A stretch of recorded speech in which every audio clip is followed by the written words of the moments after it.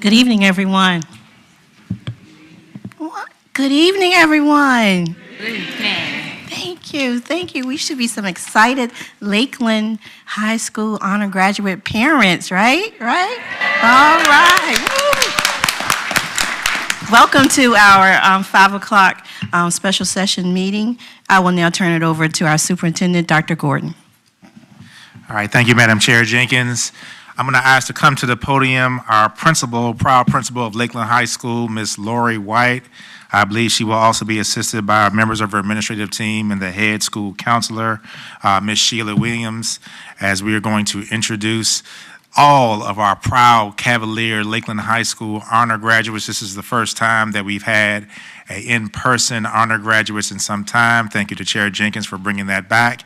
And we're going to have Ms. White come to the podium at this time to provide additional introductions. Ms. White. Good evening, Board Chair Jenkins, Vice Chair Howell, Dr. Gordon, and members of the board, as well as all of our Cavalier family that is with us tonight. I am Lori White, the proud principal of Lakeland High School, and I could not be more honored to be here tonight to introduce an exceptional group of young ladies and gentlemen, the Lakeland High School class of 2024 honor graduates. Our students are here tonight because of their demonstrated academic excellence, but more importantly, I want you to know that they have excellence in character. And we hope that tonight you join us in honoring their successes, but also in encouraging their futures. At this time, I would like to introduce to you Ms. Sheila Williams, our school counseling director.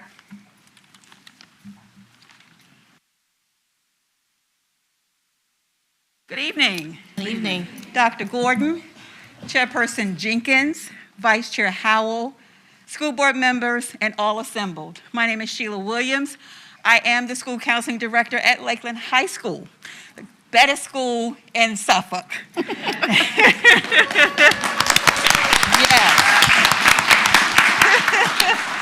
I am here to introduce to you some of the most amazing students that we have in Suffolk Public Schools. We have some future anthropologists, of course, nurses, auto mechanics, you name it, they want to do it, and they're ready and poised to take care of this. So I'm going to get out of the way so that you can meet all of these wonderful students. Thank you so much, our senior class of 2024.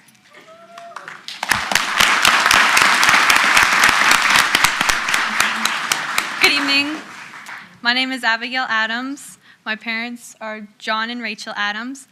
My plans after graduation are to major in forensic science at Cedar Crest College while continuing my athletic career playing softball and running cross country.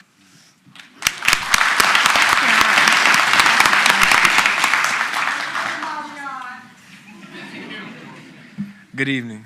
My name is Demarion Artis. My parents are Daytwan and Marquita Artis. Are your parents here? We want the parents to stand when they call your name.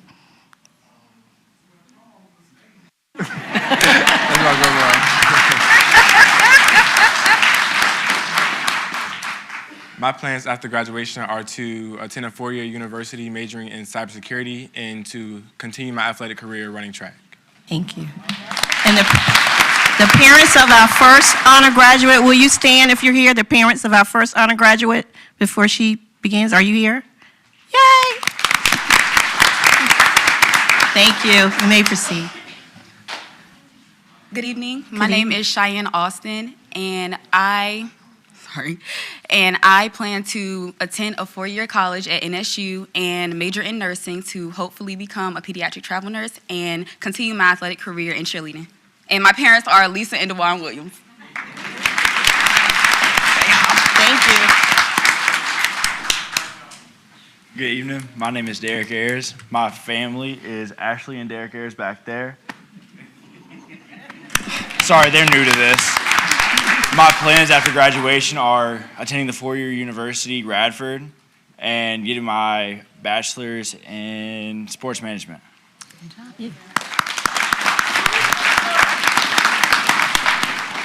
Good evening. My name is Liam Bailey. My parents are Gina and William Bailey. And my plans for after graduation are undecided.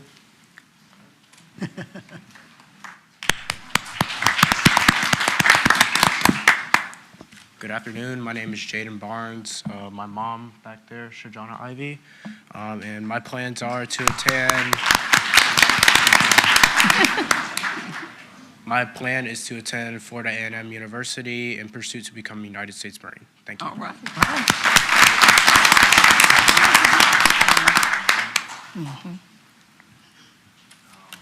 Good evening. Good evening. My name is Aaron Bazemore, and my parents are Lamont and Shelby Bazemore.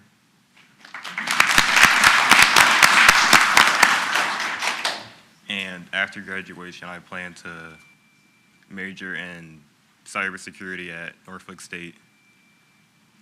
All right.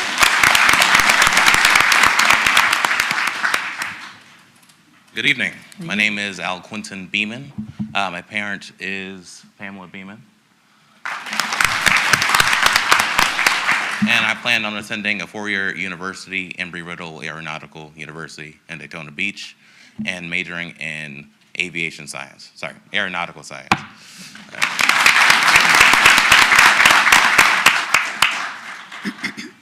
Hello, my name is Christian Boning. My parent is Dan Boning. And I plan on becoming a graphic designer and attending Old Dominion University.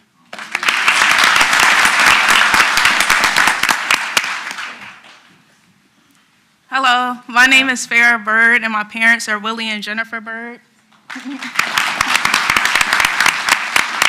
And my plans after graduation is to go to college and successfully complete it with a degree in aerospace engineering and to become a world-class violinist.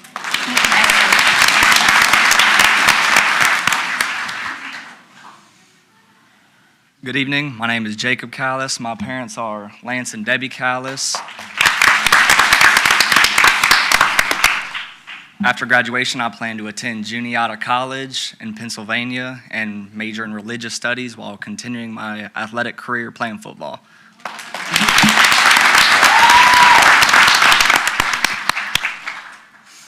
Good evening. My name is Harley Case, and my parents are Wayne and Tabitha Case.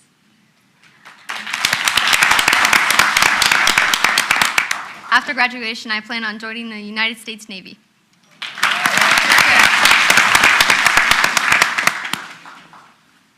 Good evening. Good evening. My name's Ronald Cash Jr. and my parents Ronald Cash Sr. and Janina Cash.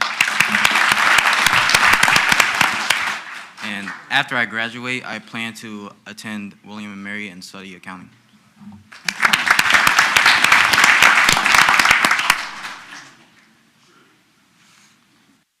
Good evening. My name is Peyton Chin. My parents are Christy and Michael Chin. My plans after graduation are to attend the University of South Carolina to pursue a degree in nursing.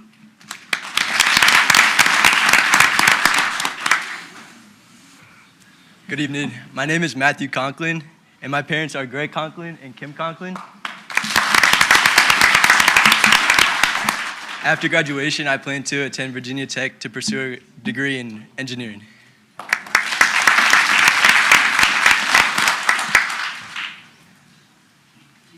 Good evening. I'm Audrey Davis. My parents are John and Carrie Davis, and after graduation, I plan to attend William and Mary and study anthropology.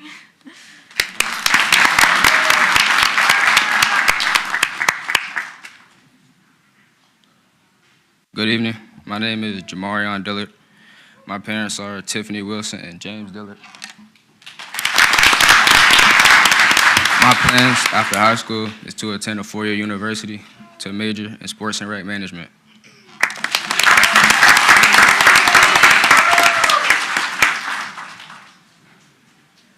Good evening. My name is Dante Duton, and my parents are Sheena and Franz Duton. And I will be going into the welding field, and I will be continuing my education in college online. Excellent.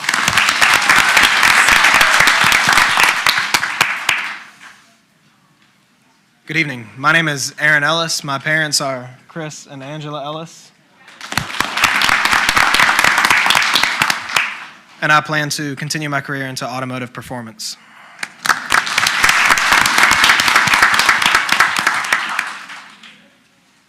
Good evening. My name is Natalie Foster. My mom and my dad are Jason and Catherine Foster. My plans after high school is to move to Minneapolis to pursue my equestrian athletics in barrel racing and freelance voice acting.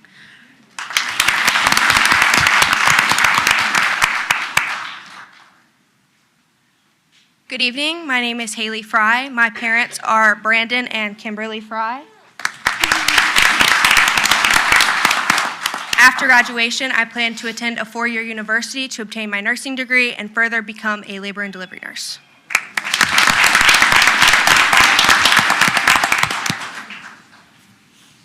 My name is Griffin Goff. My parents are Katie and Matt Mogenberg. And I plan to attend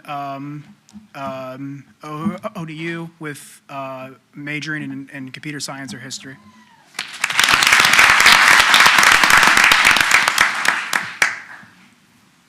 Good evening. My name is William Greenfield, and my parents are Mark and Casey Santos. And I plan to pursue a career in cybersecurity.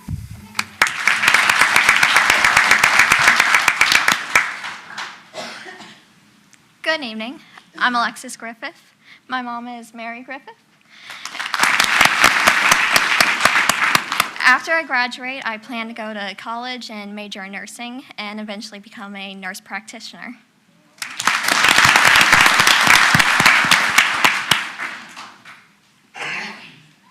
Good evening. My name is Taimani Hargrave, and my dad is Malachi Hargrave. And after high school, I plan to attend a four-year university to major in social work.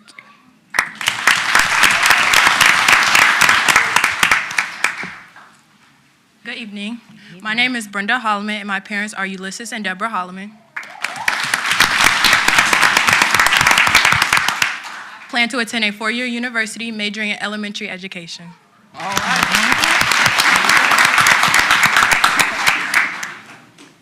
Good evening. My name is Audrey Howell. My parents are Chelsea Brown and Matthew Quintera. My plans after college are to attend a four-year university and pursue getting a PhD in psychiatry, where I'll be a child psychiatrist.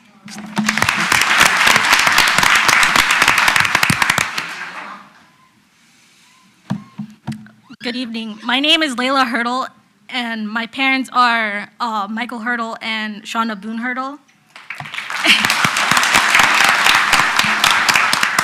My plans after graduation is to either be a video game designer or an animator.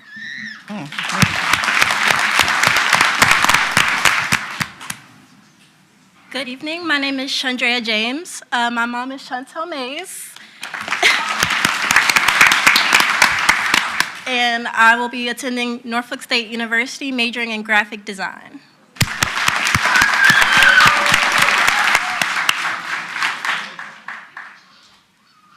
Good evening. My name is Harmony John. My mother is Latasha Wilson, and I'm here with my aunt and uncle, Lucretia and Tori Marshall.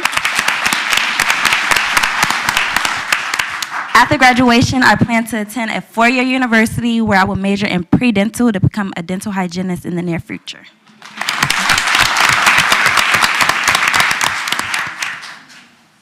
Good evening. My name is Victoria Johnson. My parents are Scott and April Johnson.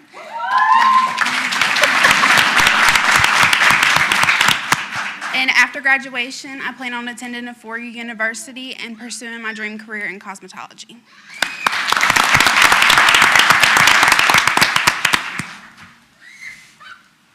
Good evening. My name is Tykera Kelly. My parents are Kelly Wiggins, Marvin Kelly, and James Pittman Jr. My plans for graduation are to attend a four-year university and to major in nursing. Nice.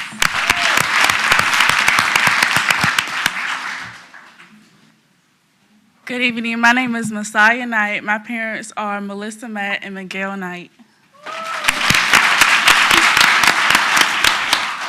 My plans after graduation is to go to the Navy to be a nurse, also pursue nursing in college, and I wouldn't be here if it wasn't for God.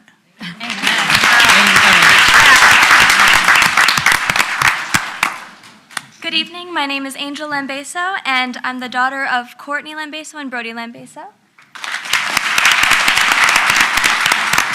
And after I graduate, I plan to attend Longwoods Honors College with a BFA in theater and a minor in musical theater.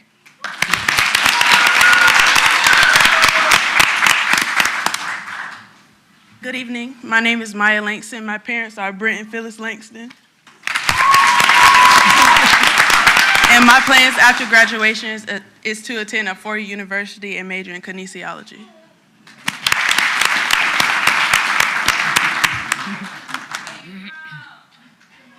Good evening. My name is Abram Lee. My father is Christopher Lee and my sister Sierra Lee. I plan to attend 4 years. Plan to attend a 4-year university majoring in computer science.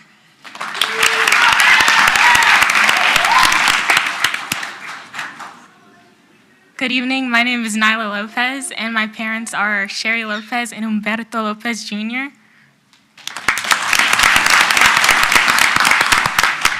And my plans after graduation is to join the Air Force Reserves and attend a 4-year university majoring in forensic science.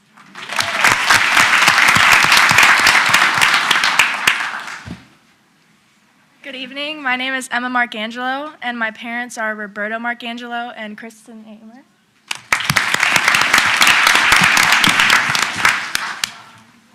After graduation, I plan to attend TCC and pursue my career in psychology.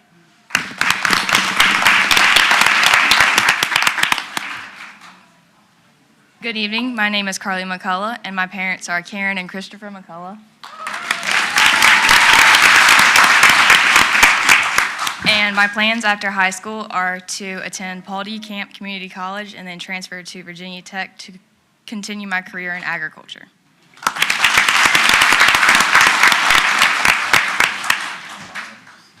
Good evening. My name is James McFarland. My parents are here, Philip and Stephanie McFarland. My grandparents are also here, Alan and Doris. After I graduate, I plan to attend Liberty University for 2.5 years to majoring in exercise science, concentrating in therapeutic science, and then obtaining my doctorate of physical therapy.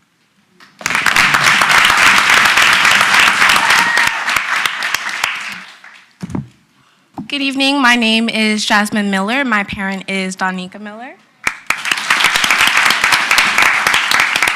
After high school, I plan on attending ODU, where I will be majoring in business and marketing and minoring in music.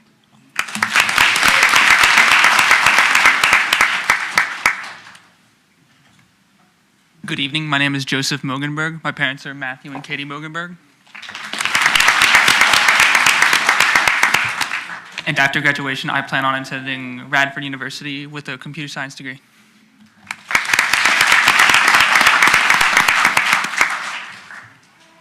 Good evening. My name is Mackenzie Morningstar, and my parents are Elizabeth and Richard Morningstar. After graduation, I plan on attending a 4-year college on the pre-med track.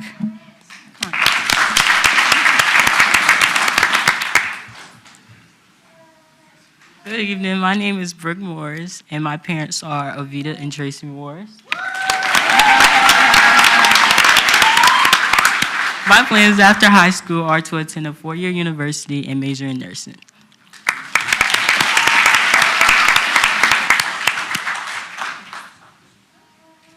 Good evening. My name is Deja Poole. My parents are Ovita Parker and Terrence Copeland.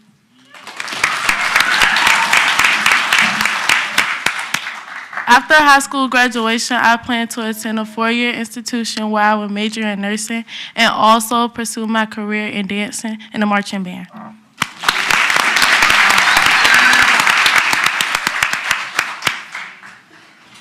Good evening. My name is Adria Powell, and my parents are Andrea Powell, Sabrina, and Roger Turner.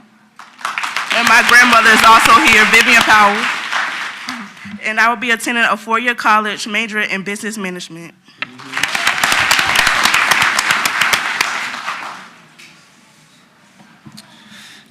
Hi, my name is Gus Reekin.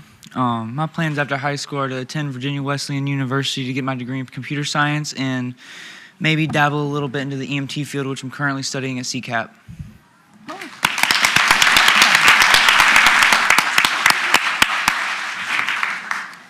Good evening. My name is Khalil Robinson. My parents are Latoya Richardson and Carlos Robinson.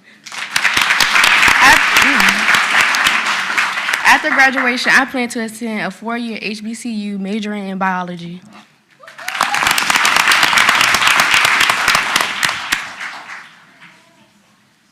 Good evening. My name is Jada Russell.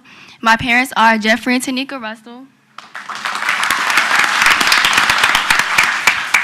And I will be attending Oakwood University. My major will be biology pre-med, and I will be minoring in herbal medicine.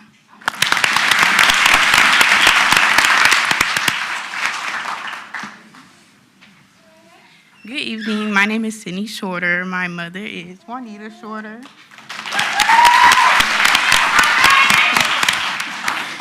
After graduation, I plan on attending a 4-year university where I will study psychology. Great.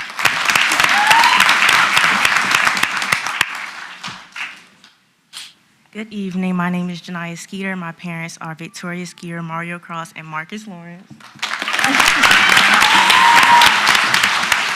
After high school, I will be attending Norfolk State University to major in social work.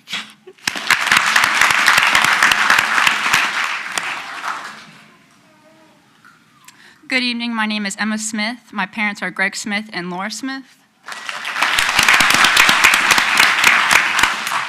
My plans after graduation are to either attend Virginia Tech or James Madison University to major in human resources to become a human resource officer in the Army.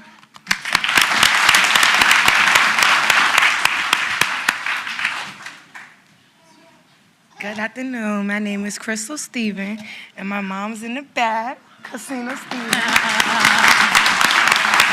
And my plans after high school is to major in social work at Norfolk State University.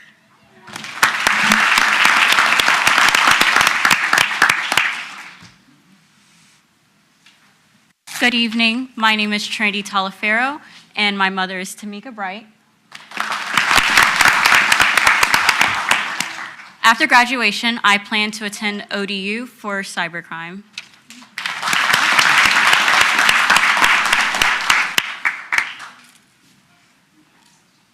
Good evening. My name is Lauren Van, and my parents are Roxanne and Walter Van. And after graduation, I will be attending the University of Virginia to pursue a degree in neuroscience.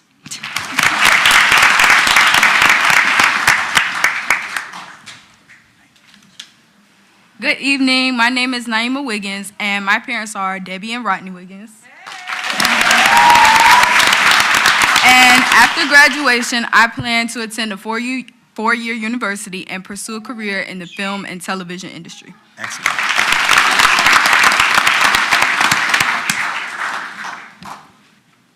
Good evening. My name is Lakayla White, and I'm here with my mother, Tiffany Bradley, and my sister, Chauncey Saunders.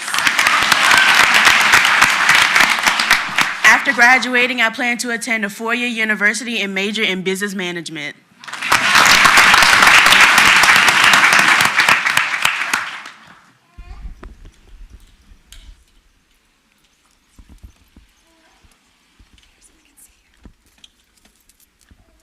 Good evening. My name is Destiny Wood, and my parents are LaTanya Wood and Marcus Jones. And my plans after graduation are go to college at Old Dominion.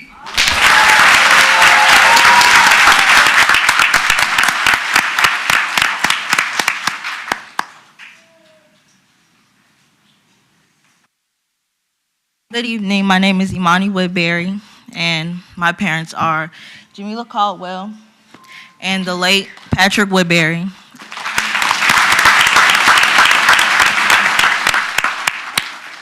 And after graduation, my plans are to attend a 4-year college for criminal justice and further my education to become a lawyer.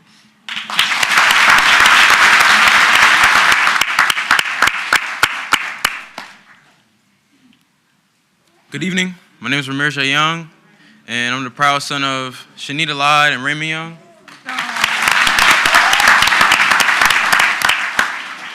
After graduation, I plan to attend a four-year university and run track at a collegiate level while pursuing an engineering degree.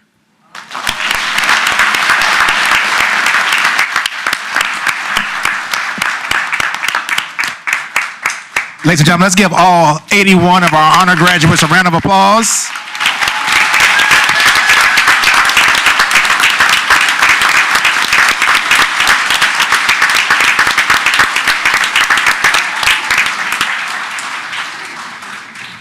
Before I turn this back over to Chair Jenkins, 81 honor graduates in the class of 2024 for Lakeland High School is outstanding.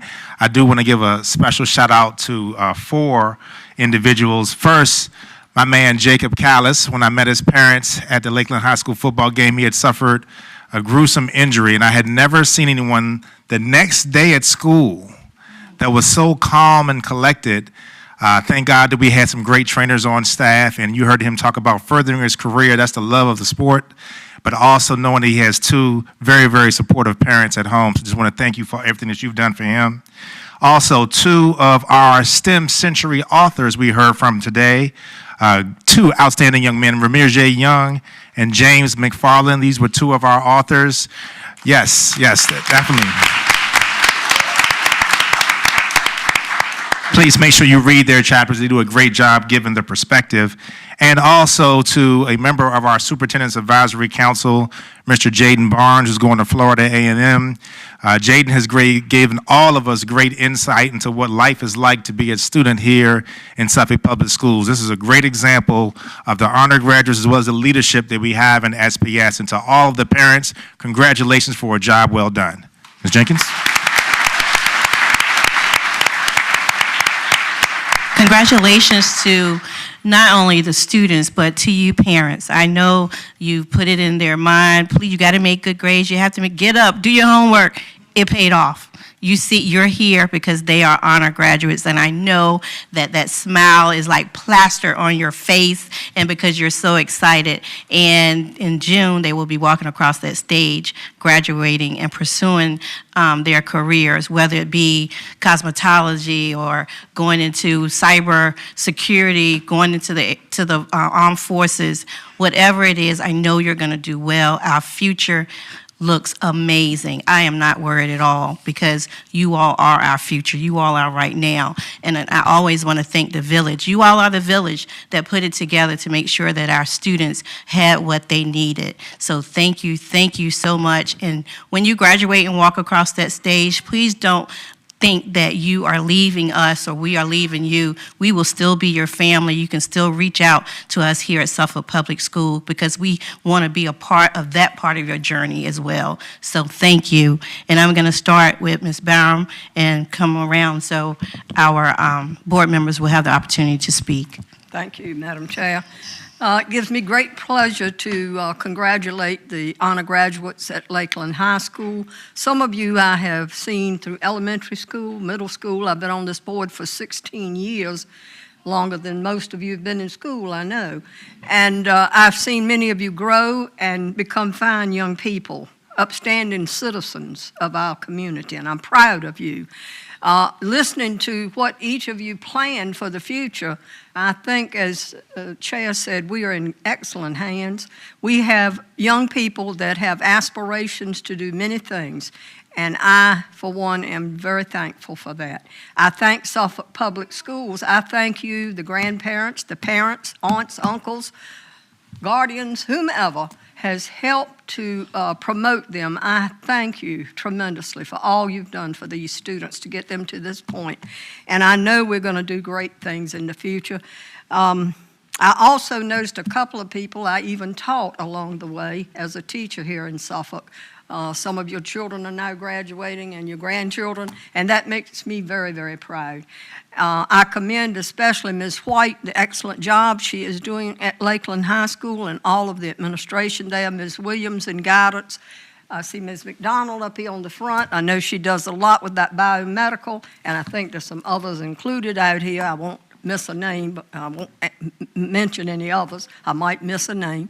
But if I did, I want to thank the staff of Lakeland High School for all they have done to promote this. And we look forward to bigger and better things in the future. Thank you all. Thank you. Am I on? Okay. Good evening, and it's a great evening for me. I'm so excited about the fact that we did what we did, and the students were here to tell us what they were going to do.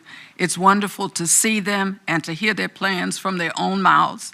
You know, I'm military, so we've got the Army, Navy, Air Force, and Marines represented, as well as an equestrian, an auto mechanic, a welder, social workers, and an elementary school teacher. I don't know whether she's outside or inside, but we'll have something special for you.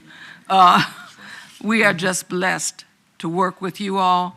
And as Ms. Byram said, we are, and Chair Jenkins said, we are a village, but the village contains all of us. And when somebody asks me about their tax dollars, I tell them, look at this 81, and we'll have more from the other schools as well.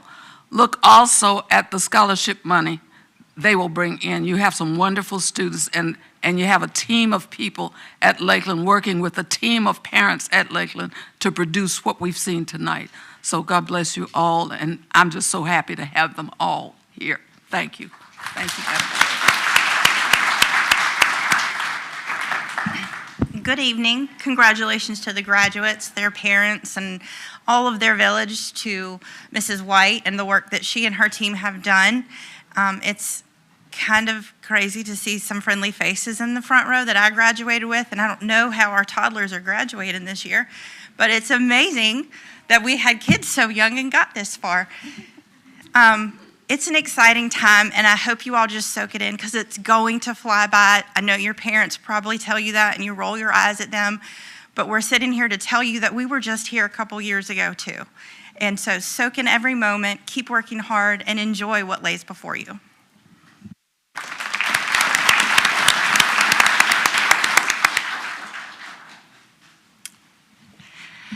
Good evening, and I just want to start by congratulating all of the parents. You did it.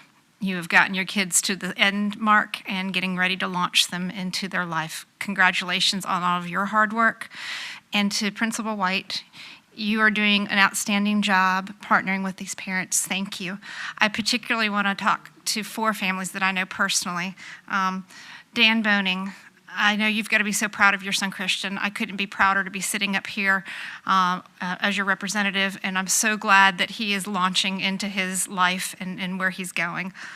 Debbie and Lance, I've known you guys a long time, and this is your baby, and I am so excited for you guys, and I know God has amazing things for your son ahead, so congratulations to you.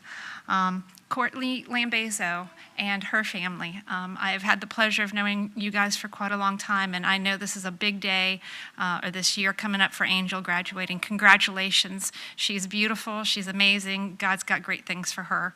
And then the Morningstar family. Congratulations. Your daughter's beautiful. She's intelligent. You know, sky's the limit for her, and I wish you guys all the best. Thank you.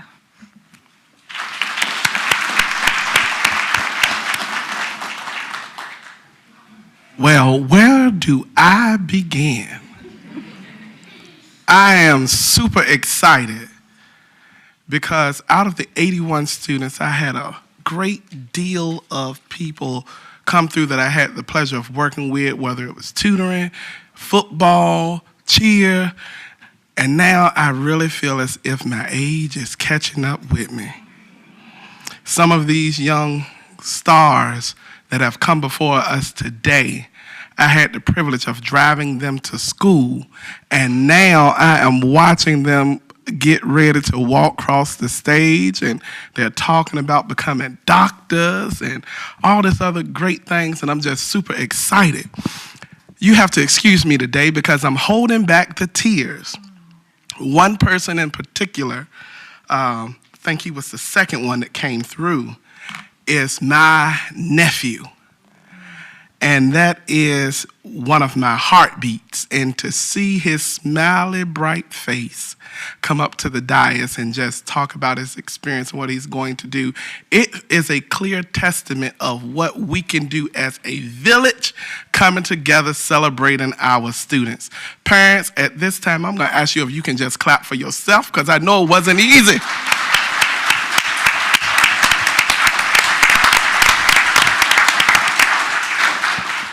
I know the diploma will have their name on it, but you had a major part in it. And I just want to say exactly. Oh, tell them. Let me remember where I'm about to get excited. But you all, thank you so much to our Lakeland High School Immaculate Class of 2024 honor graduates. You did it. The sky is not the limit. There are footprints on the moon, and they have been to Mars at least once. So we are going to soar far and beyond. Thank you.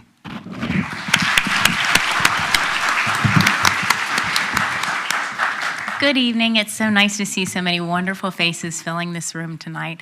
I definitely know for me this is probably going to be the highlight of my night, and it has started us on a fantastic footing for the evening. So I just want to congratulate everybody, as everybody else has said up here, for just a job well done. I mean, the students are inspirations. That's why we're here, and it's so wonderful to see the results and the fruit of why we're all laboring in different roles and different jobs. But your students have done an excellent job. This is embarking upon their future and a very exciting new phase of their life. And I pray blessings upon all of you as you enter into it together, because it is a very exciting time. So congratulations to each one of you, again, as everybody said, for a job well done. Thank you, everyone. We will move on to the next part of our meeting, but I want to pause to see if anybody wants to leave, or if you want to stay, you're welcome to stay right now. I'm not making you leave now. Come home. Oh. Go see her walk, run. Yes.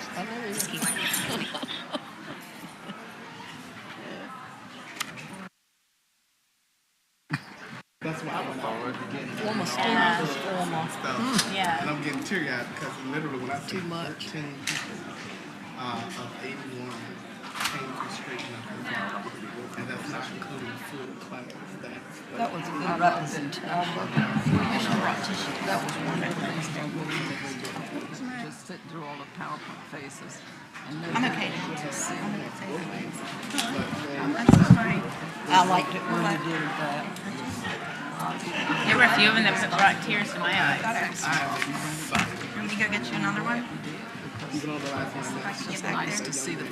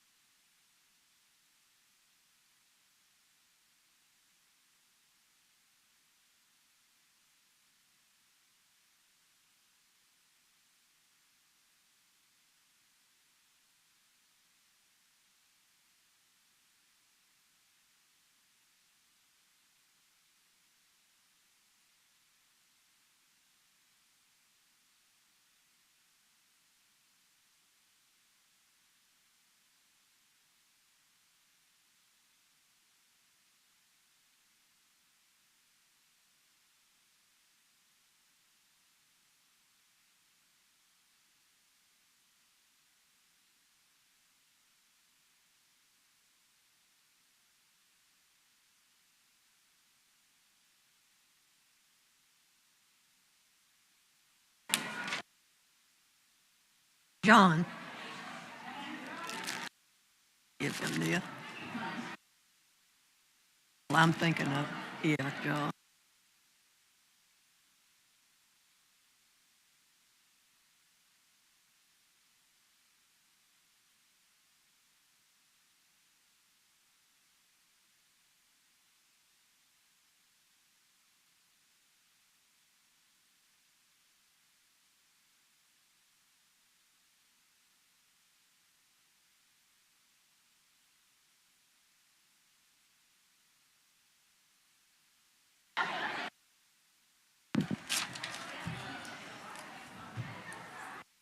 Now we'll turn it back over to Dr. Gordon.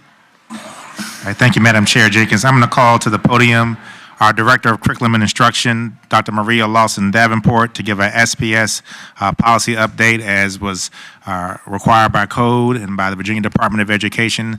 As a reminder to the school board and our school community, we implemented our own equity policy a little over 3 years ago. Dr. Lawson Davenport has been the point or the lead for the school division in making sure this is being implemented effectively in all of our schools, and she will provide greater detail. Dr. Lawson Davenport. Good evening. Evening. Make sure my clicker's working. All right, so I'm coming before you this evening to give you an update on the equity policy and its implementation. This is a snapshot of the work that has been done thus far in the division. So I will start with the overview of the policy, just kind of to make sure you're aware of what's in there. Also looking at the updates that we have provided as far as what we've done in the division and what our next steps are regarding our equity leads. So here you see the equity policy, the beginning portion of it. I'm not going to read it all to you, but you that are our guiding questions, and those questions are what we use internally to help kind of guide our work as we make decisions and move forward with policy and instruction. And here you see the beginning of a policy. I'm not going to read that as well, but you will see that there are certain areas of focus. These are the areas that I'm going to highlight today: the professional learning, the elimination of implicit bias, anti-racism, diversity, and inclusion in our schools and programs.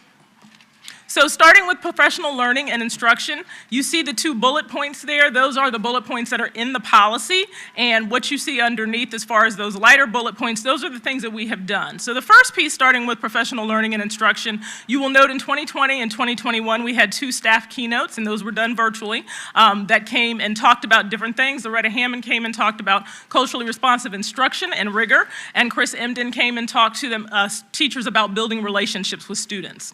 We also have currently SPS Leads, the Art of Inclusive Leadership, which is guiding our administrators in making sure that they're following culturally responsive practices and making sure we're being self-reflective.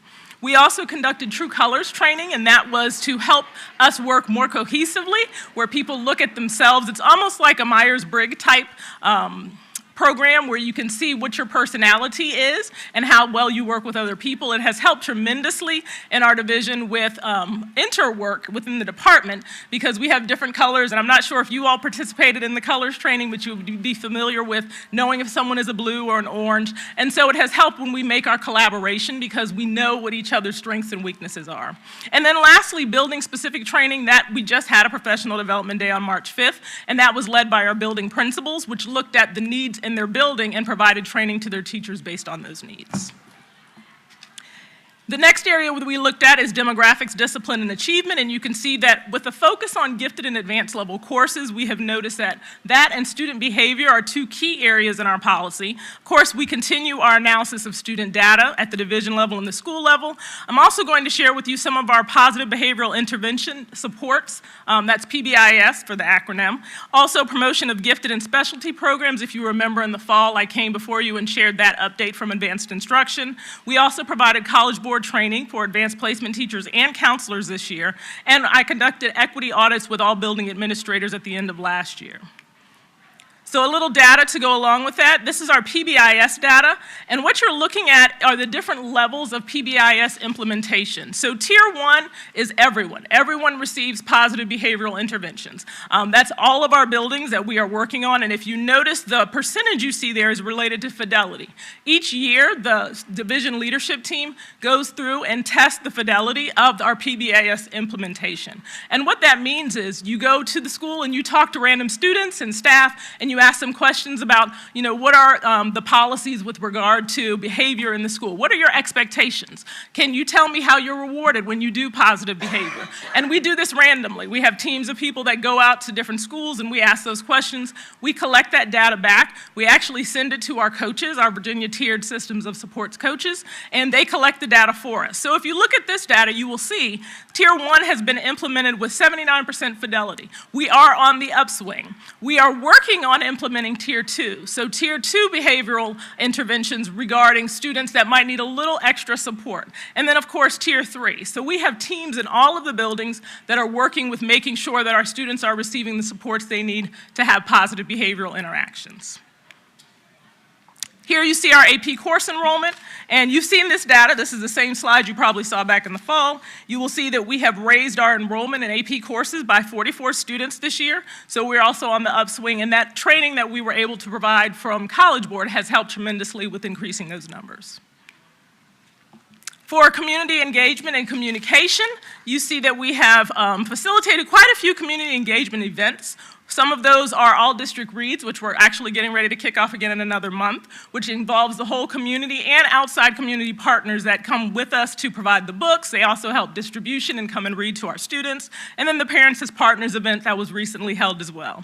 And I've also included some other things, of course, our PTA, student advisory groups that Dr. Gordon mentioned previously. We are currently doing our survey for parents so that we can collect their feedback as well. Town halls, which you all conduct yourselves, informational sessions, and of course, Dr. Gordon just held a Facebook Live that also allows our stakeholders to provide input and information. And here you see a little data from our community engagement. You probably saw this previously when Ms. Dickens provided her information, but you can see how we are able to reach more people with our multiple platforms and that we are continuing to monitor that data to make sure that we are reaching our community. We also have an equity strategic plan, and this plan is based off of the strategic plan that you all developed, and with that we have multiple areas of focus. We look at funding, demographics, discipline, and professional learning and instruction, and in there you can see what our objectives are. For example, tonight, of course, is the budget input session, so making sure that we're looking at where we're allocating our funds based on feedback from our stakeholders and from our teachers and our students. With demographics, you can see the analysis of current talent acquisition strategies. Some of those things that we're doing are employment advertisement to include employees from different backgrounds and cultures, of course, providing recruitment materials in multiple languages. We know language teachers is an area that we're struggling with a little bit, so making sure that we have multiple languages for those things so that people who are interested will be able to collect that information. We also recruit in different locations. Some of our staff has recently, within this week, been at multiple universities to be able to recruit people who are getting ready to graduate in the spring so we can be ahead of other divisions and making sure that we're collecting those people to come work in Suffolk. And then, of course, this year we also had the implementation of the teacher development coach who supports teachers, and she currently has supported up to 9 teachers this school year, and we're moving into another cycle of coaching, so there will be more teachers as the school year goes on. And of course, with the equity policy overview, that the school board, that you all actually include any necessary language or make updates to the policy, and there you will see the process for that listed. With regard to professional learning and instruction, the promotion of culturally responsive and relevant teaching, our team, my team, the curriculum and instruction team, has been trained in cultural proficiency, and recently they were trained in culturally responsive curriculum design, so that's now an area of focus as we move into new standards in math and English, making sure that we're including those practices as we design materials and lesson plans for teachers, and also to make sure that these materials are inclusive of all student populations. We also have equity leads in all buildings, and these people are identified by the principal. Many of them are volunteers, and they basically will be trained this spring to use the equity audit tool. And that tool is a list of questions that we use to help principals look at their areas and their gaps. So at the end of each school year, the equity audits are held. We talk one-on-one with principals or leadership teams, and we ask different probing questions, like have you looked at the demographics related to different races and student behavior? Have you looked at the number of students enrolling in CTE classes and the demographics? So we basically ask probing questions that help them to look at their data and to think about what their areas of focus will be as they move into the next school year. And so these equity leads will be using the equity audit tool, so they will be trained in that in the spring. They also act as a liaison between the school or the department and myself and the cabinet level administrators. They will also help in the development of equitable practices across all of the schools and departments, and this is not just for the buildings, this is for all departments. So finance has an equity lead, transportation has an equity lead, food and nutrition, because we want to make sure we're looking at all parts of the school division. And then their last role is to coach the school or department staff on equitable practices in education. So our next steps are to train those equity leads within the next month or so, and then have those year-end audits conducted so that when data comes in from the schools at the end of the year, that they'll be able to use that data in those areas of focus along with what they have learned to be able to help drive the school improvement process for the next school year. And then, of course, as SOL data and school accreditation data comes in, we will have an annual review of data. And that is my presentation. Thank you so much. As always, you give us an in-depth description and report, so we are clear of what's going on. But I do have one question. So when you get data in and you see where the problems are, what is your process to see, how do you rectify that? Do you cast those out and start something different? Just give me some information on how you... So are you referring to the school improvement process or just in general from The the school equity improvement process. So for the school improvement process, once we have data, one of the things that often the building administrators will do is call in specialists in that area where the gap group exists. So if it's a behavior issue, they will contact student services, administrative services. Ms. Devers, who's in charge of SEL, will come in and she also leads the PBIS teams. So she will come in and see if there's anything that we need to add as far as strategies. If it's instructional, my team or the special education department will come in. We will provide strategies and support as needed. We often meet with teachers regularly. We can set up a system. It varies as far as our strategies are concerned, but as soon as they identify a problem, their call often is right to us, if not within their building. If they can handle it in their building, the principal has the autonomy to make changes as needed using academic coaches, reading specialists, disposal, but we're also a level of support for them.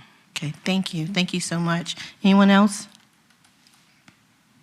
Yes, Madam Chair, may I speak? Thank you. So the school improvement plan that you were talking about, is that the same school improvement plan that some of the schools have to have through the VDOE? Okay. Yes. Yes. When will those be updated and on all the school websites so that we can see them? I'm going to allow Dr. Gordon to answer that one. Wonderful. Yes, ma'am, they are already up there. We had them up last Friday. Thank you. Thank you, Dr. Lawson Davenport. Sorry, condense it all in one. Question for you: the parent survey that you mentioned, we at our town hall just had that brought up the other day that the parent survey went out and we weren't aware of it. Can you tell me like what the questions are and what the focus is of the parent survey? So the parent survey is kind of a broad scope of how parents feel that their students are receiving instruction. And with behavior, there's a lot of different questions in there. I don't have the exact questions in front of me, but it does do a range of questions. It's not just how is your child being instructed. It also talks about how they are emotionally, social emotionally, how they feel with having relationships with teachers. There's various questions in there. Okay, that's it. Thank you so much.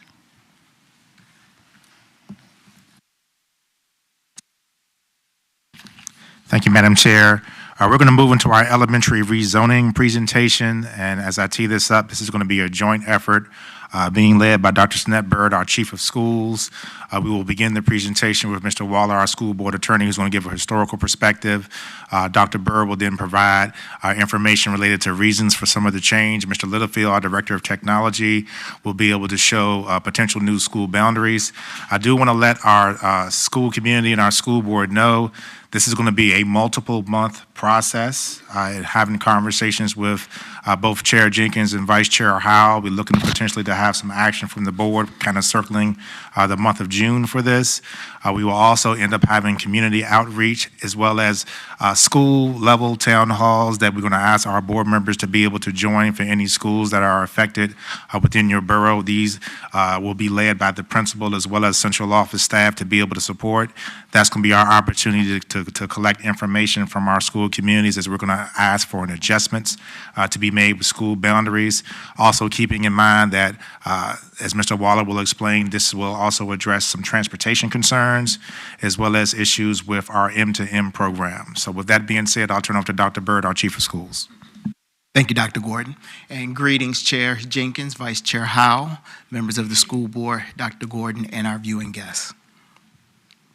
Before we begin our presentation, I'd like to provide a brief overview of desegregation efforts in Suffolk, Virginia. Suffolk, like many communities across the United States, underwent significant changes during the civil rights movement era, particularly in the realm of education. Once upon a time, Suffolk was deeply entrenched in segregation practices with separate facilities for African Americans and whites, including schools. The landmark Supreme Court case Brown versus Board of Education in 1954 declared segregation in public schools unconstitutional, setting the stage for desegregation efforts nationwide. While significant progress has been made, we still have schools with demographic representations that are not aligned with the demographic breakdown of our city. Through it all, our commitment to ensuring equitable education for all students remains steadfast. As you can see here from the agenda, the next item will be Attorney Waller will talk about some information from the Department of Justice. Then I will come back and share the current demographics and the rationale for the schools that we selected. And next, Mr. Littlefield will show you some maps and give you an idea of what things may look like, and then I will be back to close us out.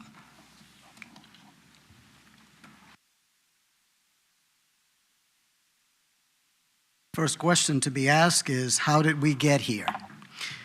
On May 27, 1970, the United States filed a lawsuit against the Nassau County School Board and its school superintendent. The suit alleged that the school board maintained a dual system of public schools. At that time, there were 8 schools, traditionally maintained for white students and staffed by white teachers. There were 10 schools, traditionally maintained for black students and staffed by black teachers.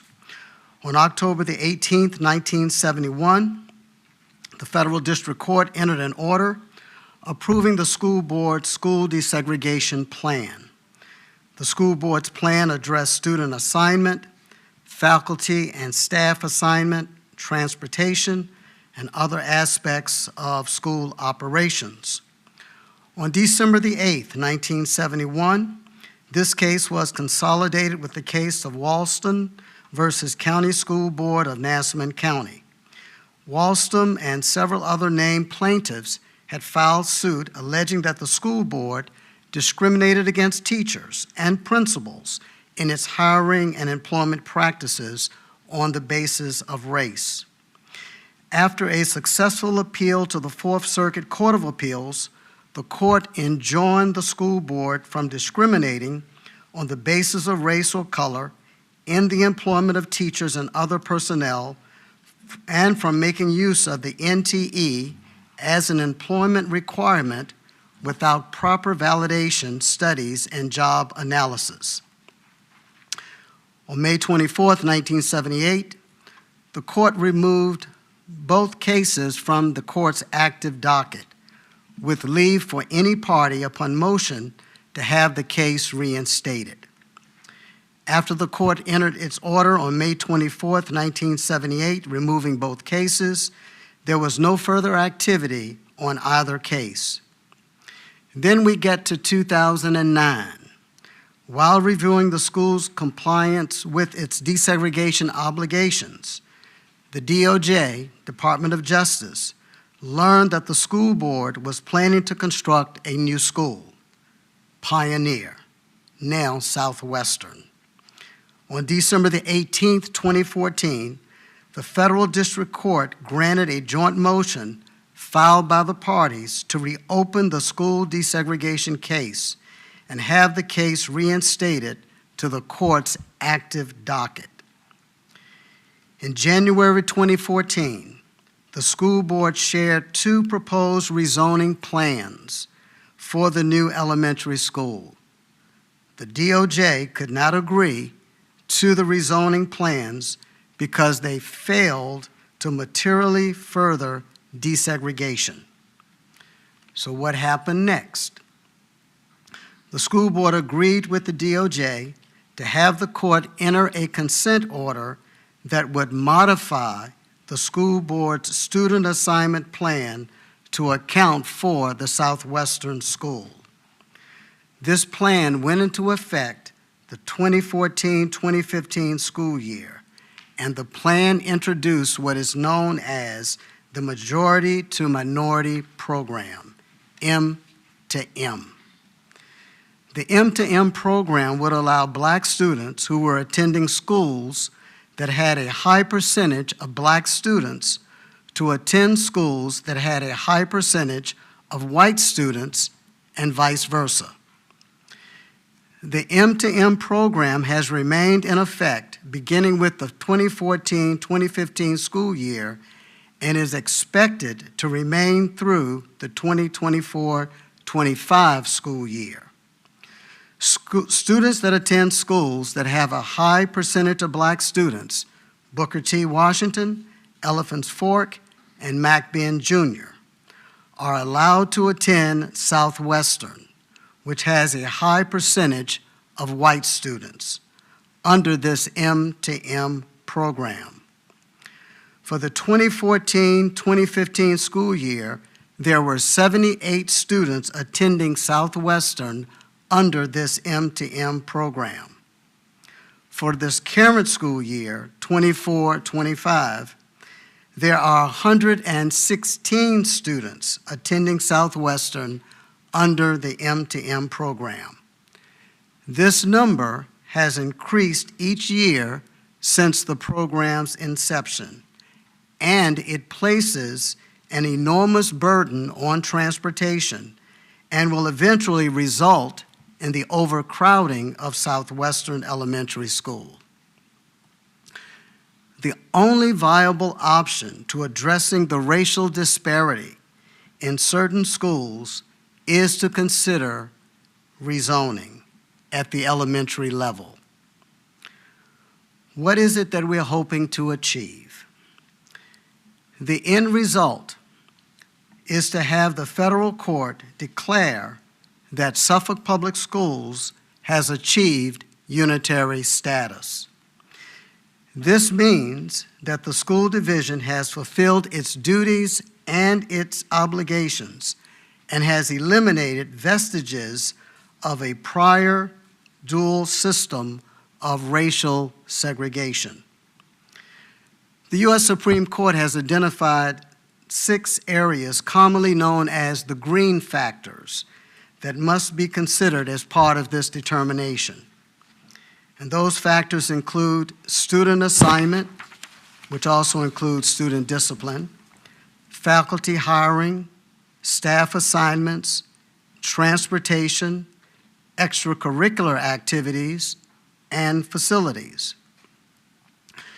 By order of the Federal District Court that was entered in March of 2017, the court found that the school board has achieved unitary status by eliminating vestiges of prior dual system of racial segregation in some of its areas.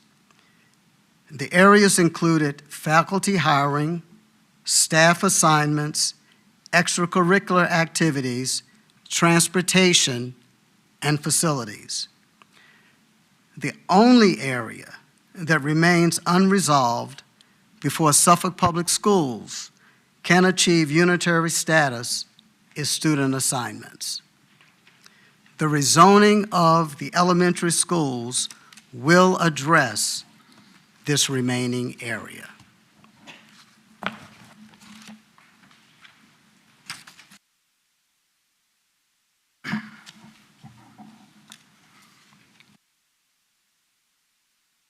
When rezoning, several key considerations must be taken into account to ensure an equitable and effective process. There's population distribution, capacity and utilization, geographic boundaries, demographic diversity, transportation, impact on the community, educational equity, long-term planning, and legal and regulatory compliance. As a result of the aforementioned considerations, we recommend the rezoning of 7 elementary schools. As you can see from the chart, Booker T. Washington, Elephants Fork, Mac Ben, and Southwest Elementary School are schools whose demographic breakdown least reflects that of our city. However, in order to resolve the items highlighted by Attorney Waller, while taking into consideration school capacity, geographic features, impact on transportation, we recommend modifying the 7 schools represented in this chart. On the next slide, Mr. Littlefield will provide a visual representation of the zoning recommendation along with the impact it will have on our division.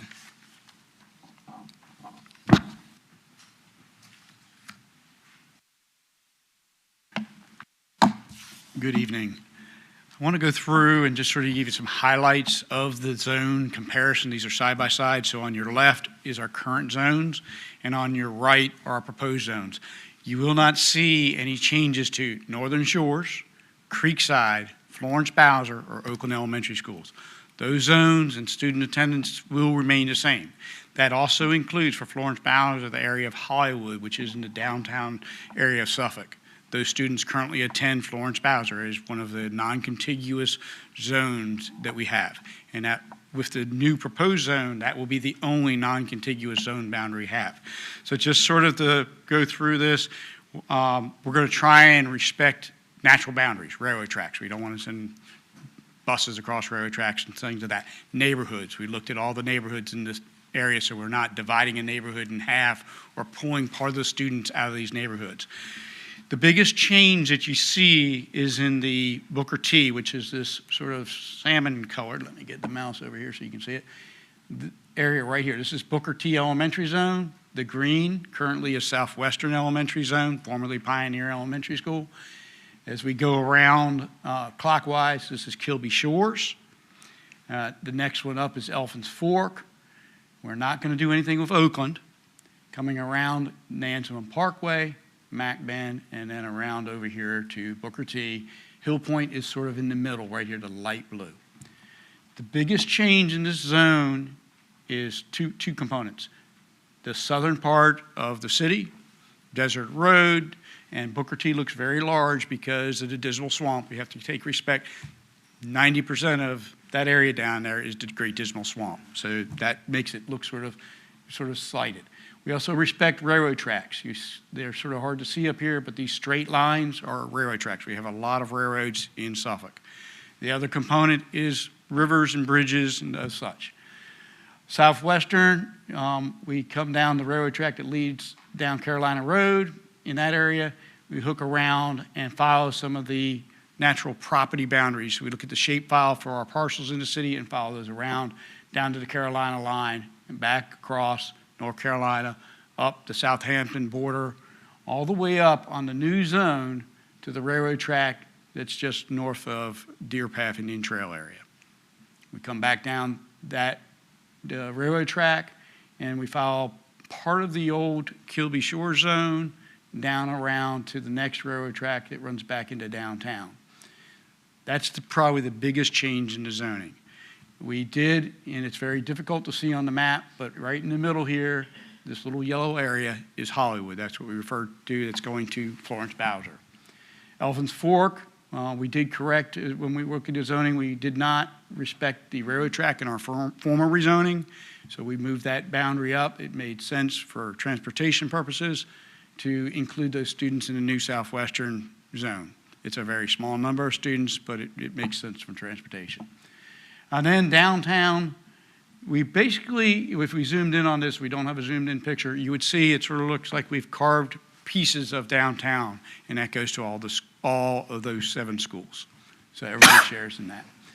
The only other significant change that we see is in the Mac Bend zone. If you look over at the current zones, it's larger. Mac Bend is at or over capacity currently. So we were looking at capacity for these schools, and we had to do something there. The growth right there behind Mac Bend Elementary School has been exponential. That neighborhood has brought an immense number of students into the school. So we did have to adjust that zone to send some of those students to Nansemond Parkway. There's space in Nansemond Parkway. So that's sort of the comparison. As Dr. Brewer alluded to, these are proposed zones, so we didn't want to get down into the nitty-gritty details of each one. On the next slide, we get into our current makeup of the schools. We show the capacity calculation for the school for each of the 7 schools that were discussed, which is Booker T, Elfins Fork, Hill Point, Kilby Shores, Mac Bend, Nansemond Parkway, and Southwestern. Those 7 schools all will be affected by the rezoning. If you sort of notice, we highlighted the significant ethnic differences. So Booker T, 78.5%, Afro-American students, and then 14% white. And I'm just going to hit the highlighted ones. The same at Mac Bend, we're at 73.3. Again, 18%. And then at Southwestern, it's the flip. We're 28.1% and 60% white students at Southwestern. These are the issues that Mr. Waller referred to that we are not in compliance with. And so one of the goals is we looked at the capacity of buildings and the ethnic makeup. And how could we adjust these zones to balance out the best we can? Because there's no perfect magic solution to this because of our city size, lakes, rivers, railway tracks, just all sorts of number of things, neighborhoods. On the right, you'll see our proposed zones. Again, the capacity, trying to maintain capacity within the boundaries of the buildings, and what the new zone, and when we look at the JK pre-K student population, those students, we can't predict where they're going to come from, and so we are using the numbers that we currently have today for those students, and then the rest of the students are in the new zone. So the JK pre-K, you may not be in your attendant school zone currently. Same thing will be applied in the future. So these are the numbers that represent these schools. The significant piece here is if you look down the column, all our schools, with the exception of Mac Bend, are relatively close to our ethnic makeup of the division, which is approximately 58% Black Afro-American, and somewhere in the neighborhood of 34% white students. Other has changed over the few years in the last, since we did this rezoning significantly, so it's not as shown up here, but it's not a big factor on there. All of those are typically in the 10% neighborhood. So you'll see all those there. Mac Bend, if you notice, we are actually under capacity there, so that's a school that potentially may receive some additional JK pre-K students, use some of the space in the building. Coming on down, Southwestern, we're pretty much balanced there, ethnic balanced at that school, and that is one of the goals that the Department of Justice wanted to see a change there. And I'll just let you sort of look at these numbers for all the schools. All right, our next slide, we're going to talk about who's affected by this. And we're only looking at K-3 students for the students who are affected. Because ideas is the 25-26 school year, we would implement this. That's 2 years out, so your 4th and 5th graders would have already moved on to middle school, hopefully. So your K-3 students are the only current students that would be affected by this, plus the new kindergarten, 1st grade students over the 2 years. Booker T, biggest change. So you see 181 students will change school. They will either go to Southwestern or another school. Coming on down, you look at Hill Point, another change. And Hill Point's change is not as dramatic as it appears. There's a neighborhood area, Kojic Square, that currently goes to Hill Point. It just made a lot of sense to send those students to Booker T, extremely short transportation route, instead of sending them all the way to Hill Point Elementary, which basically goes back through downtown and across the city. So that's the majority of those students. The rest of them, Kilby Shores, those are some of those students that are out changing in the downtown area. They're moving, and some of them are used to be, will now go to the Southwestern area just because of the logistics of it. Mac Bend, we've already talked about, but it's 146 students. Nansemond Parkway, 112, and in Southwestern, 171. And those 171 are the students in that southern area that now, in the new plan, would go to Booker T. So that's in that southern area. If you look, the number of students that do not have change, 100 students roughly at Booker T, almost 300 students at Elvins Fork, 350 students at Hill Point, 139 at Kilby Shores, 267 at Mac Bend, 157 at Nansemond Parkway, and 210 at Southwestern. All this data is based on today's enrollment. We snapshotted the data in February. Things change. These numbers may fluctuate up or down a little bit as time goes on. I think that's as far as I've gone. And Dr. Bird, I'm going to switch over to you. There you go, sir.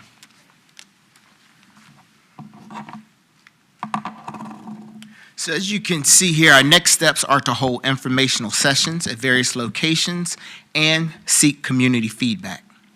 If the board votes to proceed with rezoning for the 25-26 school year, we will begin the process of planning for change.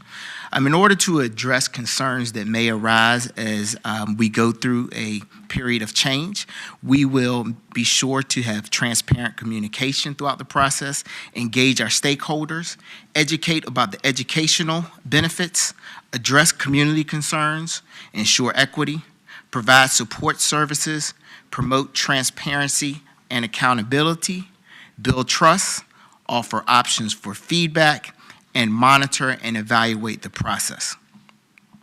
And finally, in closing, I just want to once again just restate that if the rezoning is realized, it is not for next year, it is for the 25-26 school year. This concludes our presentations. Any questions? Thank you so much, Dr. Byrd. So to piggyback on some of the main points, we also want to let the board and the school community know that Mr. Privet, our Director of Transportation, was also heavily involved in assisting us in developing these potential proposed lines. As we know, at the elementary level, transportation has been a concern, especially with double backs. And as Mr. Riddick, as a former driver, was shaking his head earlier, we took a hard look at the shortest routes. We believe that with these proposed zones, we may be able to reduce our routes by 10 to 15 minutes in some cases, as well as to make sure that we're not passing an existing school to go to any of our proposing schools. That was one of our main rules that we took a look at. Also, I want to make this clear because I can see this coming down the road. Us doing this rezoning does not change the need for our capital improvement plan. The capital improvement plan is based on the conditions of our schools and not the capacity of our schools. One of the things that you did see, however, is we are very comfortable in reducing the enrollment at Elephants Fork Elementary Schools, which has one of our largest cottage of mobile units, as we like to call it. We believe that doing this will reduce that capacity by about 100, maybe 125 students, depending on what happens in 25-26, so that we will have less mobile units that will be needed there. As Mr. Littlefield also said, we took in consideration our pre-K population. That does change year to year, but with the addition of an additional pre-K class at Booker T, it may allow us to be able to shift some students that may have attended Southwestern Elementary School to make sure that we're going to be at capacity there. We did see growth in the Hill Point Elementary School zone. That's another area we're going to take a look at our pre-K schools, our pre-K classrooms, but this is going to be an ongoing discussion. And the last thing, Madam Chair, that before I turn it back over to you, our staff has a lot of institutional knowledge of the last time that we had rezoning. And I do want to go on the record and say that we're going to ask for our school communities to be very collegial and collaborative when it comes to this. Words matter when it comes to talking about individual students as well as neighborhoods. We are going to take all feedback into consideration. It is going to be the board's decision based on recommendations that are coming from staff or any adjustments that they're seeing. Every piece of feedback we get, we're going to take a look. When we get further down this road, Mr. Littlefield and the team will have a list of the neighborhoods that will be affected to make sure that everyone has that knowledge when it comes to the discussion as well as making decisions. So I just wanted to put that on the record, Madam Chair, and now I'll turn it back over to you. Thank you. Thank you, everyone who presented. It's clear that, you all see what was coming down the pipe from DOJ, and you saw the need, you observed, you've investigated, you set plans, and you brought it forth to us, and you put everybody in it for consideration of what will happen if we do this, what will happen if we do that, what will happen if we don't do this. So I appreciate your insight in what you all have done, and it is our responsibility to make sure that we make the best choice. And what is so important that you've done, you've made sure that you're going to make it possible that our students as well as the parents, our staff, everybody will have an input, because you're going to make that available with your town halls, just to say town halls, and I think you're going to do it in every district.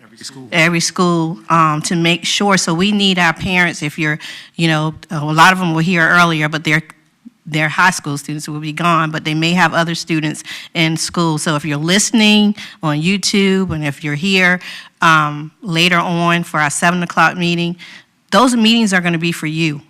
for you to give us your input because we need it, we want it, and we're making it available for you. So thank you so much for that information. Do we have anyone that wants to say anything from the board? I have some questions. Okay, let me. Okay. Two questions.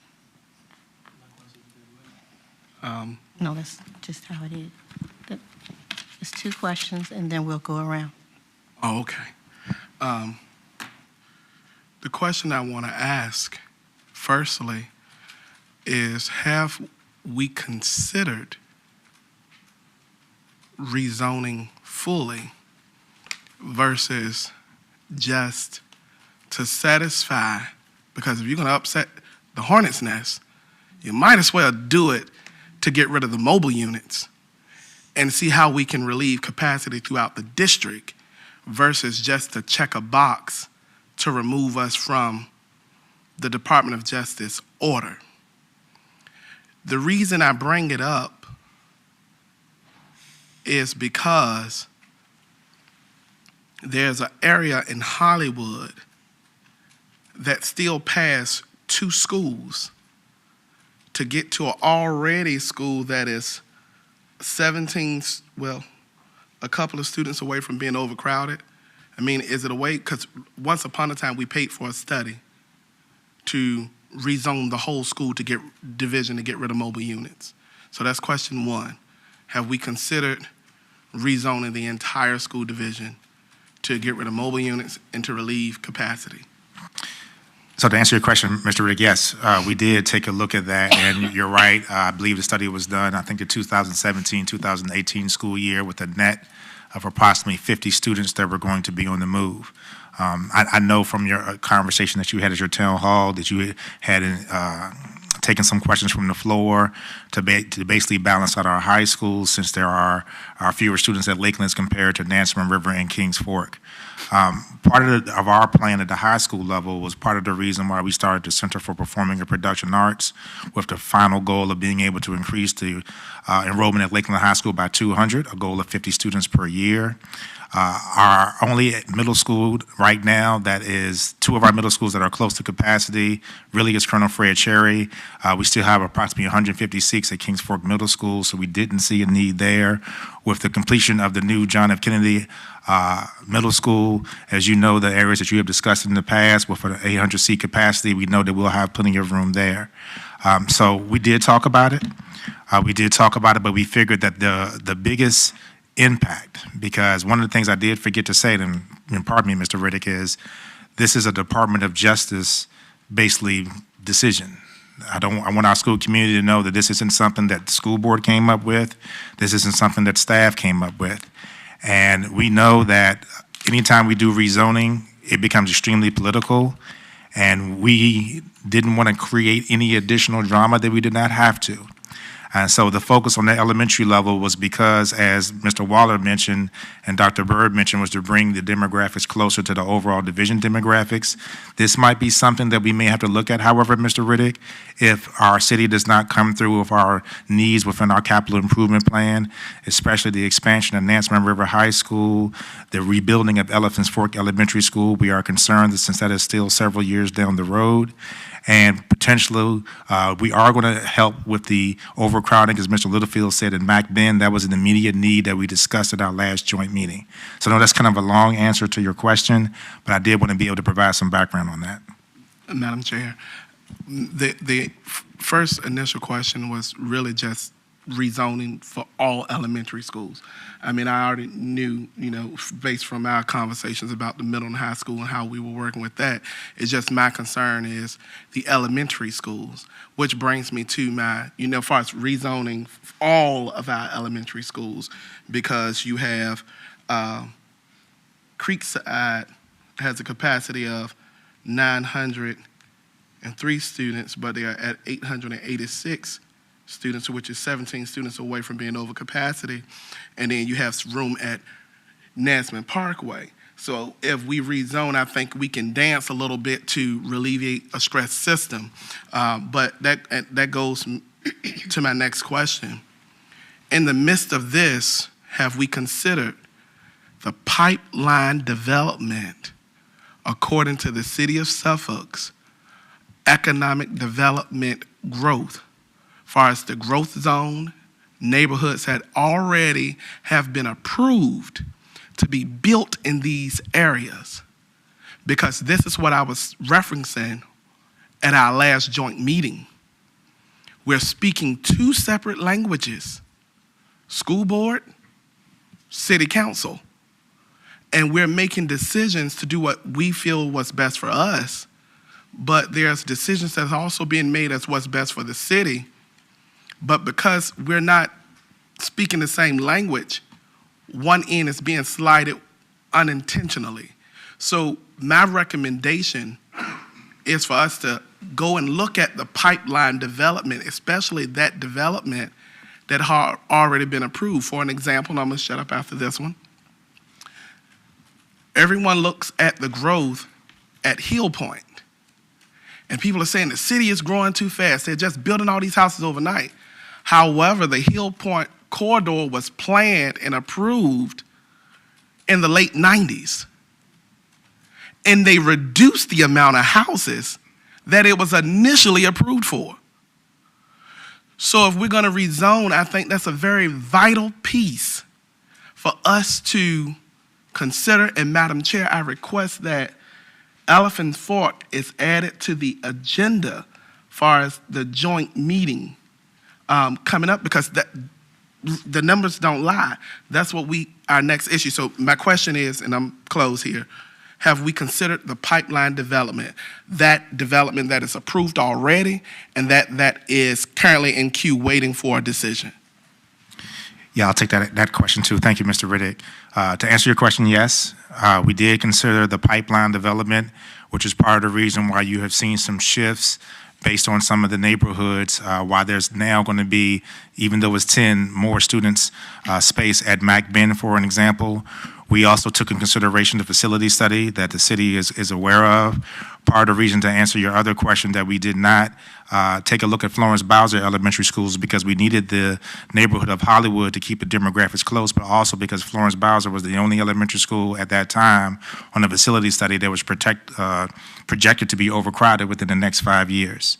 So as the proffers come in, Mr. Napier informs us, we take a look at what the capacity is. Dr. Pichon at the elementary level gets projections based on the birth rate. You've seen presentations and conversations that we've had about the UDO, and Ms. Jenkins had decided that we were going to try to make this a part of the discussions at the joint meeting. So I think you all on the same page there. Thank you. Anyone else? Let me go to Dr. Buck. Oh, Ms. Brown. Sorry. You know, I'm old. I can't see very well, even when I put my glasses on. These little maps, you know, there's a lot of territory down where I live, down south.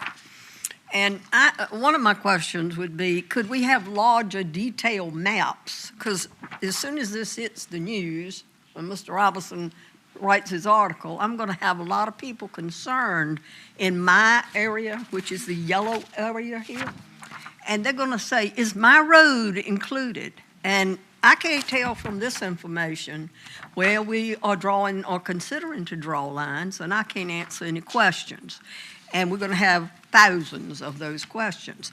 So, you know, I need better maps that give more details. Streets, you're talking about neighborhoods, but we have streets. We don't have neighborhoods where I live.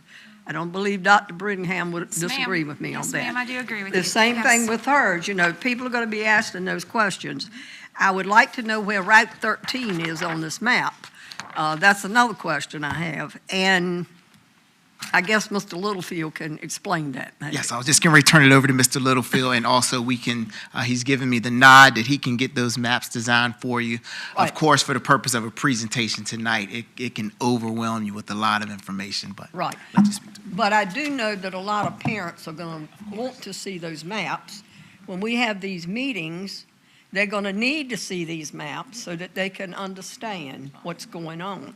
And I thank you for that, Dr. Burke. Ms. Byram, to address that particular question, and I think Ms. Brittingham as well. In the past, when we do these, we do sort of a general overview at this point, and then we do focus group meetings, as maybe referred to as town halls, where we do a much more zoomed-in version of the maps and go through things and discuss the streets and names and such. To do that at this point is probably very premature. So when we have those town halls and get that input, we can zoom in on the maps, provide you the detail on those. You know, we are a big city, 426 square miles. To do a zoomed-in map to give you that level of detail, you're going to have hundreds of pages. But we can certainly provide those, and if we're doing something in your borough, we'll zoom in on those sections, provide the details of the streets. And you know, I know in the past we've provided zoomed-in maps that we've published online as we've moved down this path. I have one other thing. May I ask, Madam Chair? Yeah, go ahead, you have one more. Okay, so if this proposal goes into effect 25-26, correct, Attorney Wilder? I have a question for you. So I know I'm going to get this question, so That is up until correct. that time, M to M will exist. That's correct. But after that, if this goes into effect, M and M will not exist, right? That's right. M to M would go away. That's right. Because I know I'm going to get 100 questions on that. Okay. Thank you. Thank you, Madam Mr. Chair. Wallen, would you stay there for a minute? Because I have a couple of questions as well. The first is with the I guess the premise of when we were here, when we developed the M&M process before, it was to respond to this. And in developing the process, somebody talked about the school overcrowding. Because of M&M, we couldn't overcrowd because the condition was we could take students as long as there was space. So when I heard that the school would overcrowd, I don't quite understand that. So that would be part of it. But I guess my question is there a timeline for when this has to be done? And when I ask my second one, you'll know why. Is there a timeline for when we have to do this? Is this why we're trying to do it in 25, 26? One of the things that the Department of Justice has done since the M to M program has been in place is each year they have put more pressure on us to increase the numbers. Because even though with this current year we're looking at 116 students, they believe that we still need more black students at Southwestern. So even when we have said to them, you know, we are concerned about capacity, they still push us to add more students, to make room for them, even if that means reducing some of the out-of-zone approvals that we now do. For example, we allow for employees to send their students to schools out of their zone. We also allow for childcare out of zone. And so the DOJ has consistently put pressure on us about those out of zones because they take up seats that students could have under the M to M. And we have not been willing at this stage to do away with the out of zone process. So one of the other things that has happened with all of this is that whenever we've added a student in because of the out of zone, they have always required us to also bring in an M to M. So for every out of zone, we've had to bring in an M to M. So that has led to this increased number, which could inadvertently lead to overcrowding. Now, for your second question about whether or not this has to be done now. Second, that was part of the first. The second is another one. Right. Oh, that was part of your first question. I got it. The reason why it's probably important to try to address it now is because we're constantly getting the pressure to add more students. And we know the burden this is placing on transportation. And so at some point, we've got to do something. And so we figure now is the time to try to do it. The other question is for whomever needs to answer it. We constantly have the pressure to provide choice, and that's why we did the M&M, so that we'd have choice options. And we developed our programs, our focus programs at our high schools, our pathways programs, and then our music program, and the other things that we've tried to do to get people to voluntarily go, because that's much easier than cutting it up into a pie and sending people places. But I guess the bigger question for me is, if we're building new schools, now we're talking about Elephants Fork, where we have a critical need. And then we're talking about, not Mac Bend, but Kilby Shores, where we have critical needs in raggedy schools. If we're going to take Kilby Shores and put Kilby Shores, as we discussed before, beside Forest Glen, because we have land out there we don't have to buy in, redo them, then we're going to have to turn around and redo them when we build schools. So it sounds like, to me, we need more schools in areas, just to me, okay? We need more schools in areas than to keep shaking up people and trying to move them places, because our schools are overcrowded, and Northern Shores has been overcrowded in the last 25 years since I've lived there. It's been overcrowded. So, I mean, we're not talking about some options that we have. So I'm concerned about, at this point, where we're talking about building schools and putting schools in different places and then moving parents from place to place, where it's going to be World War II, and then we'll have to move them again when we build the schools. Is there an answer somewhere? Yeah, I mean, kind of. The Kilby Shores example, we actually are going to decrease the enrollment there with this proposal by 36 students. So that's about 2 classes. You're right with what we've had conversations about putting Kilby Shores on the same campus site with Forest Glen. But one of the things that we will probably end up doing is showing how the elementary school boundaries are actually within the middle school boundary. So you won't have to make any adjustments there. Part of the reason why I made that comment about it's really more with our capital improvement plan about the conditions of schools and not the capacity is because we are trying to address the 2 main capacity issues that we saw, Mac Bend and Elephants Fork. And both of those, well, Mac Bend's not even on the radar, but as I said earlier, Elephants Fork is about 4 to 5 years away before construction even begins.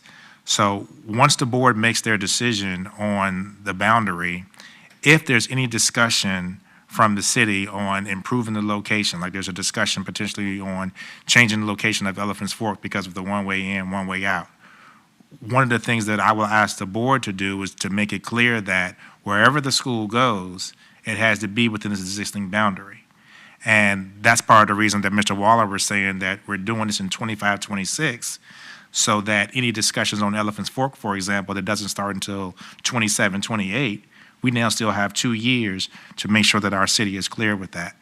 So we don't believe that any of these adjustments for if a school is going to remain on the current location, Kilby Shores and Forest Glen are so close together, that boundary would basically still be the same as right now. Elephants Fork may be a different story, depending on what negotiations between the city and the school board take place. But to your point, because I think I know what you're getting at, this also means this will eliminate any options of combining schools. This will eliminate that. Our goal is to try to keep the demographics within 10 to 15% of their overall division's demographics to address the needs that Mr. Waller had talked about with the pressure that we're getting from the Department of Justice. I think what he said was extremely key, school board, about the one-to-one for any kids. We also, to the previous question that Ms. Byram had, we're going to have to take a hard look at waivers. We're going to have to take a hard look at that to see what adjustments would have to be made, including potentially any families that might be grandfathered in for some things. That was some of the feedback, Dr. Buck, that we received from some of our principals when we had this conversation today. So that's going to be some topics. That's kind of my roundabout way of answering your question. That's going to be some topics that we are going to have to hash out. But the one thing that I can confirm with you is this is going to be existing based on current enrollments, current school locations. All elementary schools are within middle school boundaries. And if there's going to be any schools that would have to move, we have to make sure it stays within the zone that the board votes on early this summer. Madam Chair, I have 2 questions. First question I have has to do with transportation, because I know right now that is a hot topic for us. We are struggling to move kids from point A to point B. How are we going to address this adequately so this doesn't snowball further? You know, I've received so many phone calls from so many families about issues having to do with transportation. You know, kids not being picked up, kids not being dropped off until way past their drop-off time, never being picked up. So in considering this plan, I want to know, what are we going to do to mitigate that part of this? How are we going to fix our transportation struggles? So, Dr. Brittingham, as I mentioned earlier, the first thing is we know that this is going to shorten our transportation routes, which has been a huge challenge, especially in the southern part of the city, a huge challenge in the afternoon, to your concern about students being dropped off late.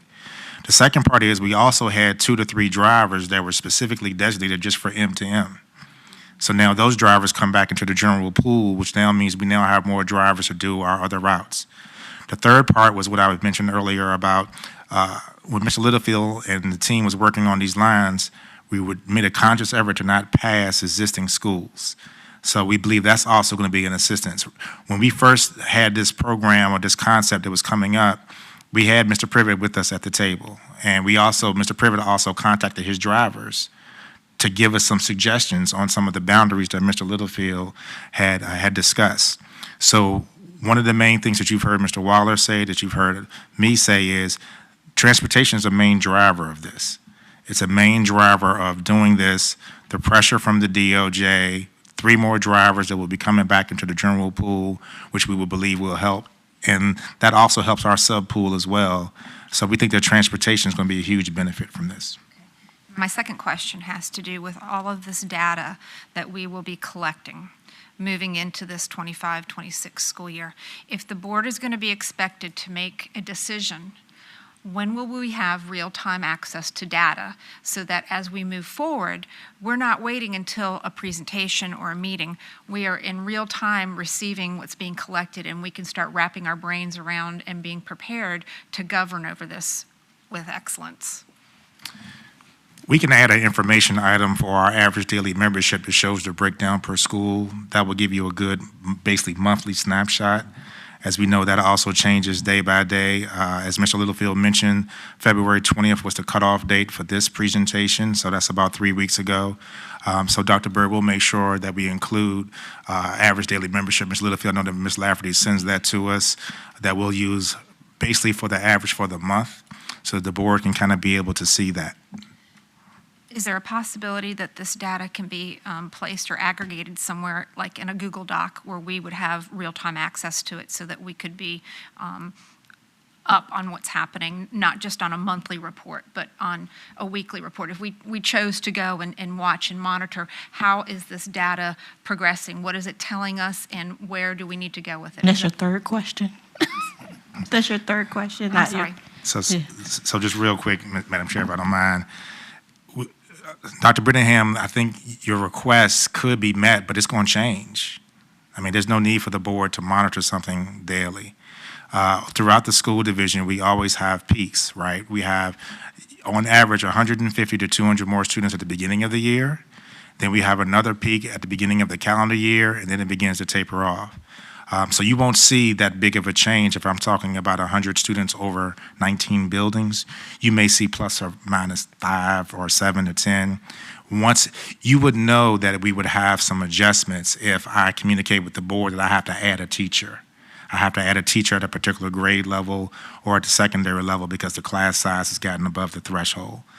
So after we put the information out there for the month, if you have some additional questions about a particular school, that could be something that we could address on a one-to-one basis. Thank you so much.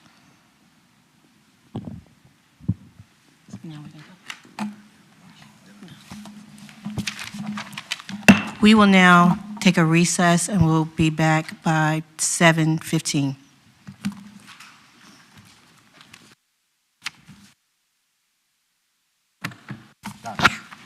Do you want me to wheel you to the bathroom and you just keep your legs crossed? No.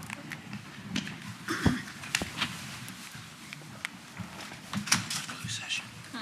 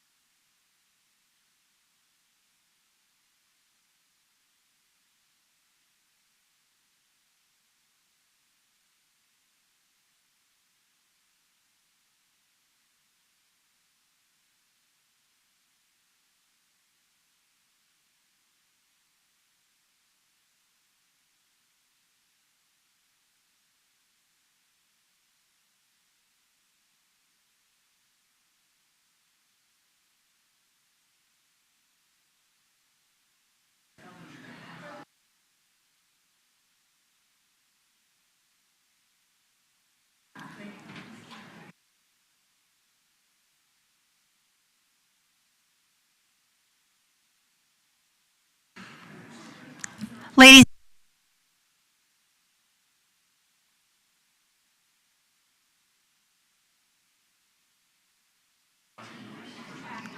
Ladies and gentlemen,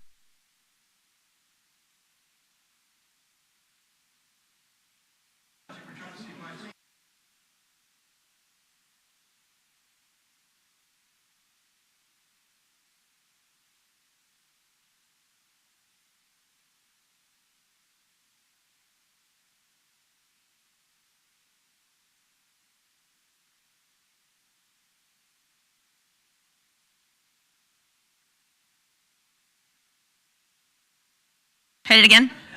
Okay. Ladies and gentlemen, if you're here tonight to speak to the budget hearing, I need you to grab one of the forms on the back podium, fill that out, and turn it in either to Ms. Gardner or Mrs. Johnson. Thank you. Thank you.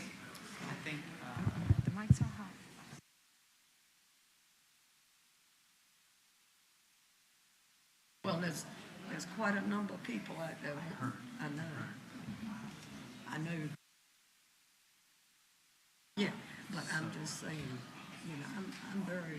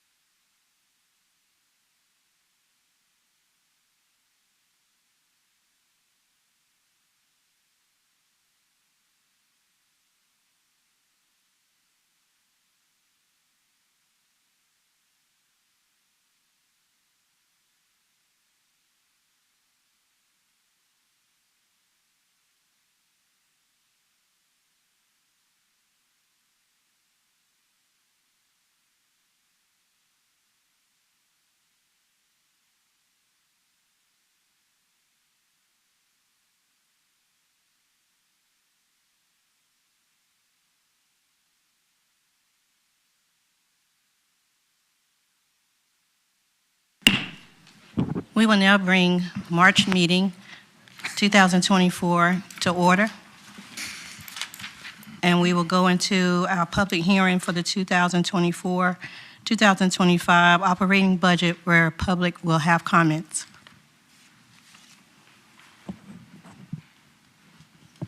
Madam Clerk. So far, I only have one speaker. That's Kasia Grillo? Kasia, I'm sorry.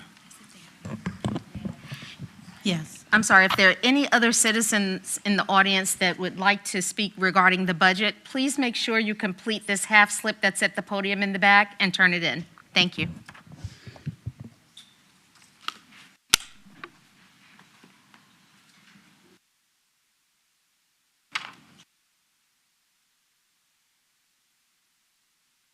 Good evening, members of the school board. Good evening, everyone. Good evening. Ladies and gentlemen here present. I'm a teacher at Kings Fork High School, and I'm here today to say and to make public how much I admire Suffolk Public Schools, how happy I am for being part of it, and how blessed I feel for being part of it. I see our kids being successful every day, those who are struggling but having support, the support they need from dedicated teachers, from dedicated administrators. And being from Brazil, I've seen it such ugly realities. And every day when I leave and I see all those kids I see the cafeteria packed with kids doing their study hour, getting ready for practice, and they practice all the sports they can think of they have available. And when I think of my country, it's really hard sometimes to keep the tears from coming down because our kids don't have it that good. Our kids go to the streets to sniff glue from shoemakers because they don't have that. So I would like to call on the public that every time they address the board, first of all, when the board is not addressed with respect, it hurts us as teachers as well. And I think it's about time that we remain critical, we remain looking at what the improvements can be done, but we need to focus on the positive things that we see because there are many. And if we look at our children, we will see what the positive things that Suffolk Public Schools is doing for our children. So I really claim in the name of the board and all the teachers that work together and on my side or in other schools, that we are really doing good stuff here. We are really fighting for our kids. We are really, really, really fighting for their success. And if you don't see it that way, it's time to open your eyes and be thankful, be grateful for what we have. That's all I have to say. And thank you very much for the wonderful job that you do. Thank you. Thank you. Thank you so much. Is there anyone else here for the budget that want to speak on the budget? Okay.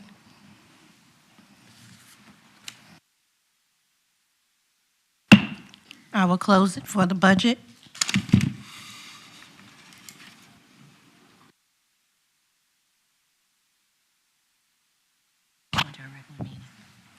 And now we will proceed to our regular meeting. And our meeting will be called to order. And we are excited to have the amazing DECA Club from Nansemond River High School, which will come forth and lead us in our Pledge of Allegiance. Please stand.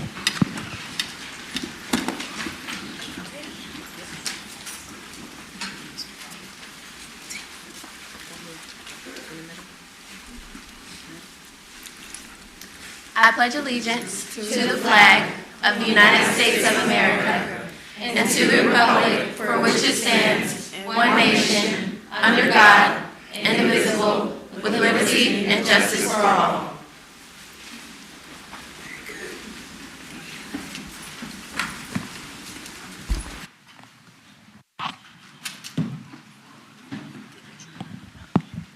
Thank you so much.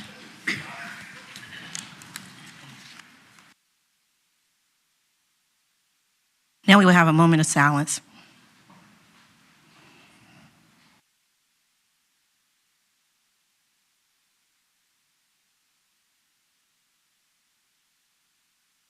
Thank you. Now we will have our mission statement by Board Member Slingloff. The mission of Suffolk Public Schools is to produce 21st century learners that will become productive citizens in society, foster a dynamic, safe, and nurturing learning environment, partner with school community for the benefit of students and staff, strengthen the school division by employing a highly qualified and diverse staff, effectively and efficiently manage capital and human resources, and effectively communicate to increase community investment. Thank you so much. Now I need to have a motion to approve of the agenda. I move that we approve the agenda with the addition of the following 2 items under new business.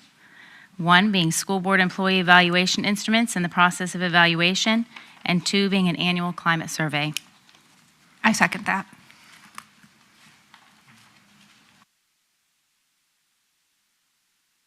Mr. Waller?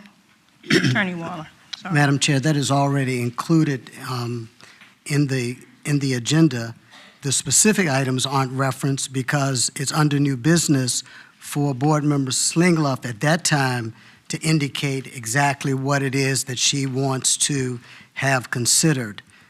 So at this point in the meeting, that motion that was made is actually out of order because the time for her to make that statement is when you get to the new business.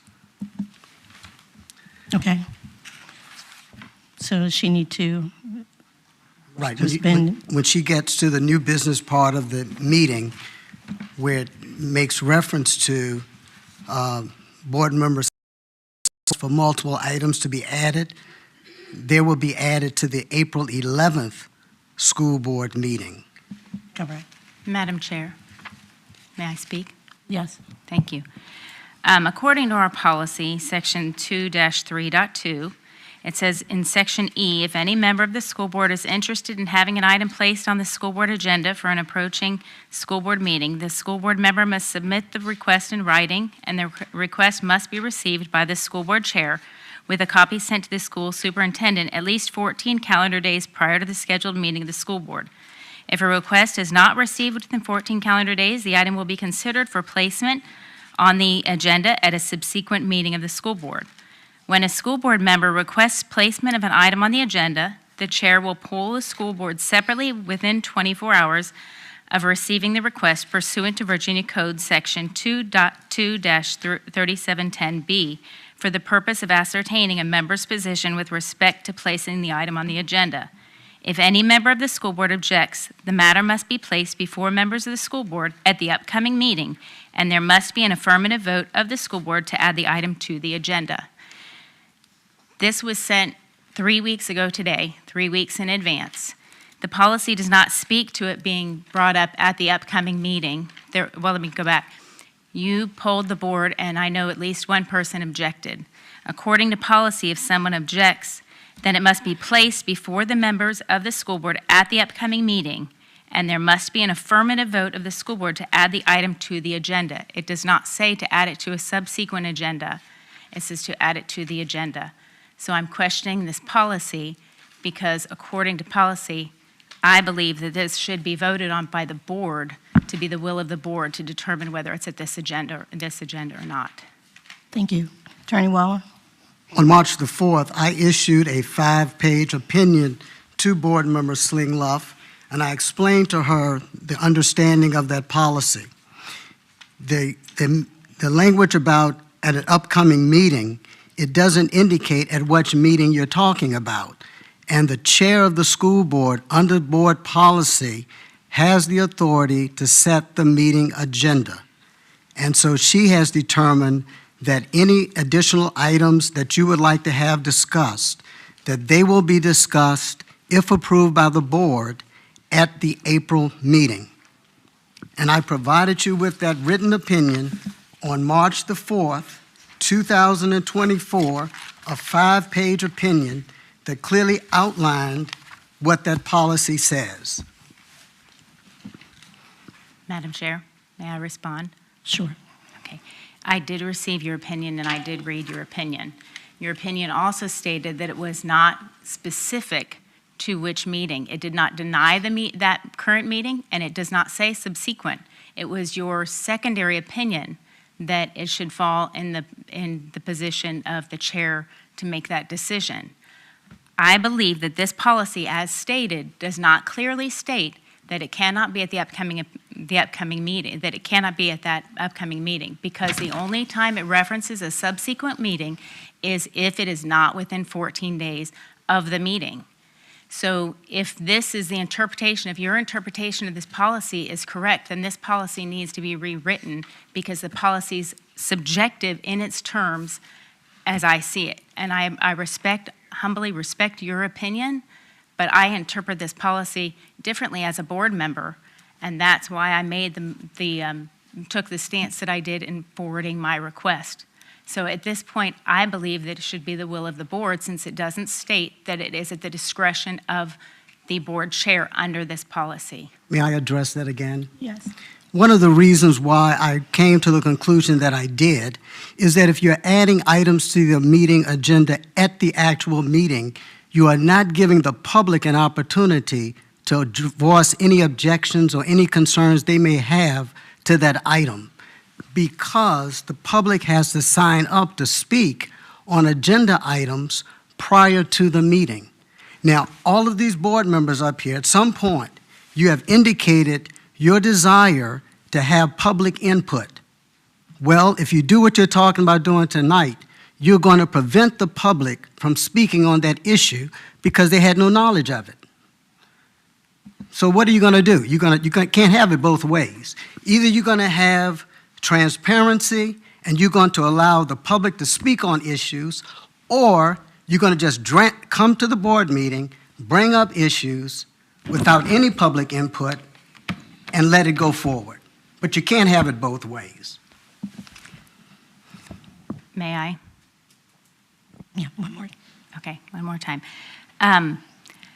I considered what you had stated in there, and I reached out to the FOIA council to find out if there was any issue with adding something to an agenda the evening of. According to law, which is what, the FOIA council defends the freedom of information. This is not a FOIA issue. Well, let me finish my statement, if you don't mind. There is no law or anything that states to whether you can add or not add to an agenda, add or detract to an agenda. So it was not my doing that forewent putting this on the agenda. I followed policy to put items on the agenda. I believe that both of these items are of a timely nature, and they need to be addressed and not pushed out another month. That's why I'm creating this conversation, because I don't believe that these items should wait any longer. A year ago this time, we were discussing evaluation processes in the March meeting. I believe it's important that we do that, as well as the climate survey, and that's the last. Thank you for allowing me. So Attorney Waller, you're saying it's at my discretion if we put this on the April agenda? That's what I indicated in my opinion, and I stand by it. Okay, so as you and I have talked previously and we've emailed, I made a stance that we would put this on the April agenda.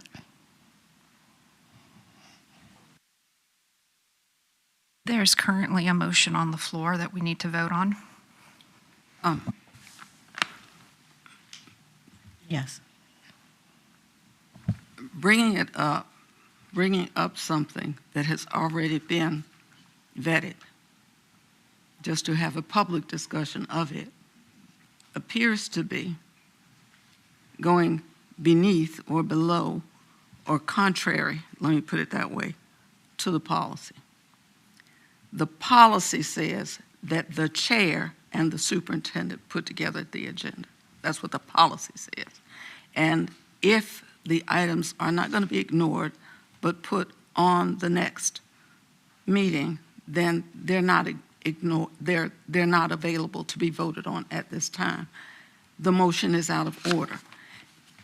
And we cannot go and continue to do this kind of thing if somebody has a group that would like to speak to it and you want to have it at a certain time so that people can speak to it. We can't do that. We really can't do that.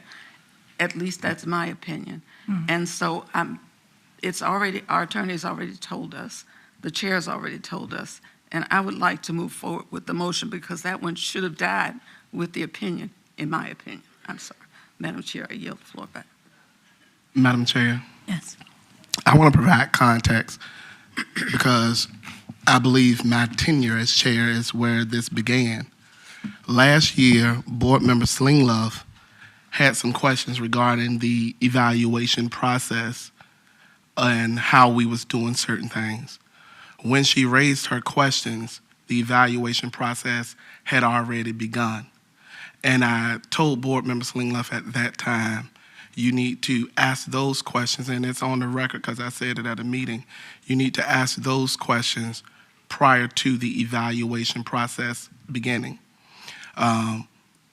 From my understanding and conversation that I had with Board Member Slinglove, she just want to really understand what process that we're going to use. VSBA does a general training on evaluations. However, each locality tailors that to the way they want to operate. I don't think she's pushing against the superintendent or any other employees. I think, I'm not saying that, I'm just giving context as to what I believe her request is her request. I believe she just wants to have a discussion on what process we're taking this year, because when I was chair, I changed the process versus the information going to the clerk. I required all of the information to come to me directly. So from my conversations with Board Member Slinglove, that's what she wants to discuss. I don't believe it is a malicious intent behind it. I believe she just wants to discuss what processes are we going to take. Okay, thank you. I appreciate your opinion. And for the record, no one says she's trying to do anything maliciously. And evaluations is 4 months away.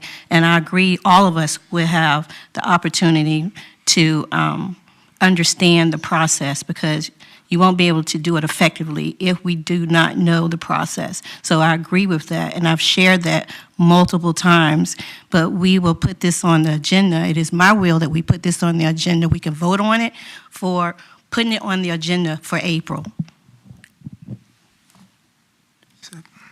Reverend Waller, Attorney Waller, what's the next step? Well, the way that I view this is that the motion that was made is out of order. And so in that it's out of order, it doesn't have to be voted on. So then you just proceed with the agenda as it's set forth. I disagree. Because it's already on the agenda, moving further down. So we're not ignoring you. It will be on the agenda. I set it on the agenda because you asked for it. Based on the poll that I did, one person did deny it. So it's coming forth to the board. It's on the agenda already. So we will vote on it then. May I move to approve the agenda? Yes. No. Okay. I move to approve the agenda. No. And we're going to do everything in decent and in order here. I said it from the beginning. We're going to respect one another, number one, and we're not going to go back and forth. This is not how we're going to present ourselves. We are adults here, and we're going to act like it. Madam Chair, what just happened on this board is tantamount to railroading a board member. No, it's not, because what she asked for is on the agenda. She asked for something, Madam Chair. She asked. We're going to move on. She asked for something to be put on the chair. We're moving on. Thanks. I made a motion to approve the agenda. I need a second. Second. It's been properly moved in second. We're ready to vote. Board members, please vote.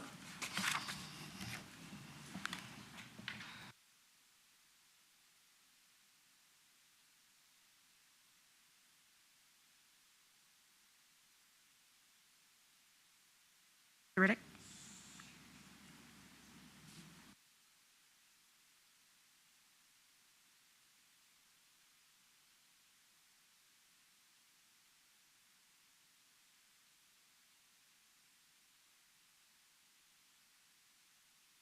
You got my Motion vote? passed. Chair. I would like to explain my abstention so I could vocalize my own story. 1 minute. Sure. Okay. I abstained because in reviewing the policy, I didn't have enough time. In reviewing our board meeting returns and guidelines, I didn't have enough time before I was called to vote to see if the way we handled that was in line with our motion guidelines or not. So I didn't want to vote yes to something that would have been possibly a violation, or to vote no to something that would have been possibly a violation. So as you saw, I was trying to speed read, but I wasn't able to speed read in time before my vote was called upon. So that's why I abstained.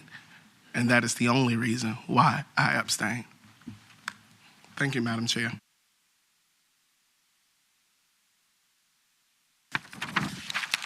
Now we will have public speakers on the agenda topics.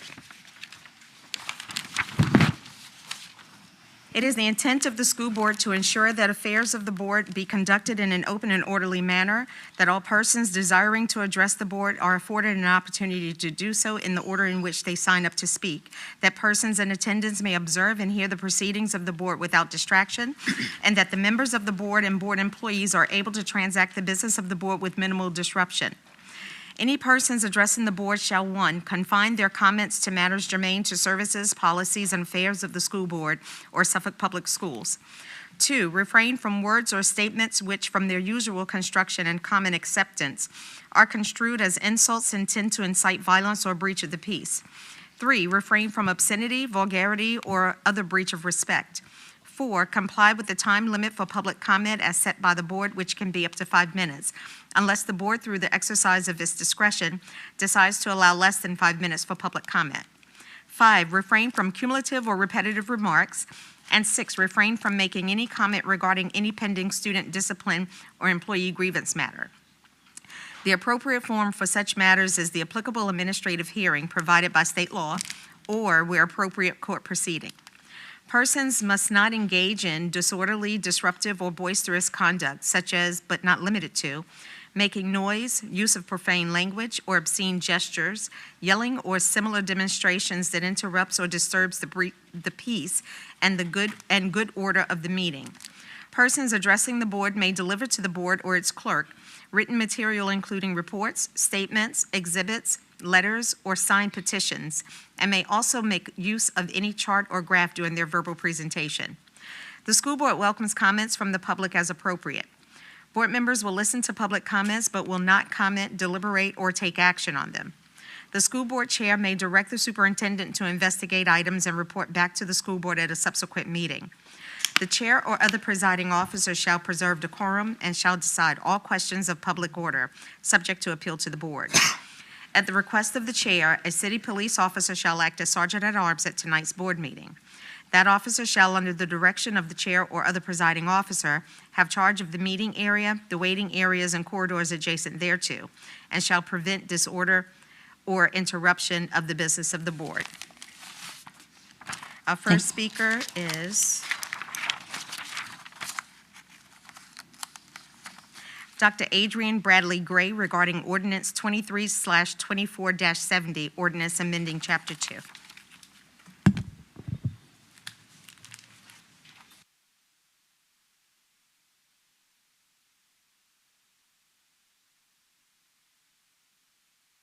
Greetings.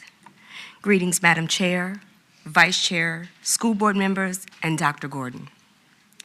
A policy of school board members dropping in on classrooms unannounced feels more like a search for gotcha moments than a true effort to be helpful.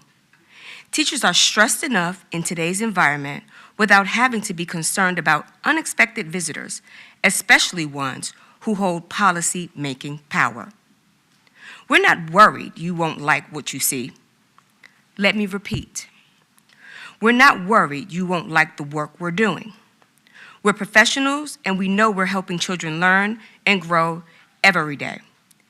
And we have assistant principals, and central office personnel already keeping tabs at a time when there simply aren't enough of us. Adding stress to our already overcrowded classrooms is not a good idea for either students or school employees. Public schools are supposed to be about educating everyone. To do that right, all our children deserve a highly qualified, well-trained teacher in their classrooms. Are we providing that in our part of the state? I don't think we can say that when our teacher vacancy rate is the highest in the Commonwealth, according to research by the Virginia Education Association. We've got classrooms being run by substitute teachers and educators who don't have the training they need. We owe children a level playing field. That's why we started public education in the first place. Let's do what needs to be done to find and keep great teachers. That means paying a competitive salary, providing desperately needed support, and offering ongoing professional growth. We have resources to make real progress. Do we have the will? Thank you. Thank you.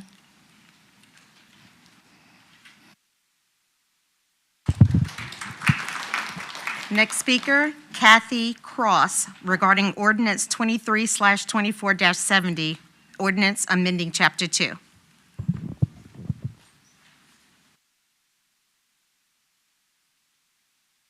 Good evening, Madam Chair, Dr. Gordon, school board members.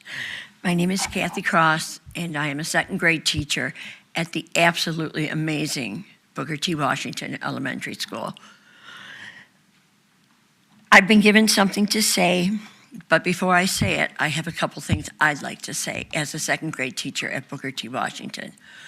I watch our children suffer because we have substitute teachers, long-term subs, not getting everything that they should get. They deserve more than this. And when I was told that the board wanted to come in just to come in, I'm not sure the reasoning. I'm not saying I know it. But our children don't need any distraction. They have enough distraction in their lifetime. They don't need, who's this person? Why are they in our room?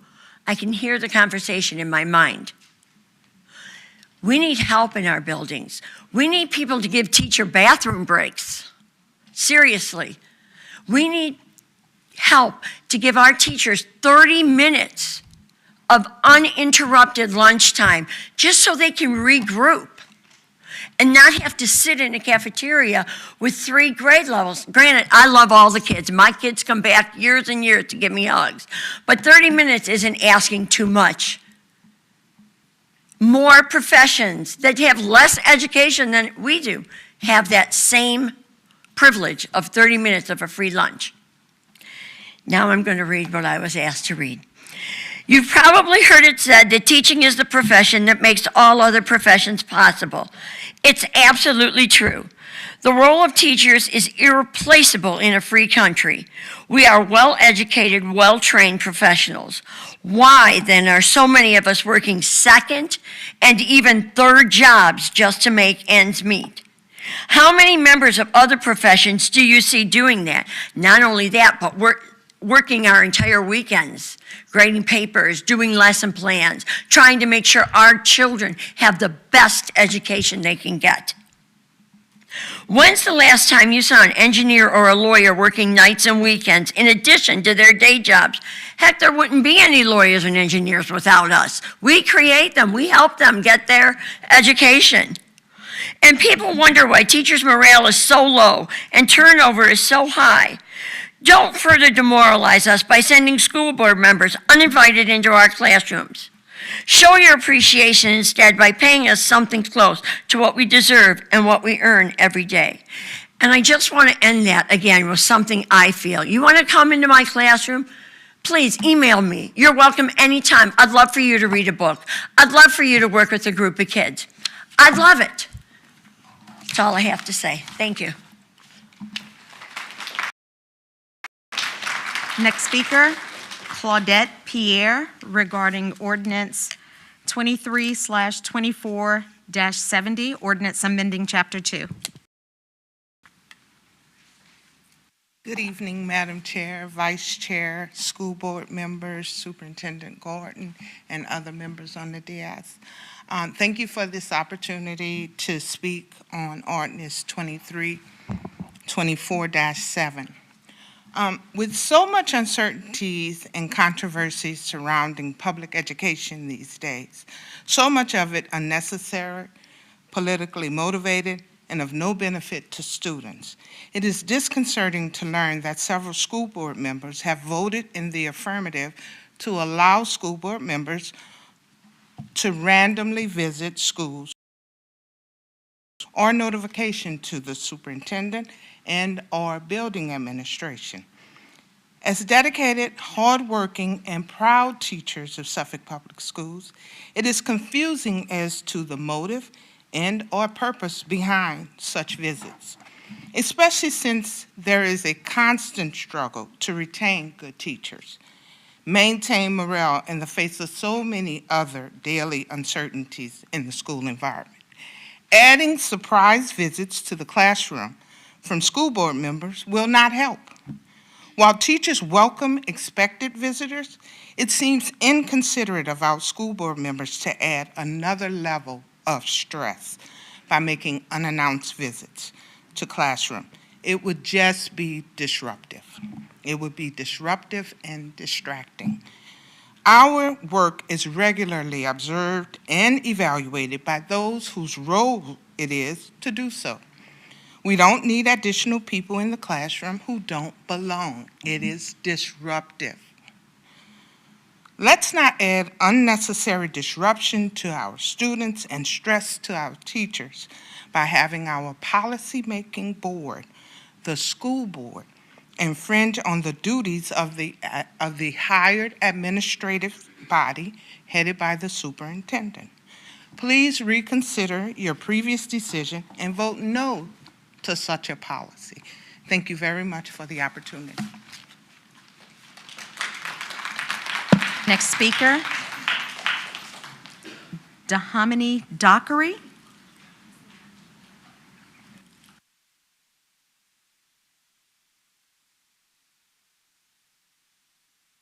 Good evening, panel, or I'm sorry, school board panel. My name is Dahamini Dockery. I am an 8th grade English teacher at John F. Kennedy Middle School. And I just wanted to say thank you in advance for maintaining an objective ear while express an opinion about Ordinance 2324, the ordinance to amend Chapter 2.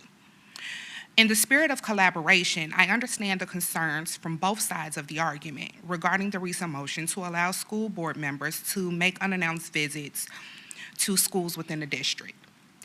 As a teacher for Suffolk Public Schools, understanding the intent behind the board members' desire to make unannounced visits is helpful and necessary to maintain a collaborative relationship between the school board and your constituents. The need to understand the board's objective is raised because most of the board members voted against allowing such a visit just last year. Personal observation has shown that the school board intends to better Suffolk Public School District. However, unannounced visits may unintentionally create an atmosphere of perceived intimidation in the schools receiving them. On the other hand, unannounced visits can be a tool to measure quality assurance and also federal guideline compliance. Creating a schedule for conducting quarterly unannounced visits will allow board members to focus on and address the quality of schools' record keeping, reporting procedures, and safety compliance. By scheduling the quarterly visits, the school subjected to the visit is allowed an opportunity to know which week the visit will happen, but not the day.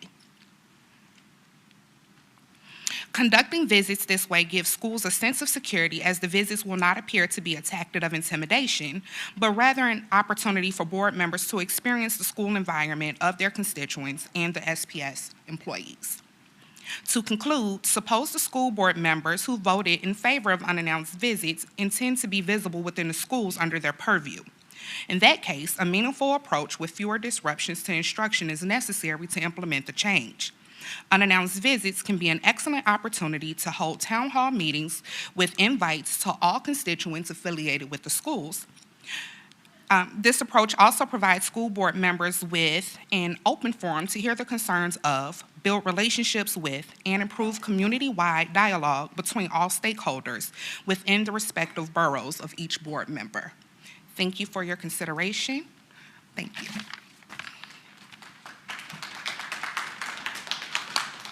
That is our last speaker. Thank you, Madam Clerk, and thank you to all of our speakers. We will now move to the Superintendent's Good News Report. Thank you, Madam Chair. I'm going to call to the podium Ms. Antoinette Dickens, our Communications and Community Engagement Officer, to do our Good News Report with an alumni highlight, our attendance thresholds and rewards for Southwestern Elementary and John Yates, our Dancing with the Characters, ODU athletes read to SPS students at Kilby Shores, Booker T, and Nansemond Parkway. We have in the House, as we already seen, recognition for our Nansemond River High School DECA chapters. Students from Lakeland High School, Kings Fork, and Nansemond Rivers visit to the Capitol. Kings Fork High School Symphonic Band visits Virginia State. The Suffolk Education Foundation Partnership. John F. Kennedy Middle School Art Department receiving a $500 grant. And the February Teacher Spotlight. Then I will conclude with the calendar of special events. Ms. Dickens? Thank you so much, Dr. Gordon. Good evening, Madam Chair, board members, Vice Chair, and of course, those here with us this evening.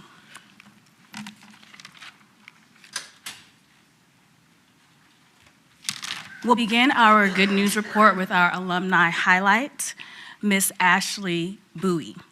Ashley Bowie is a class of 2010 graduate from Kings Fork High School and is currently a critical care flight attendant.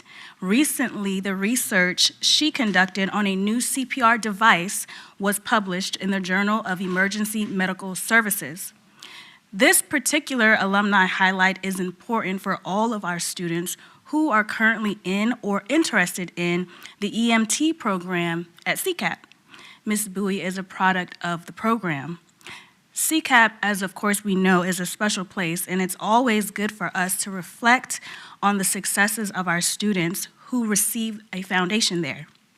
As we highlight Ms. Bowie, we are also showing our students and shedding light on a career path that they may or may not have known of, but now see where their education at CCAP, particularly in the EMT program, can take them.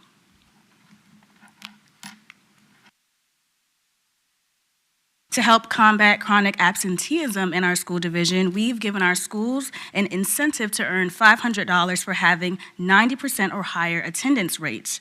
Each month at our division-wide leadership meetings, our superintendent recognizes 2 schools who have achieved 90% or higher attendance rates for the month prior. During the month of February, Southwestern Elementary School and John Yates Middle School and received the $500 incentive. And at our next leadership meeting, we will recognize 2 schools once again. On Saturday, March 9th, our Office of Communications and Community Engagement gave out free book bags, books, and literature on why attendance matters at the 3rd annual Dancing with the Characters event at the East Suffolk Recreation Center, hosted by Characters for Kids owner Christopher Hearn. We'd like to thank United Way of Southampton Roads, of course, for providing the books for us to share with our community. This event is the first of our teams, what we're calling our #SPS Community Saturdays event, where about maybe 2 or 3 Saturdays out of the semester, we'll go out into the community in and around the city of Suffolk to provide resources to our students through partnerships with other community organizations. This semester, the Reading Under the Lights event with the United Way of Southampton Roads and student athletes from the Old Dominion University provided books to 183 third grade students. You may recall when the ODU athletes came to SPS back in December to read to our third graders, we had student athletes from across several sports, including swimming and lacrosse. And since December, the Reading Under the Lights event has provided 517 books total to our SPS students in the third grade. So we again want to thank United Way of Southampton Roads and Old Dominion University for their partnership. We're proud of all of our student athletes and congratulate those selected for all region teams, individual selections, and all state. We also want to highlight our middle school athletes and recognize John Yates Middle School's boys and girls volleyball team as championship winners.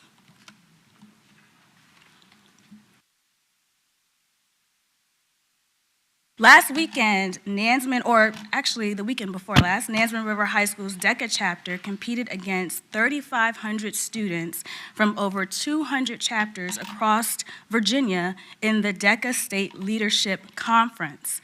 This conference was designed to spotlight the future of marketing, finance, hospitality, and business management. If you're here tonight and you're a member of the DECA chapter at Nansemond River, can you please stand?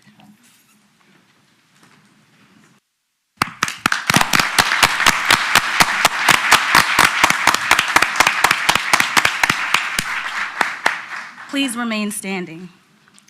Under the guidance of the Nansemond River DECA advisors, these students earned top honors, including the annual Report Blue Chip Award, showcasing their comprehensive program of work.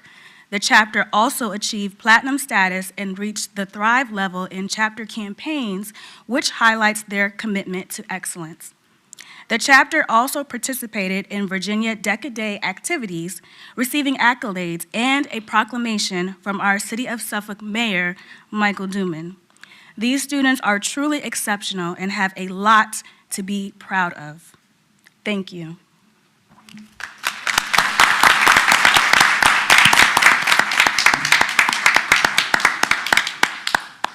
In celebrating the chapter, we also want to recognize the advisors.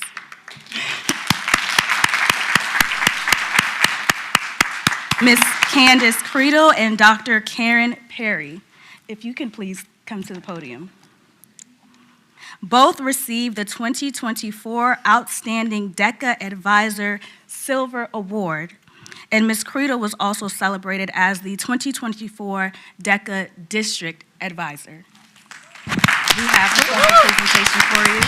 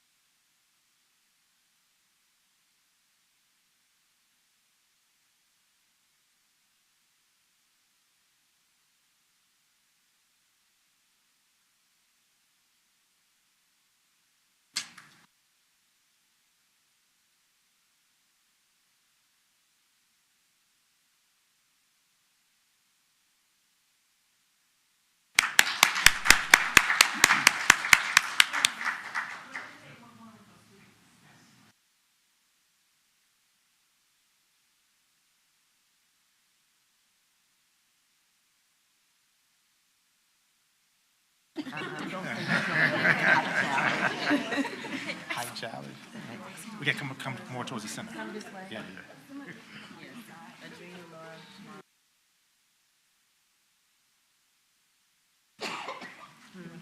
Let me get on that.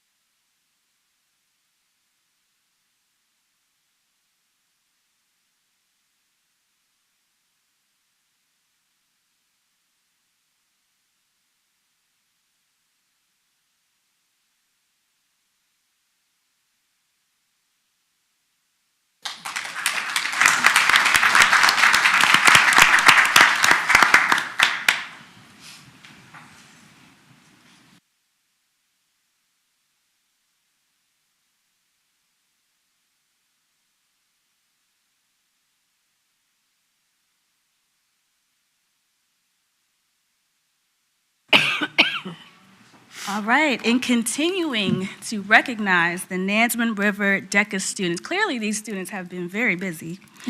Each year, the chapter partners with the OBC House of Suffolk, C3 Concierge, and TD Capital Services Production to help families and students alleviate the financial strain associated with prom. The 4th annual Gowns for Crowns event will be held this Saturday, March 16th, from 11 a.m. to 2 p.m. at the OBC House. There will be free dresses, accessories, live music, and more. So definitely, if your schedule allows, please stop by the OBC House and support the Nansemond River DECA chapter students for a great cause. Ms. Creedle she just did a live interview at 13 News Now yesterday to share additional background on Gowns for Crowns, and you can see that interview on our Suffolk Public Schools website and social media platforms.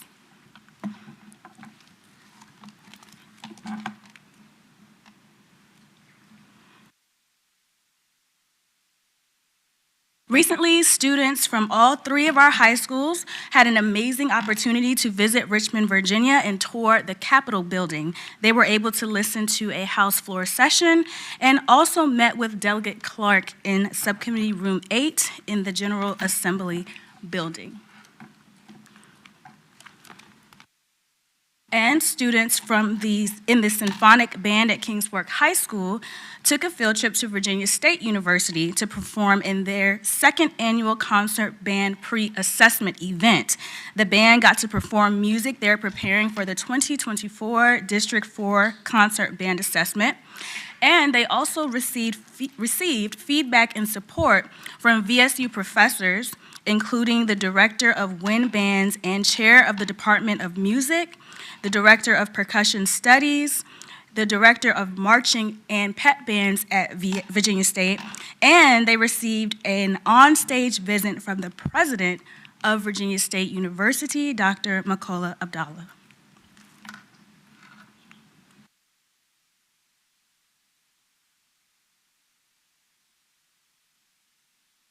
Tanea Thompson and Unique Chapman, both students from Lakeland High School, and Noah McDuffie, a student from Kings Fork High School, safely made their way to Louisville, Kentucky last month to participate in the American Choral Directors Association, or ACDA, Southern Region Honor Choir, which was the first ever in the history of Suffolk Public Schools. The Southern region is comprised of Alabama, Florida, Georgia, Kentucky, Louisiana, Mississippi, North Carolina, South Carolina, Tennessee, Virginia, and West Virginia. So they had a lot of competitors. The American Choral Directors Association's Honor Choir is an auditioned honor choir for soprano, alto, tenor, and bass singers in grades 10th, 11th, and 12th. And we are, of course, so proud of these students and what they have accomplished. We also want to especially thank the Suffolk Education Foundation for helping to allow the students to achieve this opportunity.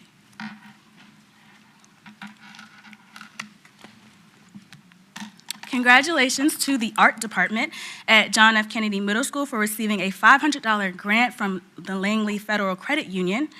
I can tell you that the art teacher there is doing amazing, amazing things. Last month, Ms. Cummings was featured on the WTKR Channel 3 Positively Hampton Roads segment for going above and beyond to connect with her students. And if you've missed the segment live, you can also view that on our SPS website and social media platforms. And lastly, we'd like to recognize our teachers who were selected for the month of February Spotlight. Amy Blythe from Nansemond River High School, Jessica Wynn from Forest Glen Middle School, Christy Fowler from Hill Point Elementary, Allison Radcliffe from Elephants Fork Elementary, Russell Andrews from Forest Glen Middle School, Jessica Osiander from Creekside Elementary, Vincent Pisani from Northern Shores Elementary, Catherine Fry from Hill Point Elementary, and lastly, Ms. Candace Creedle from Nansemond River High School.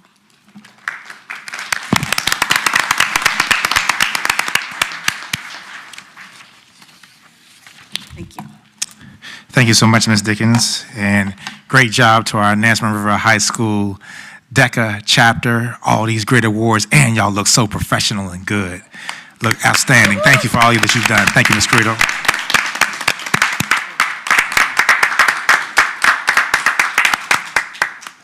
As we continue on with the good news report, I do want to pause before I go into the calendar of special events and get a couple of special recognitions. First, I'd like to congratulate, he was Mr. Andre Skinner, but he is now Dr. Andre Skinner.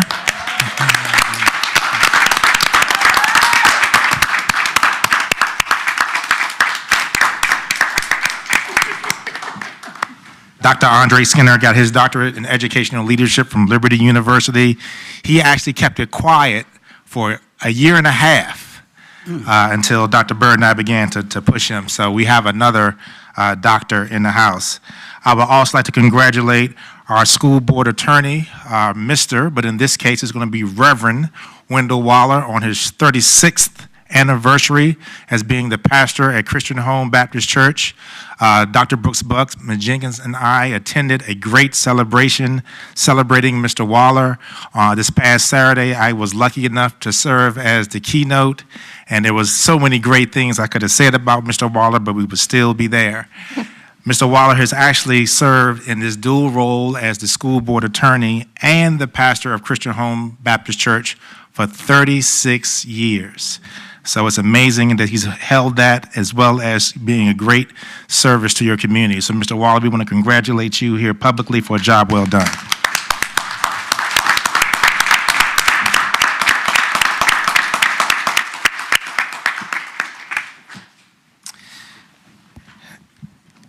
I also want to thank all of our school community that participated in our Facebook Live for our Ask a Budget questions that we had. It was a focus this past Friday on the budget. We had about 18 questions that came in. Some of them were dealing with some other issues or concerns. Also want to be very thankful for the support that we have received from our school community. We will continue that. The next one will probably be right around graduation time. For our calendar of special events, March is Youth Art Month, Women's History Month, Music in Our Schools Month, and National Nutrition Month. The month of April, which is coming up faster than we know it, is National Poetry Month, School Library Month, and World Autism Month. As a reminder, spring break, all schools and departments will be closed April 1st through the 5th. April 1st through the 5th. Now, it's funny how the calendar fell because that is also National Assistant Principal Week. So we always do things statewide, but we'll make sure we recognize our APs during that time as well. April 9th is National Library Workers Day. Parents, guardians, the end of the third grading period will be April 11th, which is also the next day, Madam Chair, of our next school board meeting. That concludes the calendar of special events and reports from the superintendent. Thank you. Thank you, everyone who was highlighted in our good news report. Thank you for all the work that you do for Suffolk Public Schools. We now need a motion to approve the consent agenda. Madam Chair, I move that we approve the consent agenda with the removal of bills and payroll to new business. Is there a second? Second. It's been properly moved in second. Can we vote, please? Board members, please vote.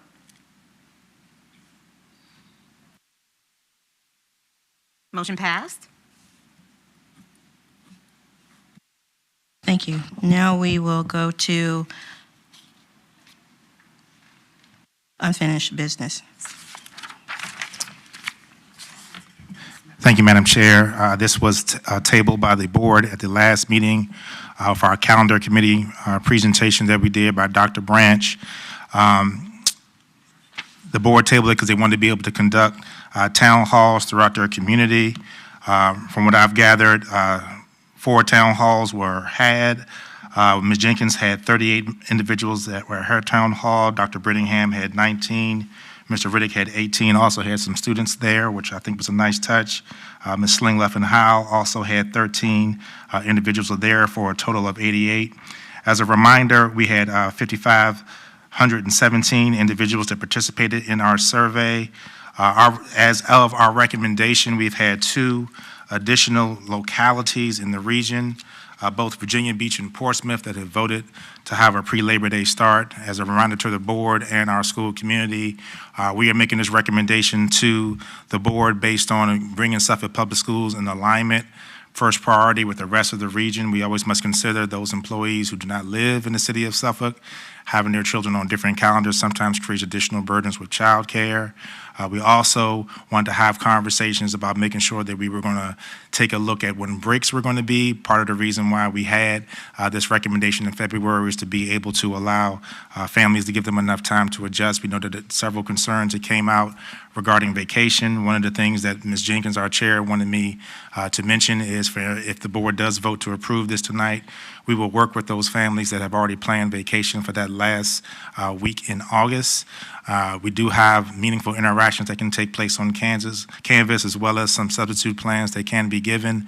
That was one of the concerns that I know that the board had discussed as we were looking at this.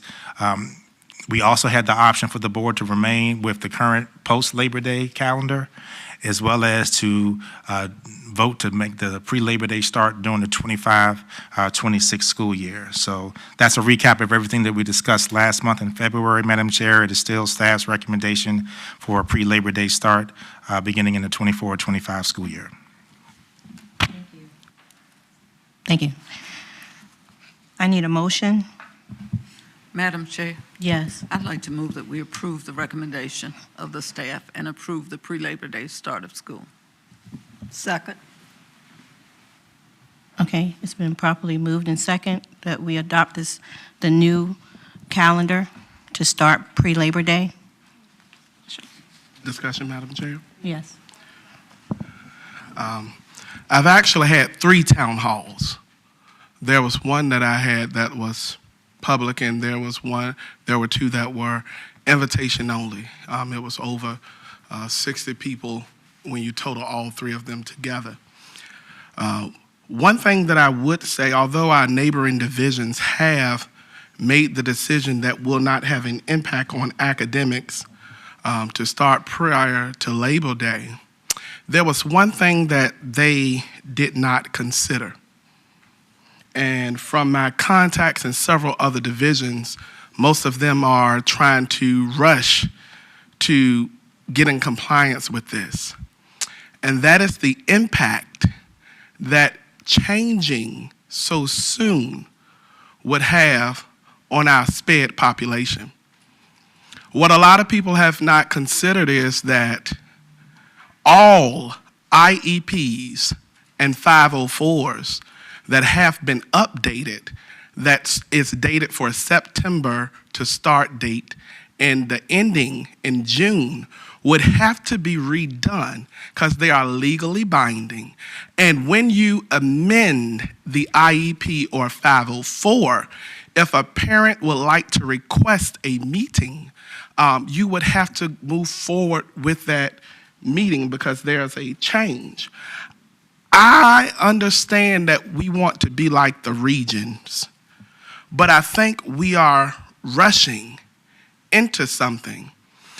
I believe our guidance counselors will already be swamped with preparing for graduation at the high school level, preparing for SOLs and rapid retakes and things of that nature, and let alone the building of new scheduling. But then to also task guidance in our SPED department with updating all IEPs is not considerate of the workload. And there were several divisions that I spoke to, Madam Chair, who are going through this problem now where staff is frustrated because now you have to go back and update all of this information. And if I am incorrect, I don't mind being corrected at this time if IEPs and 504s don't have to be updated when we change the start and end date of the school year. So my question is are we prepared with the manpower to address the challenges that we are already faced with SOL preparedness, rapid retakes, summer graduation, as well as producing the schedules, and now handling IEPs? Madam Chair. So to address Mr. Riddick's first question, IEPs are usually based on the total number of days within the marking period and instructional time. The dates can be adjusted because the total number of days for that marking period won't change. We've had conversations with our school counseling staff as well as Ms. Shirley's staff in special education. They are prepared, if there are any questions, to be able to deal with that. Regarding scheduling is always released by the school division on August 1 anyway. We try to make sure that our school community and students have that, so if there's any errors, they have approximately 3 to 4 weeks to have that figured out. By the time we start school, that was a huge focus for us, as you remember when we transitioned to the 4x4, to make sure that that was going to really happen at the high school, because we didn't want kids starting school with holes in their schedule. As far as summer school and graduation, there won't be a change in that. Summer school graduation is always the first Wednesday or Thursday in the month of August. We've already set that schedule for this summer, as that was part of our calendar from last year. We don't think that's going to have an impact as well. The only adjustments that will be made will be for those students that actually have taken classes that they were potentially repeating in the summer. That's part of that 3-week time period that we're asking for our school counselors to do. So, Mr. Riddick, you bring up some valid points. I want to let you know that we actually had prepared for that and discussed that as a part of our implementation plan.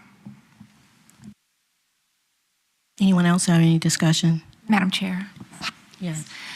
So in the course of preparing for my town hall and having my town hall, the issues that arose around this had to do with the rushed portion that Board Riddick has spoken of.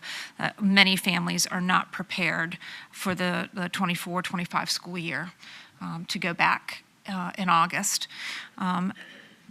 There were a handful of people that were in favor of it, but for the majority of the people that I spoke to were not ready or prepared or affirming that starting early in the 24-25 school year was what they would like to see happen. Additionally, conversation was taken up about the fact that many of our high school students have summer jobs, and many of their summer jobs go into Labor Day weekend. And so there was a big concern about that. Back in 1986, there was an Old Dominion law that was put in place for many of the organizations that hire high school and college students over the summer to kind of protect that. And so that was part of the conversation that was had in my town hall. I too am very concerned about the SPED population in the early return. The other interesting conversation that came out of my town hall had to do with when we were ready, potentially in the 25-26 school year, that starting 4 days early just didn't seem to make a whole lot of sense. A lot of people wanted to know, well, if we're going to start 4 days early, why don't we go ahead and start 10 days early and really get the most bang for our buck with the academics? If that's what we're going for, if we're going for, we want to buy more time on the front end for student achievement and to prepare these kids to get them ready for achievement testing, then instead of going 4 days and then being 4 days off, let's start further into August. So those were the things that were brought up in conversation at my town hall and through emails and phone conversations. Is there anyone else? Let me say what I have to say first. Okay, sure. So it sounds like we had some of the same people at all the town halls, because what some of the things you just said came out, especially about the students working for the summer. And it was a mix in my town hall as well, but I had some teachers that spoke and said that maybe it's a good thing that you start school a few days, especially for our younger ones, and then they take a break and then go back rejuvenated because they got a taste of what the school year is, or what school is all about, especially our little ones, and then they take a break and go back, in 4 days.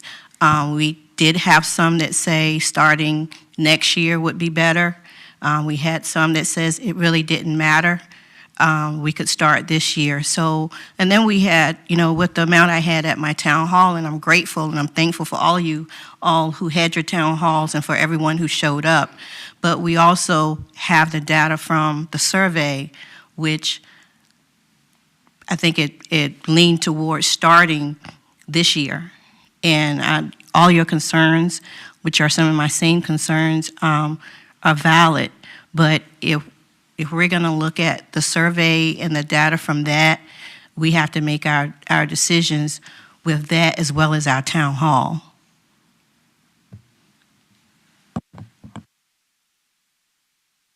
Any more discussion?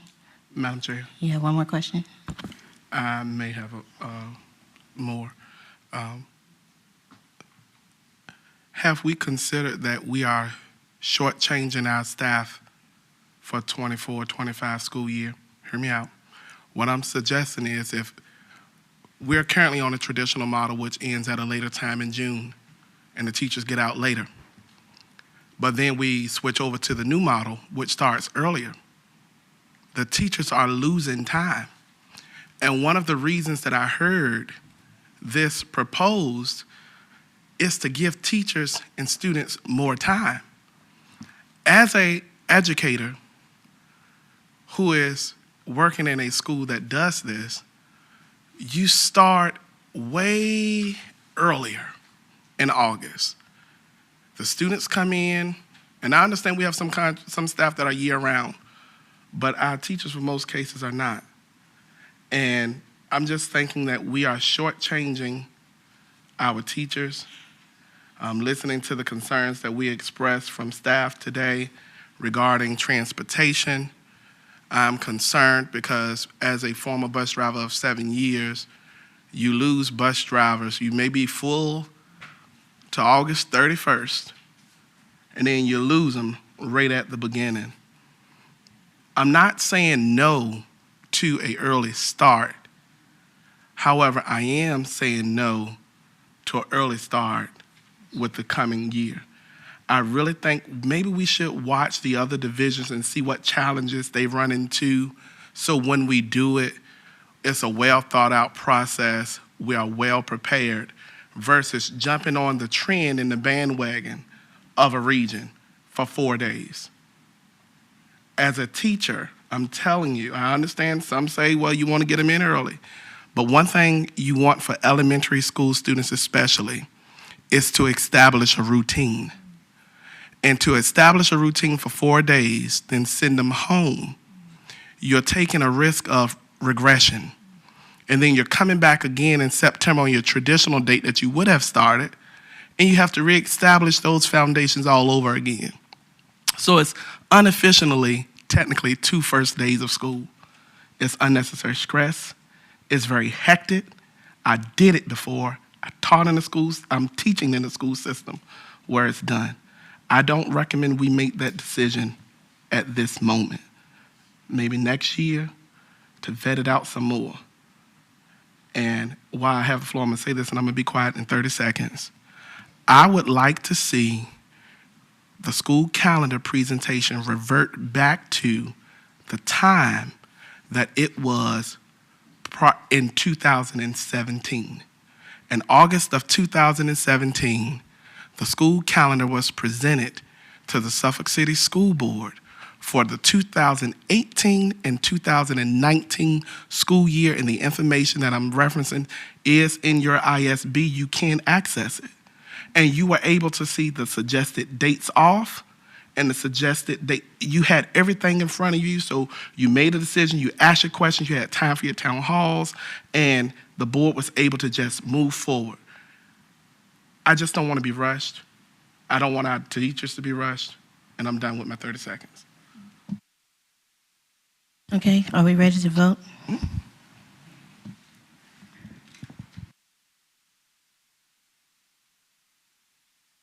You want to read the motion again, please?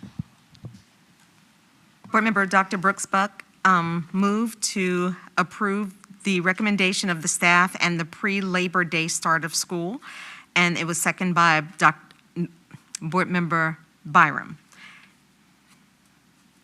Board members, please vote.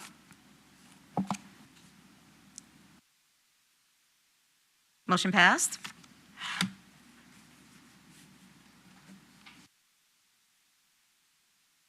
Thank you. Now we're for new business.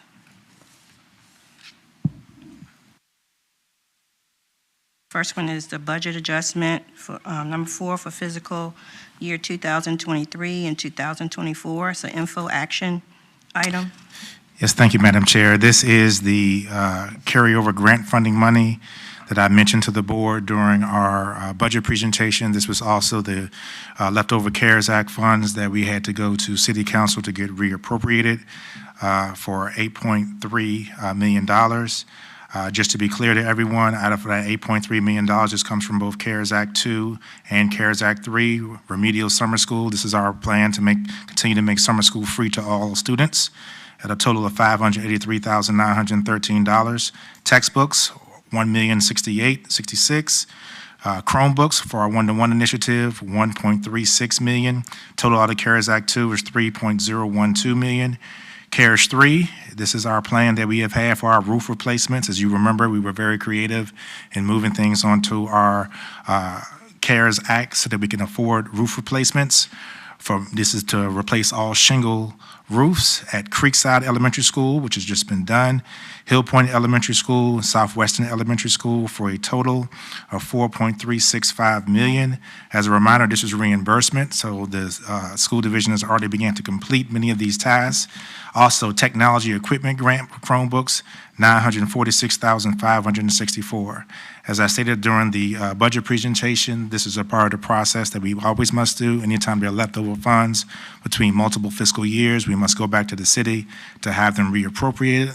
Once the city voted on it, which they did 8-0, this becomes our budget adjustment number 4 for fiscal year 23-24. Thank you, Madam Chair. Thank you.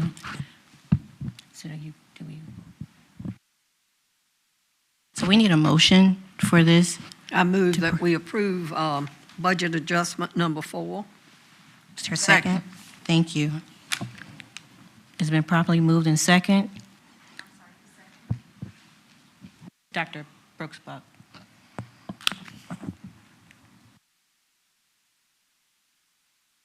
Everyone vote, please. Board members, please vote.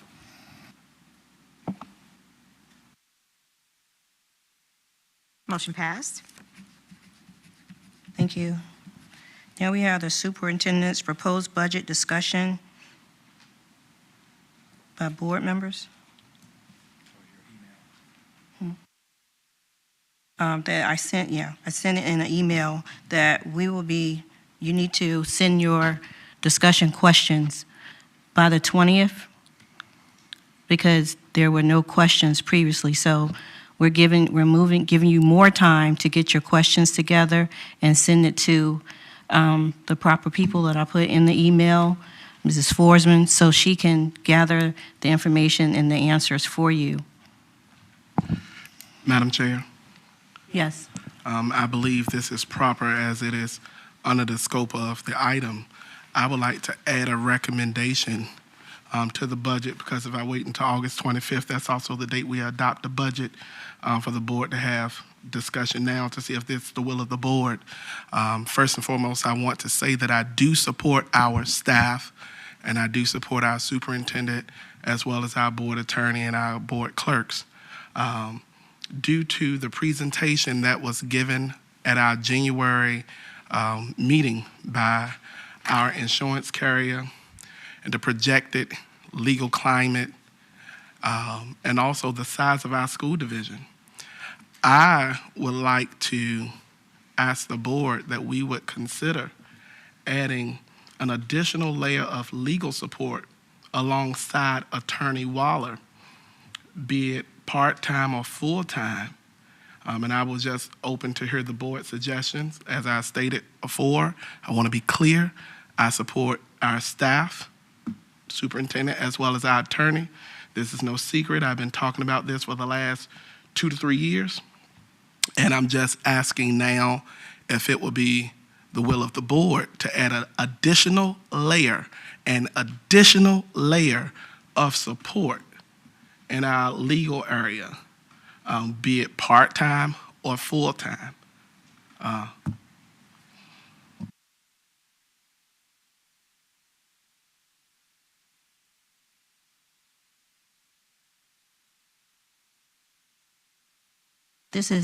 We can vote on all our information on the 25th. We're not doing that tonight.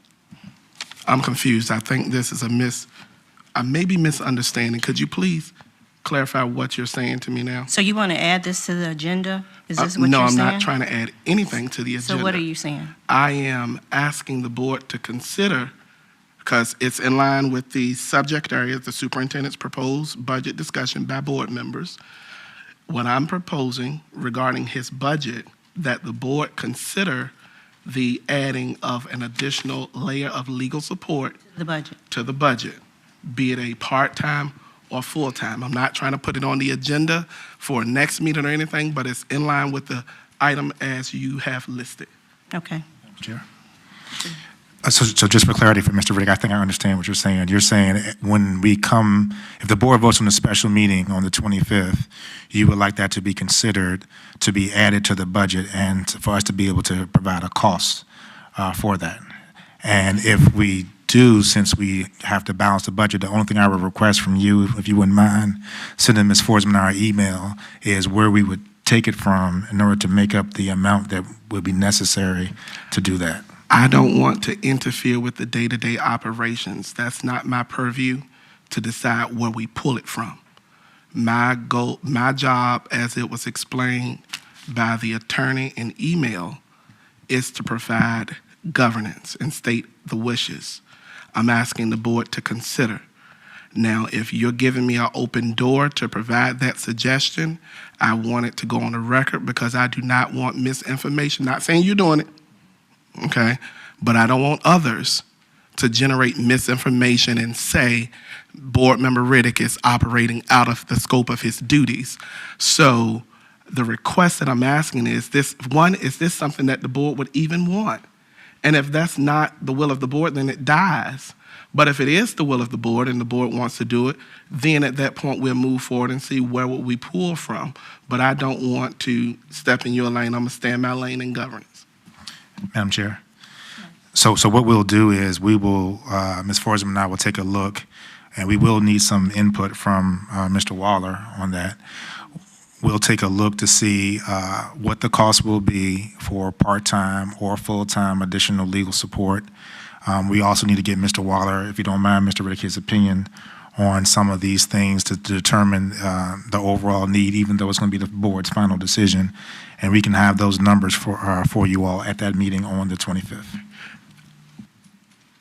I promise you I'm not trying to be an agitator or anything.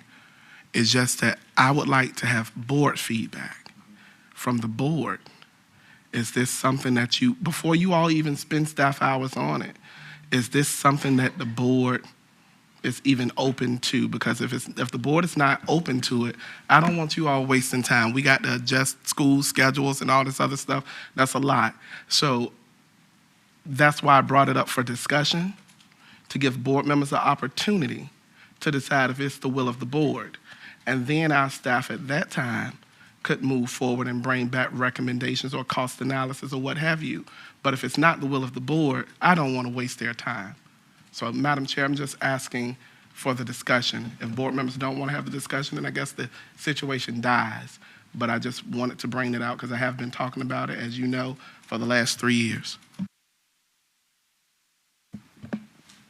Madam Chair, may I speak?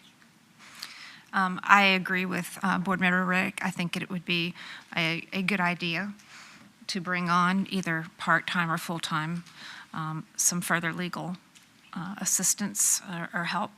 And I, too, having seen the Virginia Corp presentation, agree that the data is showing us that, you know, we're having more and more need for something like that. So I am in agreement and would second a motion if Board Member Riddick made a motion in that capacity. I just want discussion. I understand board members, you know, are a little reserved at the moment. I just want us to have discussion to see what is the will of the board. No one is trying to oust Attorney Waller or anything like that. I love his service. I support the attorney. I just want us to have discussion. If you're not in favor for it, just say it. I mean, so it can die here and we can move forward with the agenda. Madam Chair. Yes. Sure. We have, you're right, Mr. Rick is correct, he has brought this up before. However, when we have a question, we get an immediate answer. As a matter of fact, we get 8, 9, 19, 20 pages of an answer. And whether we like the answer or not is one thing. But we get an answer whenever we have a legal question. If someone has given us the answer, and before his 36 years with us, he was the assistant city attorney for the city of Suffolk, just by the way. So I feel, and it's been my experience since I've been working with him for 12 years now, if he needs some extra help in an area, he knows how to get it. And if we had to pay an attorney for his services, you would need a much bigger budget than the item his salary is if we were paying an attorney for his services. The way we call him, anytime Friday night after 5, send him something and you want it Saturday or Sunday or a decision or whatever.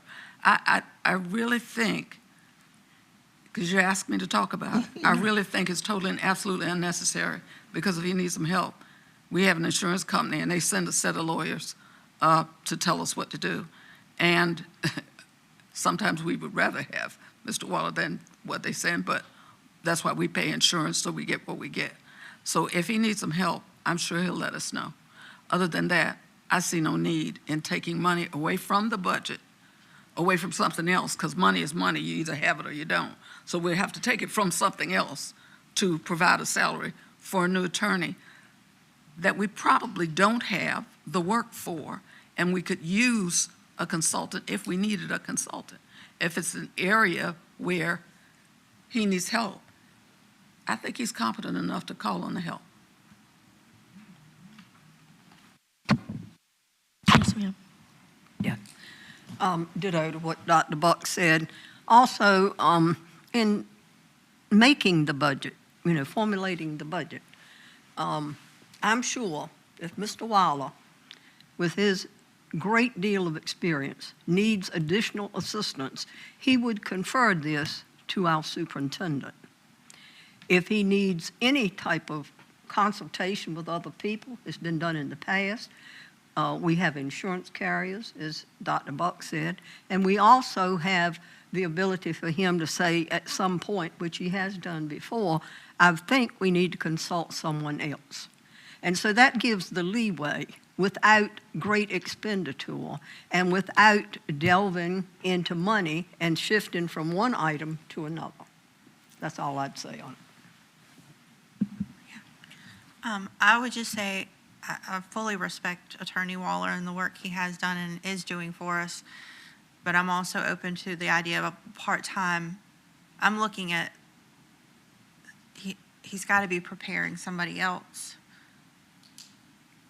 to be of assistance to us, or whoever's on this board in the school system down the road, but it would be dependent upon numbers for me. So I understand you don't want to make them crunch numbers if people aren't interested in the idea, but I can't formulate an answer without the numbers, honestly. We've discussed this before, just like you said, we've discussed this, but I feel like Attorney Waller needs to have a voice in this because it's all about him. So I feel like he needs to have a voice, and from the experience I've heard him say when he needed help, and I know he's not afraid or not embarrassed to say when he needs help. So I want to hear from you. Thank you, Madam Chair, for giving me a chance to chime in on this. I think that if that is the area of concern, if the area of concern is making sure there is legal services available when they are needed, to me, the better way to handle that would be to put money under contracted services so that whenever the need arises, there is a pool of money from which I can draw from to bring someone in. It may not need anyone every day, may not need anyone 8 hours a day, may not even need anyone part-time.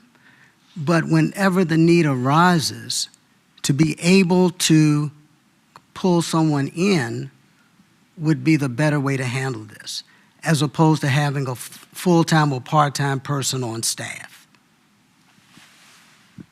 Thank you. Madam Chair. Sure. Thank you, Attorney Waller and board members for chiming in. I really value the feedback. And as I stated before, I just want to be clear, I support Attorney Waller, and we talk great deals and at great lengths. I'm not trying to get him out or anything of that sort. But as the way I see my role as a board member is just like a board of director. I don't want to wait for someone to come and say, hey, I need. One of my jobs as a director is to help direct. And it's if I anticipate that a need may arise, I want to make sure that you have the support to lighten the load. Attorney Waller, you go above and beyond with your level of service. I don't think we could ever find another attorney like you. But I want to lighten your load because you do a lot for this division. Our city has 3 attorneys. A school division of this size, and we have 1. And we often, whether we say it or not, expect Attorney Waller to be an expert on every area of the policy when asked. That's a lot of expectations from one person. So the reason that drove me to bring this up is to help hold your arms up. Not saying you need it, but to help you, to lighten your load. And then in this discussion here, you gave us other option that would have never came forth had I not brought it up probably. And that is increased contract services. So I value the conversation. I thank each board member for chiming in. Madam Chair, I don't have the authority as one board member to instruct any staff to do anything. No board member does. But if possible, I would like to see if staff could provide a projected cost analysis on both options that Attorney Waller has suggested as far as increasing contracting services, because like Dr. Buck said, the money has to come from somewhere. So where would it come from?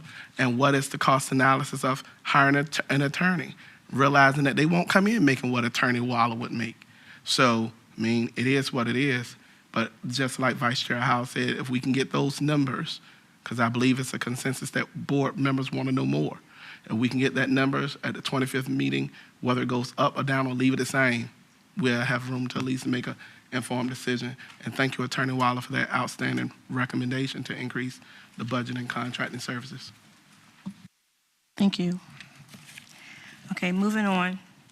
We have number 3, to set the date of Monday, March 25th, this year, 6 p.m. at the City of Suffolk Council Chamber for our proposed superintendent's approval for the proposed budget. And I was made aware from our clerk, because Suffolk Public Schools, when we go to our conference with VSBA, there are numerous of awards that's given out, and we are applying for some of those awards for Suffolk Public Schools, one being the Business Honor Roll and the 24 Excellent in Workforce Readiness Awards. And it was brought to our attention that the application must be in by April 1st. So we want to vote on this at our 25th, not this meeting, but our March 25th meeting. Yes, ma'am. Madam Chair, when is the VSBA regional meeting at IC Norco? Isn't it March the 25th? It's April. April 25th? It's April 25th. Yes. Okay.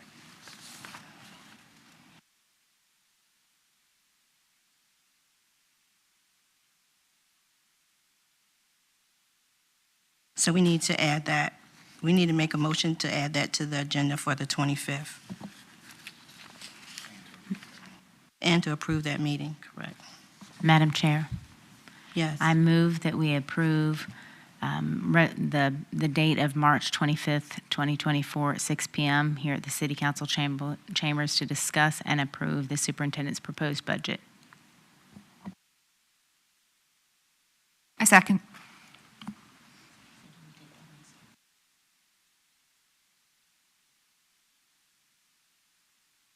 Do we take both at one time with adding that to the 25th agenda, or do we do it separate?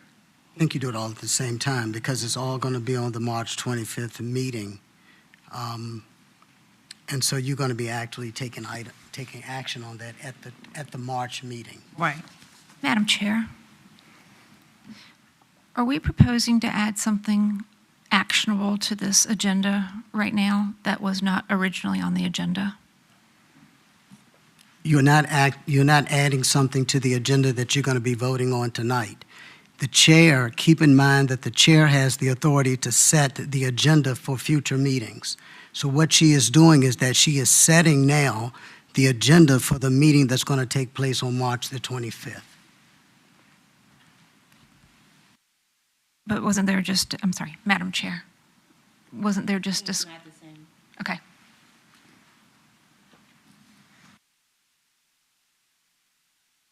So I need the motion to, and the motion that you made, these two items for VSBA needs to be, could you amend that and add that to it? I'm happy to do that. Can you tell me the VSBA portion, what it is that I'm stating? I heard what you were saying about the things that we're applying for, but I don't know exactly how to Right, this is state for Suffolk Public School to be put into a pool where we will get recognized for our business honor roll and our 2024 excellent workforce. Can I add to that, is just to submit the application? Right, it's just to submit the Before application. the deadline. Because if we wait till the April meeting, we will miss the deadline. We're not voting on it to send it tonight. We are putting it on the agenda just like we would do what you wanted to do for April. We're putting it on another agenda. And you, So I will amend my motion. I move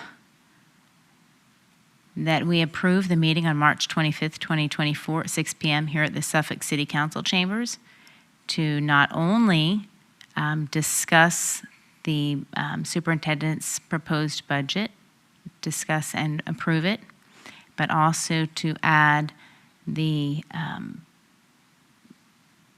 VSBA application for board recognition. thank you. Is there a second? Second. It's been properly moved in second. Are we ready to vote? Who seconded, I'm sorry? It was a duel. It was Dr. Brooks Buck and Vice Chair Howell.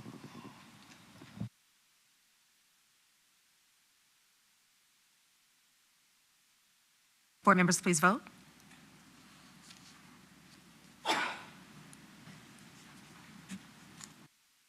Motion passed. Okay. Next, we have Resolution 23-24-22, a resolution of the school board for the city of Suffolk, Virginia, clarifying that the day-to-day operations for the school board fall under school superintendent. Madam Chair, Yes. before there's a motion, I'm reading it, I may be overseeing it. I don't see anything that says we have to wait until it's done for discussion as we're no longer governed by Robert Rules of Order. I do have a question. I would like to know the rationale as to why we have this new policy that pretty much popped up overnight coming before us since our February meeting.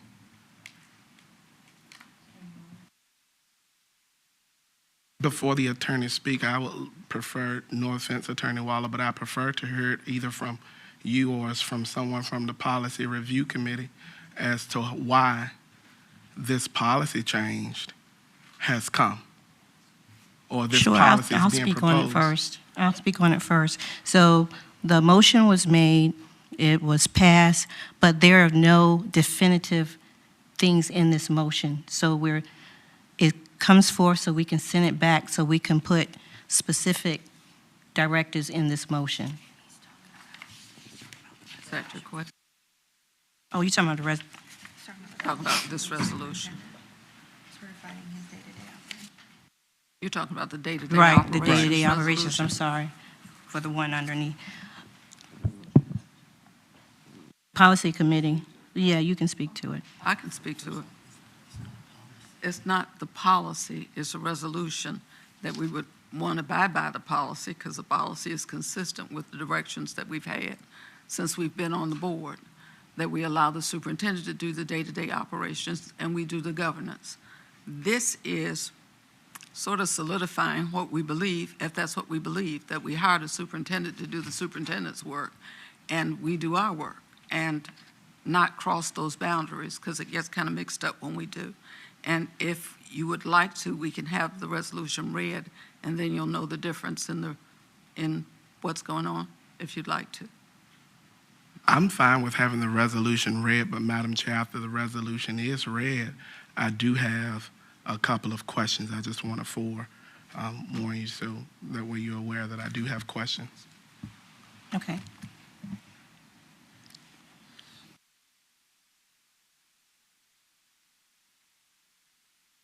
Resolution is 23-24-22.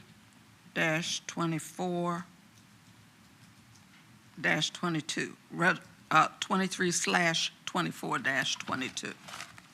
Okay. You read it? Yes, please. A resolution of the School Board of the City of Suffolk, Virginia, certifying that the day-to-day operations of Suffolk Public Schools fall under the school superintendent. Whereas Virginia Code Section 22.1-28 provides that the supervision of schools in each school division shall be vested in a school board.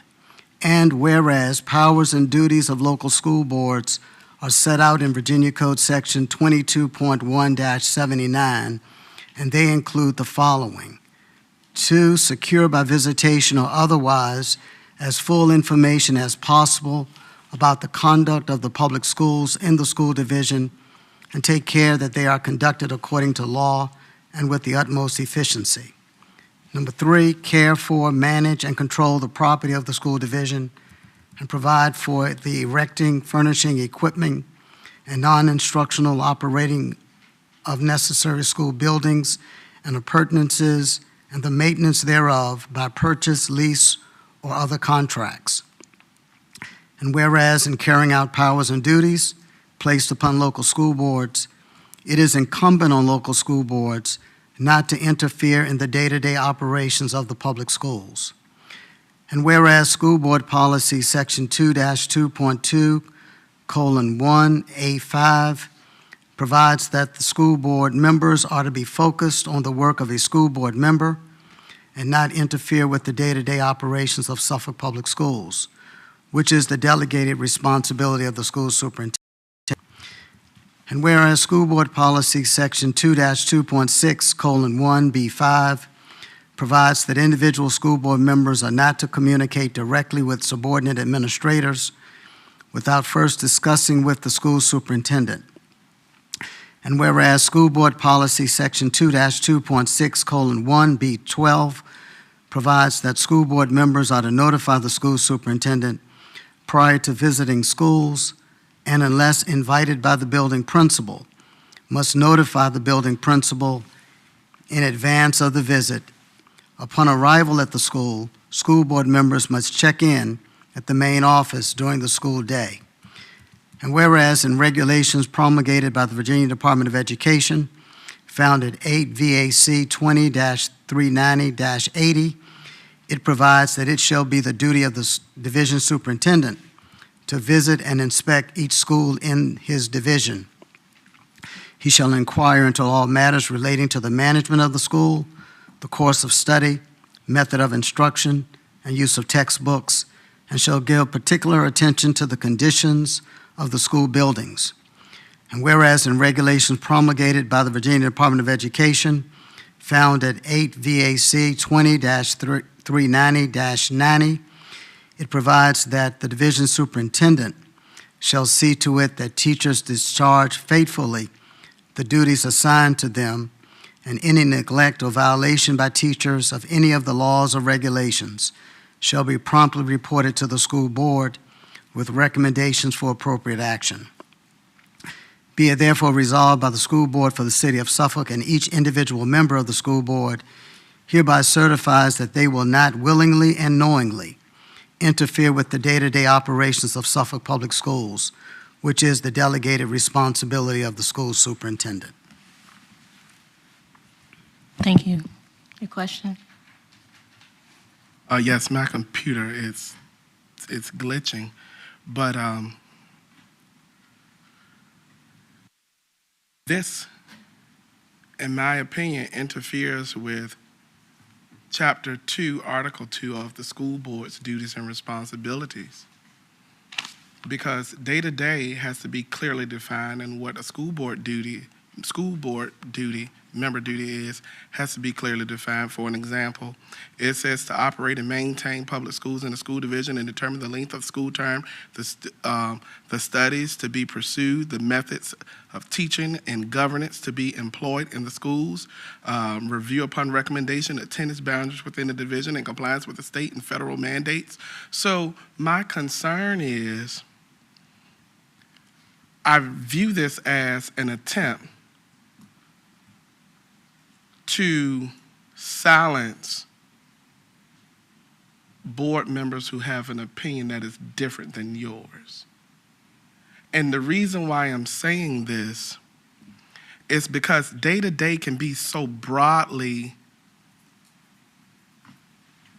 interpreted that, for an example, and once again, I support Dr. Gordon, so please no one go out with this false narrative that I have an issue with the superintendent or I'm trying to get rid of him. I like Dr. Gordon, but I like doing my job as well.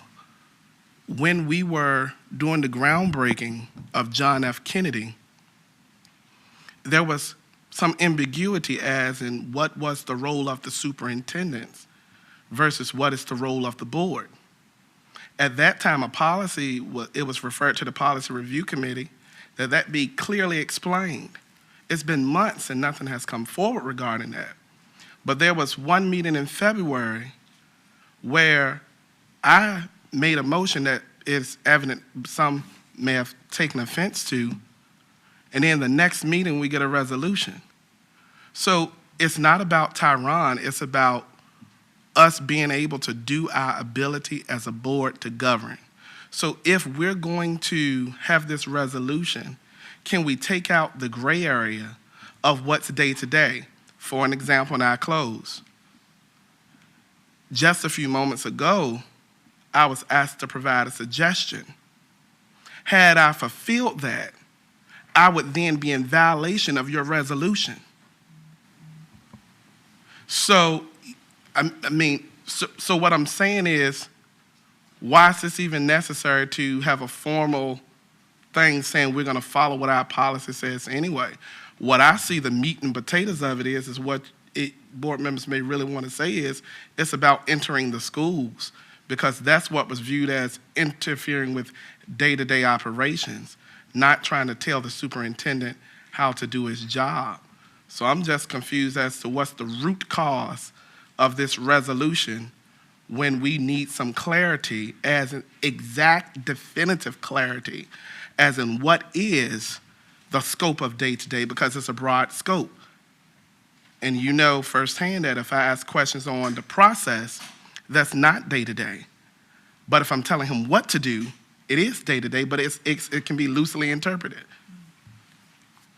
Madam Chair, may I respond to this with regard to the Policy Review Committee? Yes. There was no policy to review after we received clear directions from the attorney with regard to the motion that was made. about going into the classroom and us going into the schools and viewing. And I know that I just saw 2 rows, maybe 3, of teachers saying what their interpretation of what happened here was. I didn't say anything to them. I didn't know they were coming, but I heard what their interpretation, what they heard from the discussion up here. And what they heard is definitely not what I would want them to think we feel, because I definitely don't feel that, and I'm glad they heard what I said. But the day-to-day operations are already outlined. We just read them in here, so you know the day-to-day operations. We, as board members, do governance, but governance means that we hired him to do the administrative job. He supervises the principal. He has the qualifications to supervise the principals, supervise the teachers, supervise the bus drivers, supervise the food server. That's why we hired him. We don't need to go and do that because that's why we hired him. We know that if one of our constituents has a concern, we call him and say, this is what is reported, this is what we saw, this is what we heard, this is what there's concern about. Give us some information on what's going on here, because that is his job. That's day to day. We all had input into the budget. We were asked months ago what our budget priorities were. Everybody can admit to that. So asking about how you want to spend money is not interfering with the day-to-day, because we all had input on the budget, and we all talked about what our preferences were. That's our input into the budget. So from the Policy Review Committee standpoint, that decision that we made, whether we're voted or outvoted, we got great detail as to why we should not have done that. From our attorney, not from me, but from our attorney, as to why we shouldn't do that, and which rules it conflicted with, which laws it conflicted with. So it was pretty clear what he was supposed to do and what we were supposed to do. I don't know, I don't understand why this has to be an ongoing conflict, because he has the job of the day-to-day administration of schools. And I don't know how we need to explain it. I mean, I've got some books I could say I do know how we need to explain it, but it seems to me there's not a lesson that's needed at the school board meeting as to how the superintendent should do his job, and that we don't need to, for an example, I don't need to go to a school and say, I shouldn't, the floor is dirty in the school. That's not my job. But if I see something when I'm visiting a school or whatever, I call him. If a parent says the parking lot is full of water, I call him and say, the parent says there were leaves in the gutters, the parking lot was flooded. I call the superintendent and say, why did this happen? I know it was pouring down rain in the whole week. I understand how it started, but I need to call him to resolve it. It seems like we are trying to extend ourselves or insert ourselves into his job and not our job. And that's just my opinion, and that's the discussion. I'm sorry, Madam Chair, for taking so long to explain. I yield the floor back. Thank you, Madam Chair. I first want to go on record and say that I understand and acknowledge what the day-to-day operations are and that they belong to the superintendent. I have no desire or intention to interfere with that. I share some of the same concerns about this document that Mr. Riddick has already expressed, but I also want to say that I've said this in policy review meetings before, if people don't follow the policy, there's procedures and policy how to address that, and to keep adding resolutions and documents and paperwork on top of that to try to ensure people behave accordingly, I think is ineffective and useless. Okay, thank you for your opinions. And this is a action. Madam Chair. Yes. Thank you. I too have similar reservations to this resolution as Board Chair Riddick and Vice Chair Howell, particularly with the fact that in Virginia Code, it specifies for us as board members what we should be doing in our governance position. It is very difficult as a board member to engage a community when you can't be in that community and you are restricted from being in that community in order to build relationships with administrators and teachers and students. You have to have opportunities to do that, and not just the ones that are set up with bells and whistles and everything looks wonderful and great. There's got to be an organic portion to this. There has to be opportunity for board members to engage in their community, school communities that don't include going to pre-made events. I think good leadership, good governance allows for the organic portion of this to happen, not because we want to be in the day-to-day of anything, because that's what the superintendent was hired to do, but because of being in this elected position, in this governance position, we have to have opportunities to have access not only to the community at large as the voters, but the school community. We have to be able to interact and see and have opportunities to build relationships if we're really going to be truly effective of what we do sitting here on this board. And it should be something that is not interfered with, just as we should not interfere with the day-to-day for the superintendent, because he has a job to do that he was hired to do. We should not be interfered with as board members as we seek to be an active part of this governance procedure. So, Madam Chair, I'm struggling with this because I agree with Board Member Riddick. This looks like we're trying to hamstring and hog tie. And my question is why?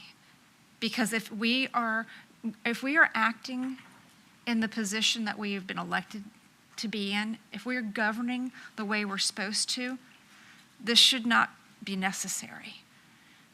This seems very fear-driven, and there shouldn't be fear in board members, walking out the duties that are incumbent upon them. This should not be a tug of war. We hire and respect the superintendent to do his job. I think that there should be a reciprocal relationship here for board members to have the same level of respect, that we can do the things that we were elected to do, the things that are in Virginia code for us to do. Thank you. Let me say something. So thank all of you for your opinions. And I just want to say, and then we're gonna move forward with this. There is no time if you just, the point of this is, no one's trying to do a scare tactic. I didn't get scared when this was read, so I hope no one else got afraid. But whenever you want to go into a school, only thing we have ever asked is that do courtesy and let Dr. Gordon know that you're getting ready to go into a school. That's all as far as that. No one has ever told me, and I'm sure it's other people on this board, that you could not go into a school. I recall, and they said our job is to govern the building of the school.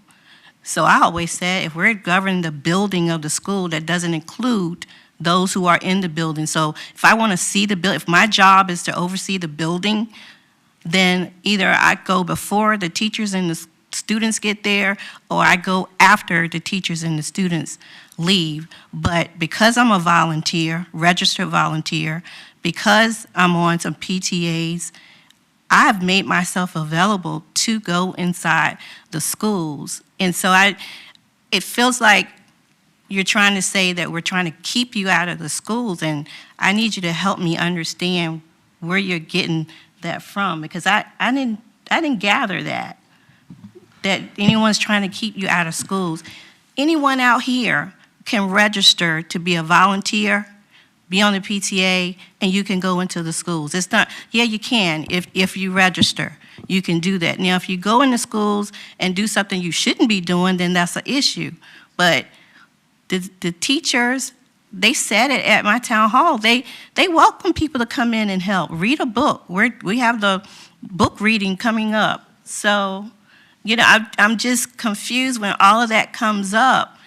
I don't see that. And it's not just me that don't see it. If you haven't taken the opportunity, then I'm asking you again, take the opportunity to get involved with your child or grandchild's school.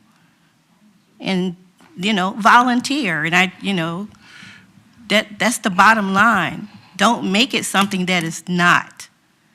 But again, if you go into a school and then you do something you know you shouldn't, get in an argument with the principal or the teacher or whoever, that's not what we're supposed to be in there doing. Madam Clerk, I like to move that we deny this resolution. We're spending too much time, and I believe we're straying from the agenda. The agenda is the resolution as to whether we're going to ratify the resolution. The aspect of going into schools is another item on the agenda. I second that motion. I'm sorry, Dr. Gordon was getting ready to speak. Thank you, Madam Chair. So we do have to take just a couple of seconds, Mr. Ray, just to clarify a couple of things, because we see within this resolution that there are 3 policies that were referred to.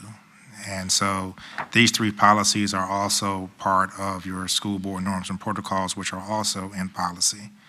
You and I have had discussion about the gray area and some of the ambiguity. And based on last month's meeting, if the school community and the school board remembers, I specifically asked when that motion was being done, what does this look like? There will be several policies as well as regulations that will have to change. And unfortunately, when I asked that question, it wasn't addressed. These 3 policies that are written, as well as the 2 regulations by the Virginia Department of Education, are restating what we already have in policy. And to Ms. Jenkins' point for the example that was given, all school board members have to do is to notify the superintendent they're going to the school. That's all we've ever asked, unless they are invited by the principal.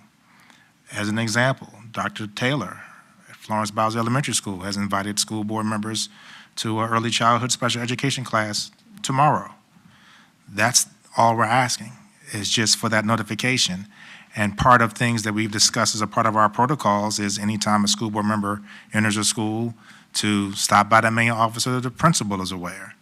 It's just a level of courtesy.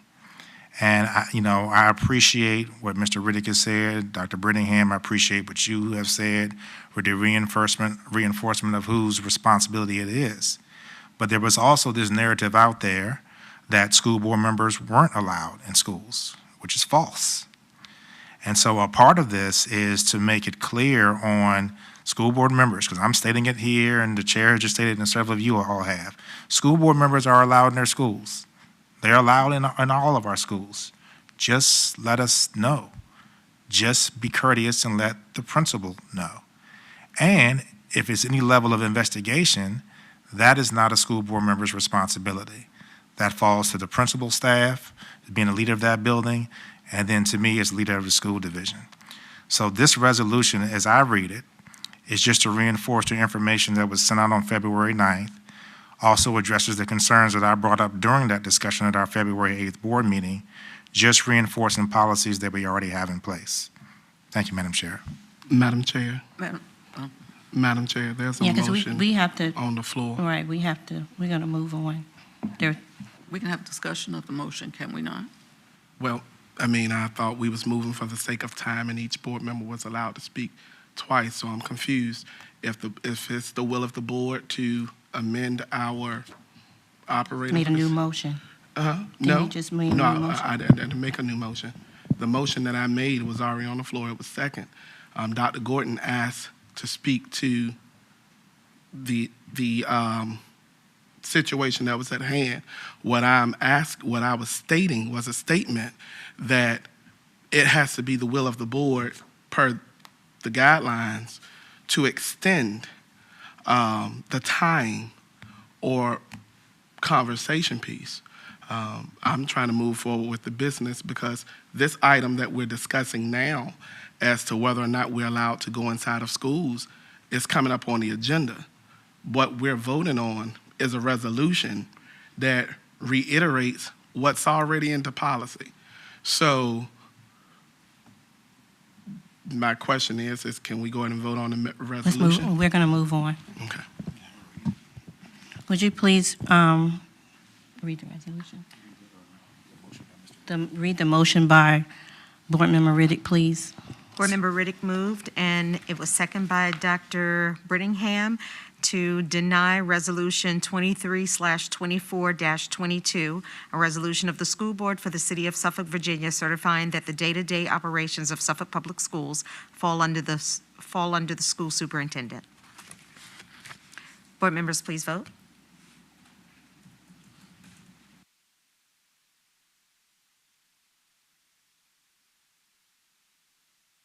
There's a tie vote. Motion failed.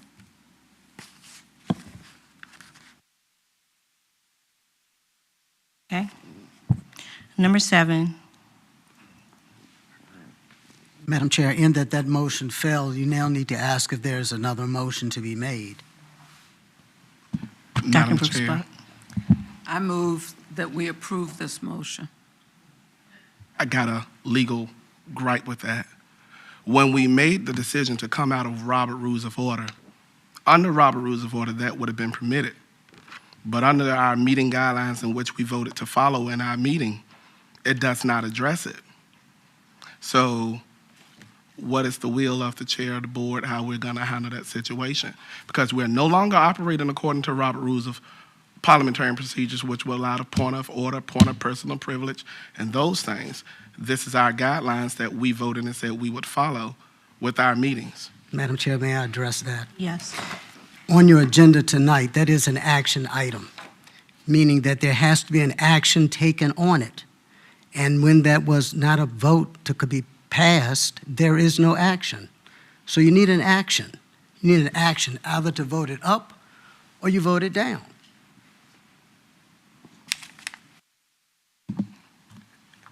And what guidelines are we going by? Because right now, the action that was taken is a tie. So do we handle it now or do we handle it later? I'm just sticking with policy. We need to vote on this tonight. Madam Chair, it is an action item. A tie vote is not an up or down vote. This resolution is an action item calling for an up or down vote, either a yay or a nay.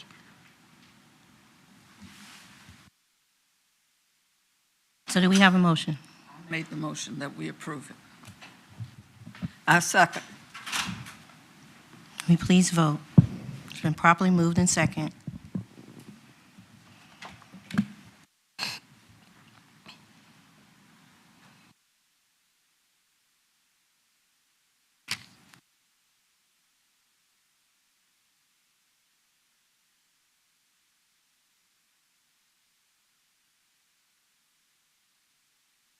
Motion failed.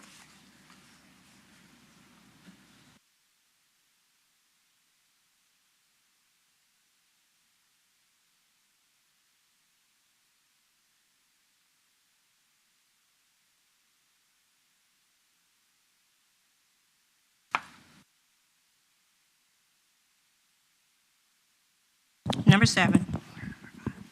I'm sorry. Number 5. Why did I ask about that?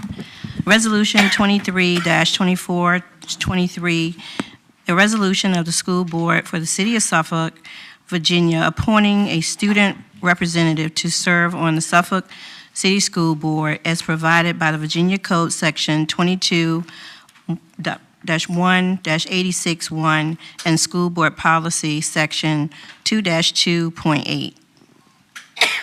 Do we have a motion? Yes, Madam Chair, I move to disapprove this resolution. I second that.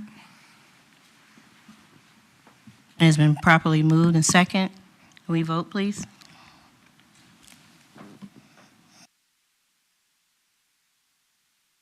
I'm sorry, we're on Resolution 23/24-23, correct? Yes, number 5.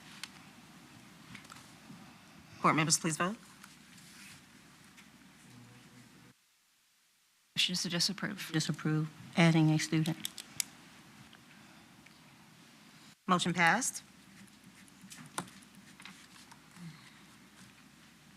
Number 6, Resolution 23-24, a resolution of the school board for the city of Suffolk, Virginia, suspending the implementation and action at the February 8th meeting, 2024, of the school board and referring to the matter of policy review committee for its consideration.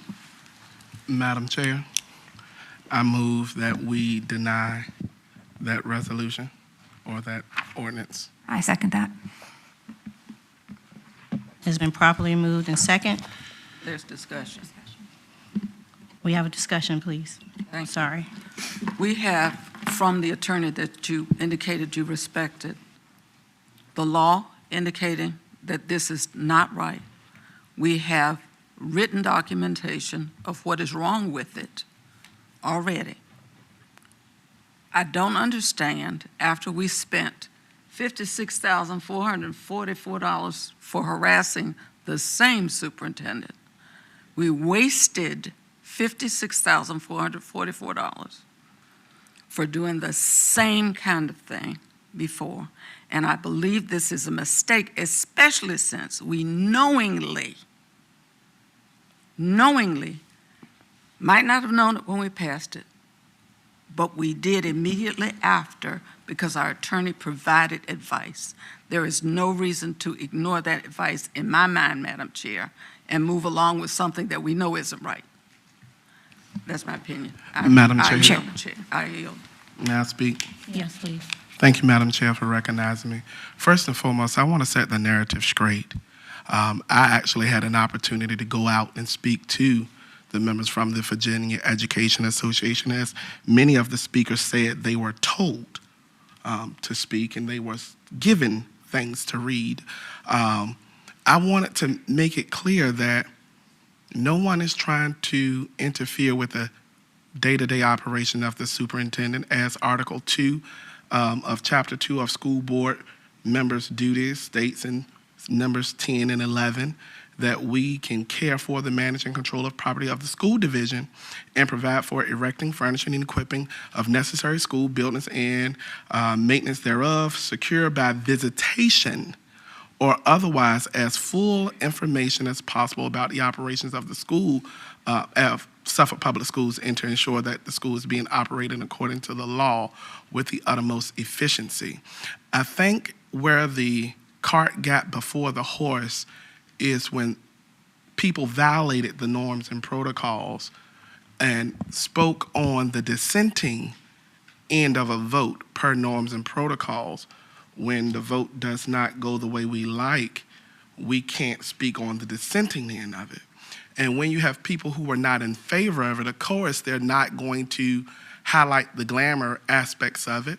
But we heard from the last speaker who brought out the pros of being visible. And when I had an opportunity to actually talk to the teachers and share it with them, for an example, last meeting, Madam Chair, you asked us to reach out to our counterparts on City Council and ask them to fully fund the $4 million that we're requesting.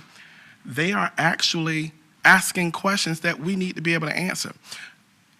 If the clerk would read, I made the motion, there was nothing in it saying catching staff up with anything or any of the false narratives that was taken away from that meeting.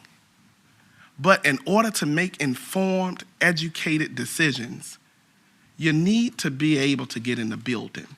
What I even asked was if we could come and try to find some way of common ground to get this thing done. And it was stated that, no board member has ever been turned away from going into a school. I didn't open up the door for that conversation, but I'm going to respectfully disagree. And I'm going to leave it there. Now, if you push me and I got to respond and answer it, then I'm going to respond and answer it. But the reality is, that's not the way I recall it. And what I'm asking for when we did this is a walk-through. No one said anything about going into any classes. No one said anything about interfering with day-to-day. It's just as a walk-through, going through the facility, being visible so when teachers do see you, they are not, oh, what are they trying to catch us in? Or, I mean, some teachers have that, and I was greeted at 2 of the town halls and some emails and some other communications where teachers were saying thank you for it because they welcomed it. And this is not teachers that, you know, are on the deep end, some would say. This is from a whole variety of teachers who was just like, no, we want you out in our building. Our thing now is it was passed. Instead of trying to find a backdoor way to remove it, why don't we try to sit down and have the board discussion on what board engagement as a board would look like? And kudos to every board member who, in their own time, are able to go out and volunteer at schools and do these things and are invited by the principal and things of that sort, because I am too. However, as a collective board, when are we gonna step up to change our narrative? When we come out, it's not always a aha culture, get you being bad or anything like that. If that is gonna truly change, we have to change our method of operations. That's all I'm saying. Yes. Thank you, Madam Chair. I want to point out what speaks to me in this resolution is it's a temporary suspension, number one. Number two, a referral to the policy committee to put specifics in place, such as what week out of each quarter, and the fact that it's just a walkthrough with no interactions in the classroom. I think in order for the 7 of us to implement this the way it's intended, we need more details. It already says in our policy here, and it's been read tonight, school board members are encouraged to attend school activities when possible and visit schools periodically to maintain contact with building employees and increase understanding of actual educational practices. That involves being in the building, and it says here in our policy, it's encouraged. We're encouraged to do it so we can hold each other and everyone on this dais accountable to following that policy. I think the policy from last month needs more detail to be carried out and be truly effective for the way it was intended. And so for that reason, I would be affirming a temporary suspension of it and sending it to the policy review committee for more detail. Thank you. Are we ready to vote on this? Madam Chair, Yes. I just have one question regarding this policy. If it doesn't really have enough specifics in it and needs to be modified, is it necessary to suspend it? Can we not just send it back to the policy review committee to look at it, to alter it, to give us some feedback on it, and to bring it back to us with revisions like we do every other policy? Well, the motion right now is to suspend it so we can clarify and get things done properly. And the motion on. Sure, Dr. Gordon. I think the motion, and Mr. Riddick, you correct me if I'm wrong, was to deny this. Deny it. And It was to deny it. Okay. However, if we're going to send it back to the policy review committee, and the committee is going to bring back a recommendation on how we can quarterly go into the schools, because it's not unannounced, because you still have to identify the week you're going. So just as the teachers were saying, they would still get to, know this week is the week, hey, it's a possibility that we may get a board visit. Not to come in the classroom, but if that's the intent, not to go sit it and try to pull it apart and then submit, hey, we don't recommend no action or this policy at all is what comes back, then I'm with removing my motion and making another motion where it would do that if that is going to be fruit coming from it going to policy review committee. Madam Chair. Yes.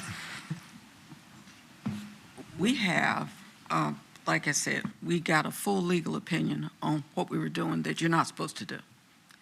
And I hear people saying that everything was misinterpreted or people didn't understand. I would like to know, with regard to the Policy Review Committee, since we know that what you said might have been misinterpreted, while we're walking down the hall of a school every quarter, if we go into our schools, we don't need to walk down school. I don't need to do that because I volunteer at my school. So I don't need to walk down the hall every quarter because I don't even know what I'm looking for. What I would like as the Policy Review Committee to know what I'm looking for, because I can take no action against, I can't go tell an employee, you need to come and clean up the floor, because I have no control over that person as an individual, neither do you. We can't even recommend that a person be terminated unless the superintendent recommends that, then we can vote on it. So for clarity's sake, what are you looking for? Not what you weren't looking for. What are you looking for with the, I want to know the goals and objectives of the visits. Maybe that's what I'm, and then I can talk about the policy. What are we looking for? Madam Chair, may If I somebody can answer tell that? me. Yeah, sure. I'm glad that we are going in the direction of what we're looking for versus what others think we're looking for. When you go inside of the facility, you're not looking to catch anyone in the wrong. But what I would like to see is I would like to see students learning. I would like to see our staff enjoying their experience. I would like to see the initiative that Dr. Gordon has proposed doing what they have been set out to do. Realizing that if I do observe anything that is not being done to my thinking, to follow the policy and refer that to the superintendent and leave it alone. There have been countless of times where I went into the schools and I commended the students' artwork on the wall and, you know, got to see some teachers doing some great science experiments and things of that sort. You know, it's not, I want people to change the way they're looking at the glass. It's not half empty, it's half full. If the school board came in and we see that teacher that we recognize here going above and beyond, girl, I just want to appreciate you. You're doing an outstanding job. You rock. If she's in the hallway and is not teaching and you're not interfering with her doing her job, not knocking on the door and say, hey, girl, let me talk to you. No, but just being able to walk through them to see your presence, you know, high-fiving the principal, hey, we support you, because when I have to go back and have conversations with my counterparts on council and asking about $4 million to increase while we're already doing a $74 million capital improvement project or capital project, the response that I've been getting from different council members who have called me, I didn't call them, they called me, was, what do you need it for? Why? And I understand that we have an outstanding superintendent, but I don't want to have to always quote Dr. Gordon. Sometimes I want to be able to speak and say, hey, look, I was at Kings Fork and I saw the sinkhole for myself. What'd you say, board? I was just making sure we stay on topic. No, I'm still on task with what I would want to see. Okay. So in order to answer those questions, I have to go out to see some of these things for myself, just as we had to take the city council to JFK, as you stated before in past meetings, for them to see it, to believe it. But with board members going out, you're changing the narrative. You're seeing the students learning. You're seeing that hardworking bus driver. You're seeing that hardworking custodian. You're seeing that hardworking administrative. You're actually engaging with parents. Today, when I went out to a school, there were parents in the lobby who came up to me and they were, hey, Mr. Reddick, I'm glad to see you, man. Hey, look, I got this issue. And I said, well, look, do me a favor. You see that guy in there? Go talk to him about your issue. So, I mean, and there was a false narrative, and, you know, I got my records, that came out of today, but no one is trying to catch anyone doing anything bad. But if you're going in that building and you see, it's like a caught being good. We're not coming to see what you're doing wrong, but we're coming to back up our superintendent. So when he's talking about plant conditions, we can reference that the mobile units need to be gone. because I understand that there's overcrowding at Northern Shores, but there has been overcrowding at Elephants Fork for 33 plus years. Since I was born, there's always been mobile units at Elephants Fork. So, but being there, seeing the conditions of it, it's not to, come at any staff, but now I'm a better advocate because I don't have to quote secondhand what was given to me in an Excel document or spreadsheet. I saw it, not to post it on Facebook, not to whoop the superintendent with it. And I understand we have some issues with board members doing that in the past, but it's a new day. And if that happens, there is a policy in place to deal with that, not to have tortious interference of contract.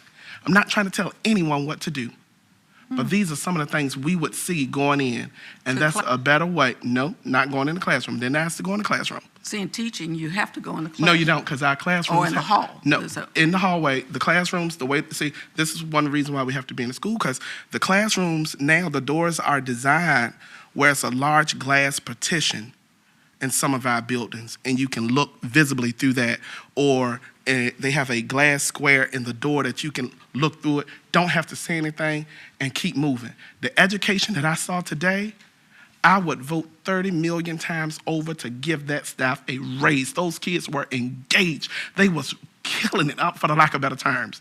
Those teachers at MacBean were outstanding.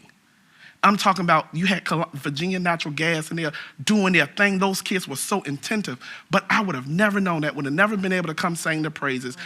Can we move, because you're over 10 minutes. Over 10 minutes?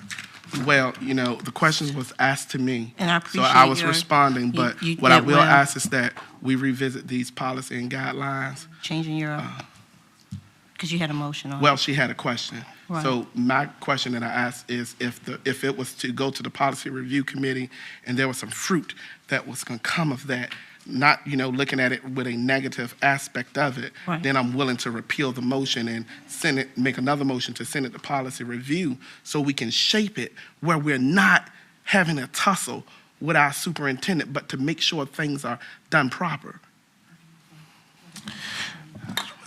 Thank you, Madam Chair. So just to clarify, because Ms. Lingliff had asked a question about the need to suspend it, and I think Ms. Howell kind of summed it up pretty well. The need in my eye to suspend it is because of kind of what Mr. Riddick just said.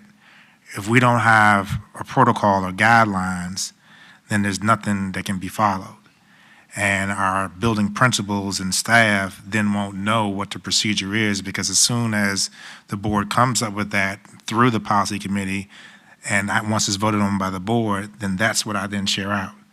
So the suspension is necessary to make sure that there's uniformity in what the board is looking for from the will of the board, but then also it adds protocols to the schools so that we'll know, okay, first week in May, as an example, would be the week the board members visit. They must check in through the main office, blah, blah, blah, blah, blah. So we have to have, in my opinion, just for clarity for our 21 schools, a process so that everyone's on the same page of knowing what the expectation is. Who are you? There was a question that was asked. I didn't receive the answer. So my question is, if I remove my motion and send it to the policy review committee, would there be some fruitful work from it? Because I don't want to withdraw it and then it goes to the policy review committee and it's recommended, hey, the recommendation from policy review committee, hey, we don't need this policy. And then we're stuck back at square with a suspended motion and no policy. Sending it back is for that purpose, because it's too vague. So that's why we're sending it back to the policy review committee to put, particular things in there. So we have a guideline. Right now, we don't have one. So we can have a guideline. We have an understanding. And then they will bring it back to us at the next meeting, and we can review it then. Madam Chair, my question was addressed to the policy review committee as to whether or not it would come back with some fruit. Because one thing I do know, if a person is in opposition of something, you can't force them to put it in a positive light if they don't want to do it anyway. Okay, policy committee? Can I address? Yes. Can I address this? The motion is not to set aside the action. So the vote that was taken by the board and approved by the board in February still stands. Even if it's suspended, it still stands. So the Policy Review Committee has to operate with that in mind, that that vote has taken place and it passed, and so there will be something coming out of the Policy Review Committee. Whether you like it or not, I don't know, but something will come out of the policy review. The other thing to keep in mind is two things. One is the code section that that board members oftentimes refer to, 22.1-79, powers and duties of school boards. And it talks about that you care for, you control the property of the school division. How do you do that? How do you care for property of the school division? You care for property of the school division through the school superintendent.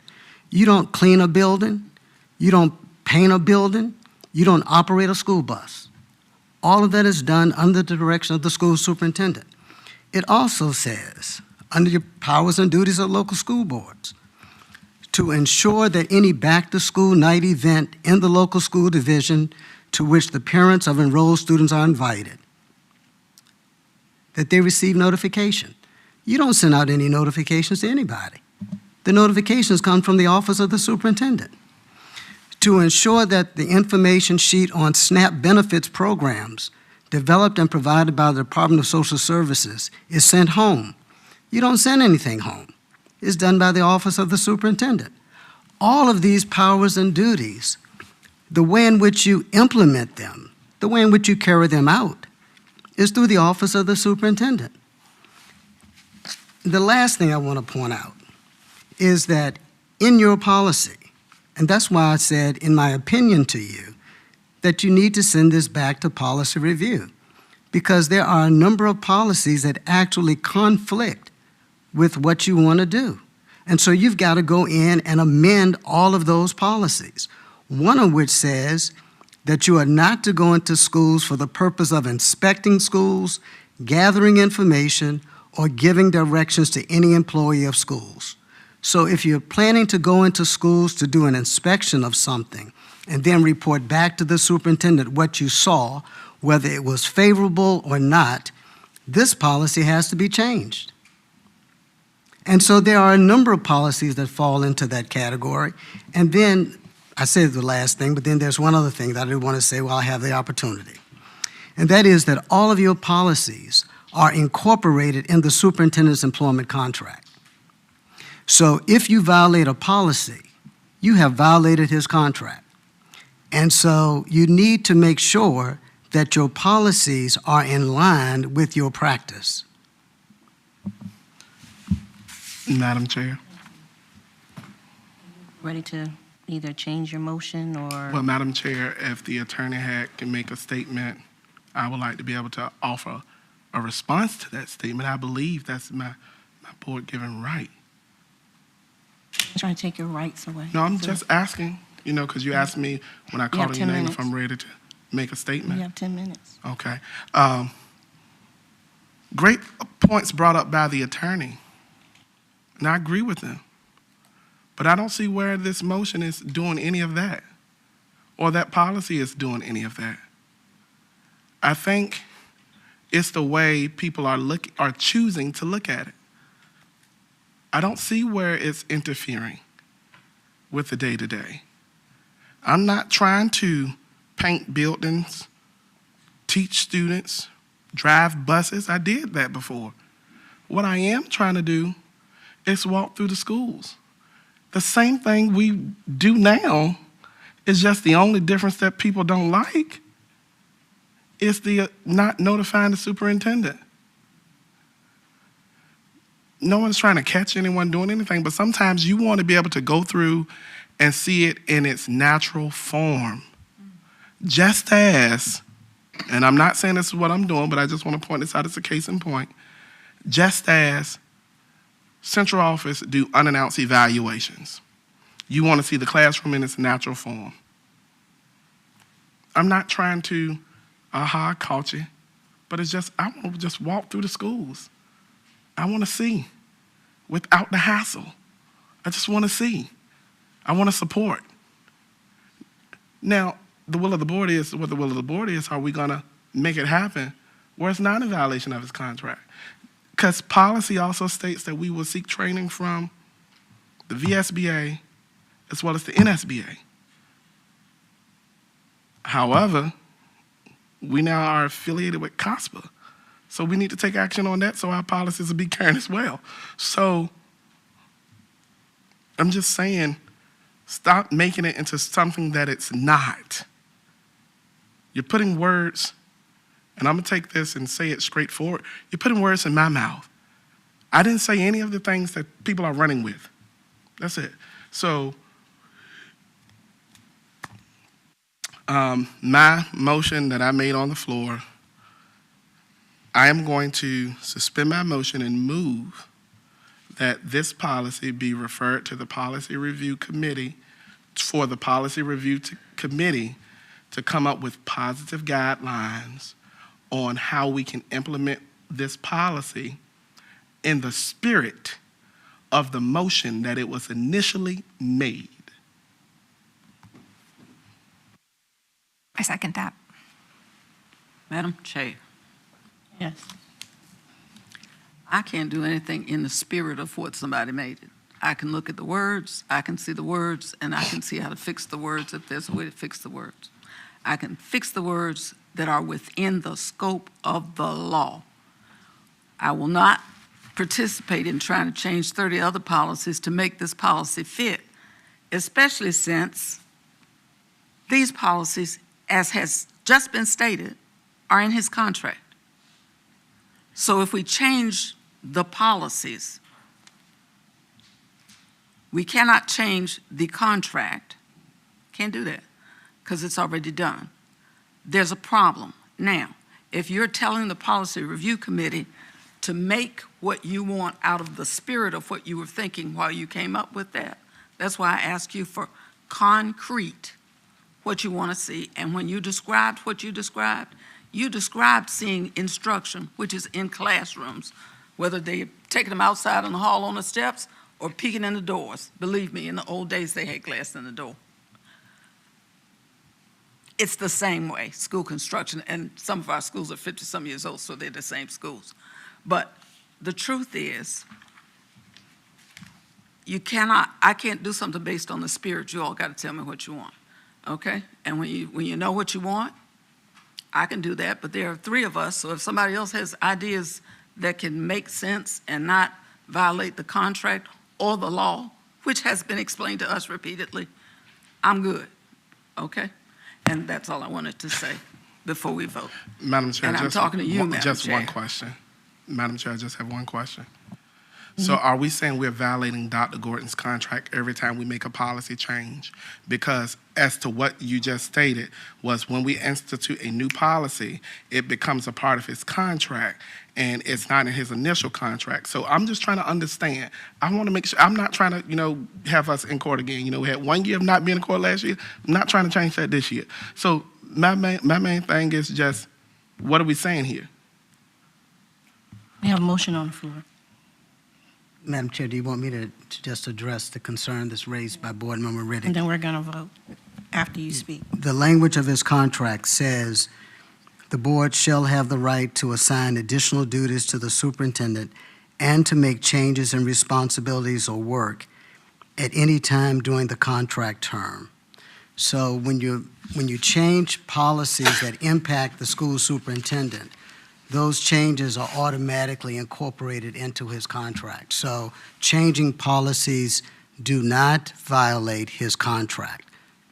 Policies that are not changed and the practice is different from what's in the policy does violate his contract. Hope you all understand that. I do. I'm ready to vote. Would you read the motion?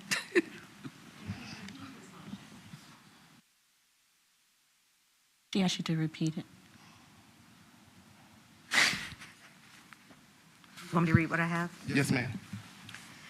Board Member Riddick moved, and Board Member Dr. Brittingham seconded the motion to refer the policy back to the refer Resolution 23/24-24 back to the Policy Review Committee for guidelines to be established in the spirit in which the request was originally made. Yes, that's my motion. Are we ready to vote? Sorry. Board members, please vote.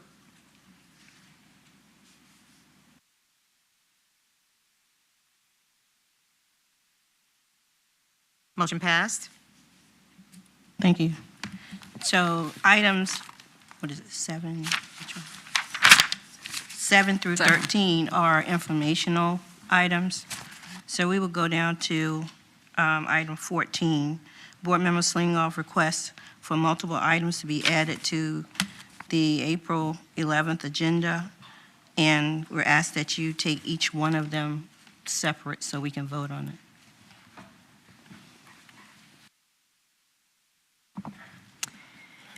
Thank you, Madam Chair.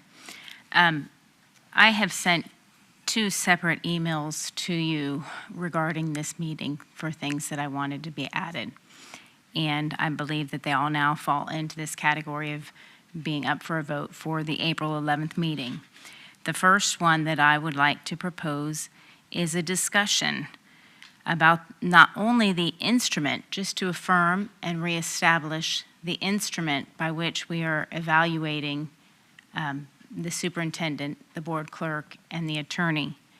But more importantly, I would like to have a work session for the board to discuss the process by which the evaluations will be gathered, collected, and administered. So my motion regarding this would be I move that we add school board employee evaluation instruments and the process of evaluation to the work session for April 11th for a board discussion, followed by action in the board meeting. I second that motion. Would you read that again, please? Modify it, sorry. I move that we add school board employee evaluation instrument and the process of evaluation to the work session for the April 11th meeting, April 11th, 2024 meeting, followed by an action item in the 7 o'clock meeting. It's been properly moved in second. Is there a discussion? I have a question. The instruments, what does that mean? Because the superintendent's instrument is the state instrument. It's not something we created, it's the state instrument. And at the time the board selected the indicators, because the goals and objectives are the same, the indicators are the things that we had a choice of, and the board voted to have that. So my question is, and if you're talking about for this year,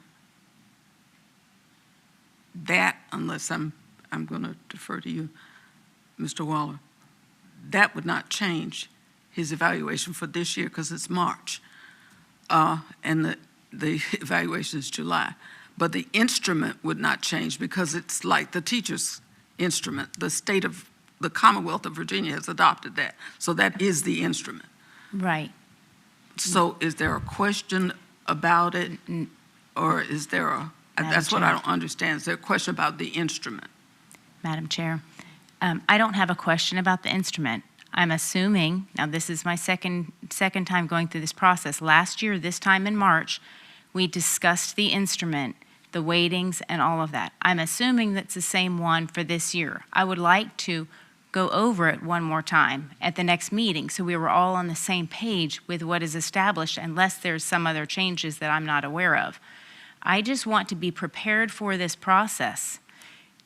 I want to go over it again, establish that we've had a meeting, we've discussed the instrument and the process that it's going to be in which it's going to be administered, and perhaps even a timeline to understand when it starts, when it stops, how it's collected, and to discuss all of those details that pertain to that process. That's what I'm asking for at the April 11th meeting. For our superintendent, our school board attorney, and for the clerk? Yes. Okay. Yes. As a point of clarification, Ms. Lingloff, the reason that the weighting was discussed in March of 2023 because there was a new competency that was added. And so that competency, cultural competency specifically being added, was the reason that I agreed in my conversation with Mr. Riddick as the chair at that time to have that discussion. There aren't any new competencies this year. So it will be the same. The second part is anything related to the instrument and how I will be evaluated has to be agreed upon by me as a part of my contract. And I agreed to the additional one last year because we had to because of the state. But if it's just the process, that is something for the board regarding the timeline. But as far as the evidence, as far as the instrument, that's set in stone for the length of my contract. Thank you. May I address that? I appreciate that. I truly want to be prepared and understand how it is going to be administered this year, how we are going to walk through this process. Last year, the process was told to us and laid out, and we did not discuss it as a board, the process by which we were going to walk through, what to expect, what it was going to look like, how it was going to be turned in. That was not ever discussed on this board. The only thing we discussed was the instrument. So I'm asking for a work session to discuss the process. As far as the instrument, I don't see any harm unless, Dr. Gordon, you have an issue with it. I don't see any harm with going over again. Here's what we agreed upon. This is the established instrument as a reminder, and here's how we're going to administer this process. This is what you can expect. Put a timeline in there. Whether it's going to be done on Google Docs, whether we're going to get hyperlinks. For instance, I don't want 23 pages of hyperlinks for support of his evidence of his performance. In years past, my understanding is that you've had bound hardback paper. I would like a hard book of the evidence. I don't want to have to hit 23 pages of hyperlinks. These are the kind of things that I believe the board needs to discuss so we're not told a couple days before it's initiated and launched that here's how it's going to happen. I don't honestly think there's anything wrong with having a discussion about this process so we can execute it well as a team, as a board. Okay, the motion's on the floor. Go. I was just going to ask if everyone has been trained by VSBA on the superintendent's end, because the instrument is there, so there shouldn't be a question about that or how to do it. We just want the process. That's what I didn't understand. That's why I asked. Right, the process. And the process was different before when I was chair and when she was chair, so, yeah. And that's why I would like the process. But I don't see any harm in just saying, here's the instrument again. Right. 3 minutes, here's the instrument. Well, it's 80-some slides, so it takes a little longer than 3 minutes, but. Are we ready to vote? Yes. Do you need me to reread the motion? Board members, please vote.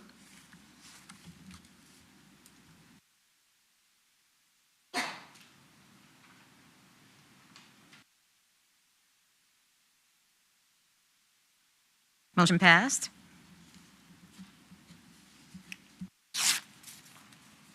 Your next one?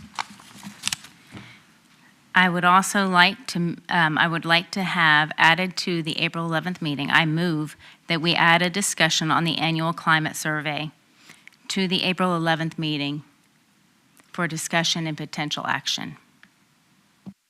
I second that motion. It's been properly moved in second. Is there a discussion? Do we have the data from the annual climate survey at that time? Because we get the data from the annual climate survey every year. There's a discussion and they go over it in detail. So my question is this the time that we normally do? Because if we're going to turn around and do it again, then it would affect my vote. Madam Chair, we present climate survey data every year to the board in June. At the end of the year, we show the board areas that were in the green, high percentages, areas that were in the red, that are areas of concern. We also show growth in the indicators based on previous year's data and our feedback that we will focus on for the following year. So the survey that closes on March 29th will not be ready in the month of April because we have to also be able to have communication with our building principals on this. And we have done this historically in June so that the board can know what the focus will be for summer programming for the following year based on that data. And many times we also use that to discuss our behavioral data based on climate survey data, information coming from Dr. Brown's office as a part of our preparation for the intro for the following year in August. This is a timeline that the board has agreed to and approved. If it is to adjust that timeline, we will have concerns with this because our research and development team needs to have time to be able to do the analytics. And I do not feel that 8 days, especially if the agenda has to be posted 4 days later, is enough time to do that. So I would prefer that we continue to be able to present this to the board in June as a part of our end of the year reports that we've given annually. Madam Chair, I apologize. I believe that I have not clearly communicated my request. I'm not asking for climate survey results in April. That's not what I'm asking for. I would like to discuss the topic of climate survey, of a survey of the school system. Last year, we received the climate survey results and we were given 14% of it. I would like to see more results come forth. I understand the answer to that is that it's a superintendent's working document, in which case I would like to discuss as a board doing a separate climate survey if we are not allowed to have the results. I believe it's important for the board to understand the climate of the school system. 14% does not clearly represent the climate of the school system. So I wanted to have a discussion about climate survey, whether it's engaging with the superintendent or whether it's separately. I think that it would be important for the board to consider a climate survey. Madam Chair. Yeah. I got to clarify, Ms. Linlove, you're not receiving the 14% of the survey. As I explained to you last year in June of 2023, the week of the climate survey presentation as well as at the board meeting, there are common themes that come from the survey because many of the questions are actually correlated. So what Mr. Dickerson's team does is they take those common themes and present to us those numbers. We then show the board what those numbers mean, especially since they're always closely related. The climate survey is for students, staff, and parents. And when this information comes out, and we focus on the different employee groups since we have 2,300 of them. The thought of a board issuing a survey is very, very concerning because we just had a huge discussion about the duties and responsibilities of the superintendent. And here we go, having a conversation about a school board issuing a survey. There has to be some level of trust, in my opinion, where the information that we are presenting to you is what the data says, is what the facts say. And I always show the board, and this is before you came on the board, but I always show the board every area that we need to focus on.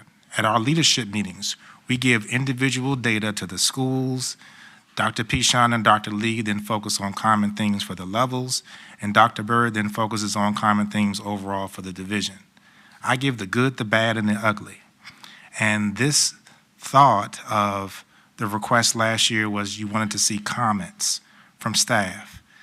It is an anonymous survey. And the thought of us being able to show every aspect of what our staff says is not in the purview of the board. There has to be a level of trust where we are always going to be able to show you the facts and the data and our strategies to address that. Example, I showed that 38% of our middle school kids don't respect the school. That's one of the lowest numbers that we had on the survey. If I wasn't addressing the bad and the ugly, I wouldn't have had that on the slide.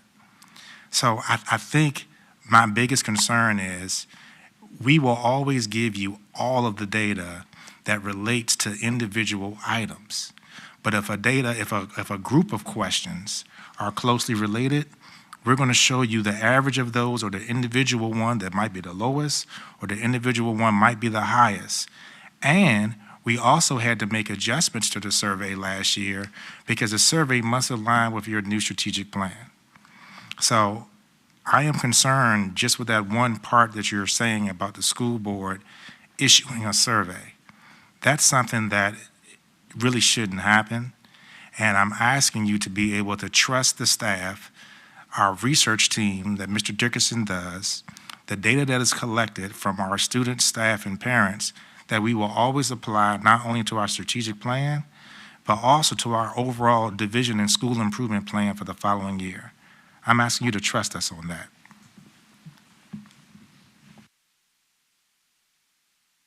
You have a motion on the table? Do we need to read it again?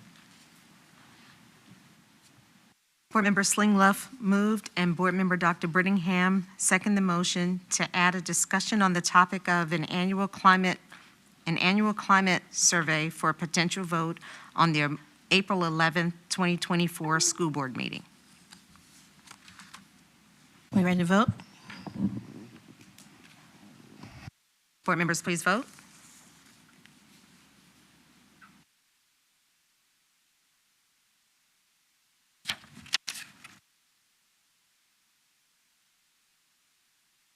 Motion passed.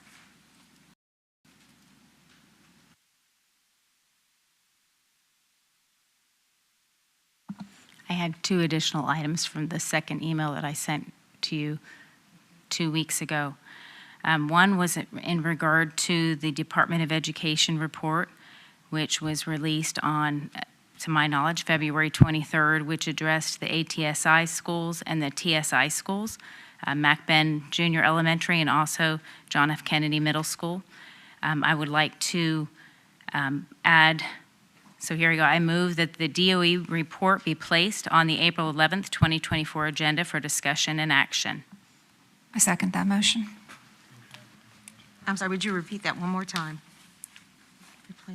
I move that the DOE report be placed on the April 11th, 2024 agenda for discussion and action.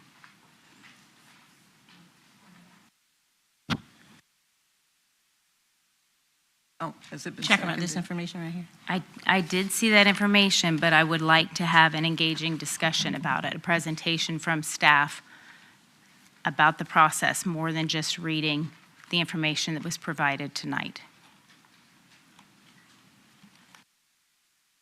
I just wanted to speak to the motion Okay. when it's been seconded. Has it been seconded? Yeah, it was second by Okay. Dr. Brittingham. I just want to make sure that I've seen what I've seen in years past. When a school is not successful, we do an improvement plan, basically, to address whatever the needs are that's been presented to the board. And so people are working on it. When it's completed, or when we reach the end of the term, we normally give a report to see what the progress is. I don't know what an additional report would do before the end of the year, before the end of the process. I don't know. There's nothing to discuss until we get the results of the plan that has already been established based on the problems that the two schools had. So again, I would say, I don't know what we're discussing in April, other than the fact that the information we already have in our hands shows that the two schools didn't meet the standard, and it explains why. I don't know. I'm just asking, Madam Chair, Thank you. before I vote. Madam Chair, thank you for letting me speak again. I will be clear. This board has diverse years of experience in the school system and obviously on this board. Coming into this, being a year under my belt now, this is something I would like to be more educated on. I would like to understand this DOE report, what it says. I understand that Mac Ben was first on the status in 2018, 2019. So it's been several years now. I don't have the history of what actions were taken to bring McBen up to speed since 2018, 2019, but I'd like to know, because as a board, we are responsible to ensure that our schools are brought up to the place that they need to be. I want to know what it is that we are doing. I would like to hear what it is that we are doing to ensure that this is the end, that we're going to resolve the situation that McBen is facing. And likewise with JFK, I don't want to see JFK on another year or 2 years from now. I don't want to see at the end of my term that JFK is being brought up by the DOE. So I'm asking for information. This is an opportunity to inform, to educate some of your newer board members, and to help us understand the processes that the school is implementing to actually address these situations. I appreciate the sheet that was laying here when I came in tonight. I would like to have an opportunity to engage to fully understand that. I would like it to be further explained, and I would like to be able to ask questions to it, because this is just a 2-page document in black and white. This is not relational for me. So I'm asking whether it be at the meeting as an agenda item or in the work session, if you would prefer, if that's where it needs to be. I believe that it needs to be addressed. Madam Chair, I would like to make a suggestion that Ms. Slingler, if you take the time to read this to, actually it's 1, 2, 3-page or 2-page and some change document, because we explain what you just said in here. And to give you the quick executive summary, this is federal guidelines. Federal guidelines based on us receiving Title I money for these schools with a focus on students with disabilities. We give you the total number of students with disabilities per grade level. We give you the targeted areas of impact that we're trying to use for student achievement. And based on what Dr. Brooks-Buck just said, the only deciding factor is going to be SOL scores at the end of the year. So I won't have any new information to present to you next month, because we don't start taking SOLs until May. So once we do our school improvement plans over the summer based on this instructional data, we will cover what you're looking for.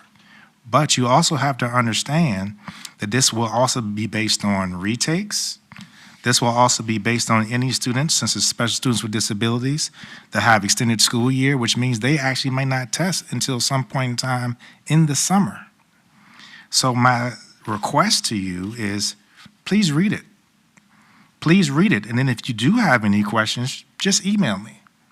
And Dr. Branch and I, with the assistance of Ms. Shirley and Dr. Lawson Davenport, we will give you the answers that you need, and we will make sure that we share those answers with the entire board.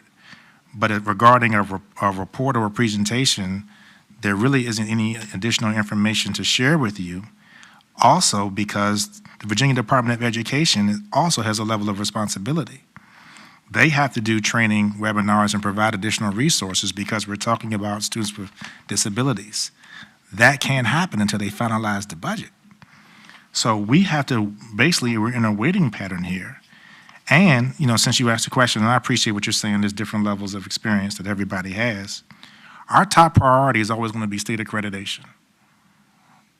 McBen was fully accredited. JFK would have been fully accredited if it wasn't for the 4-year rule.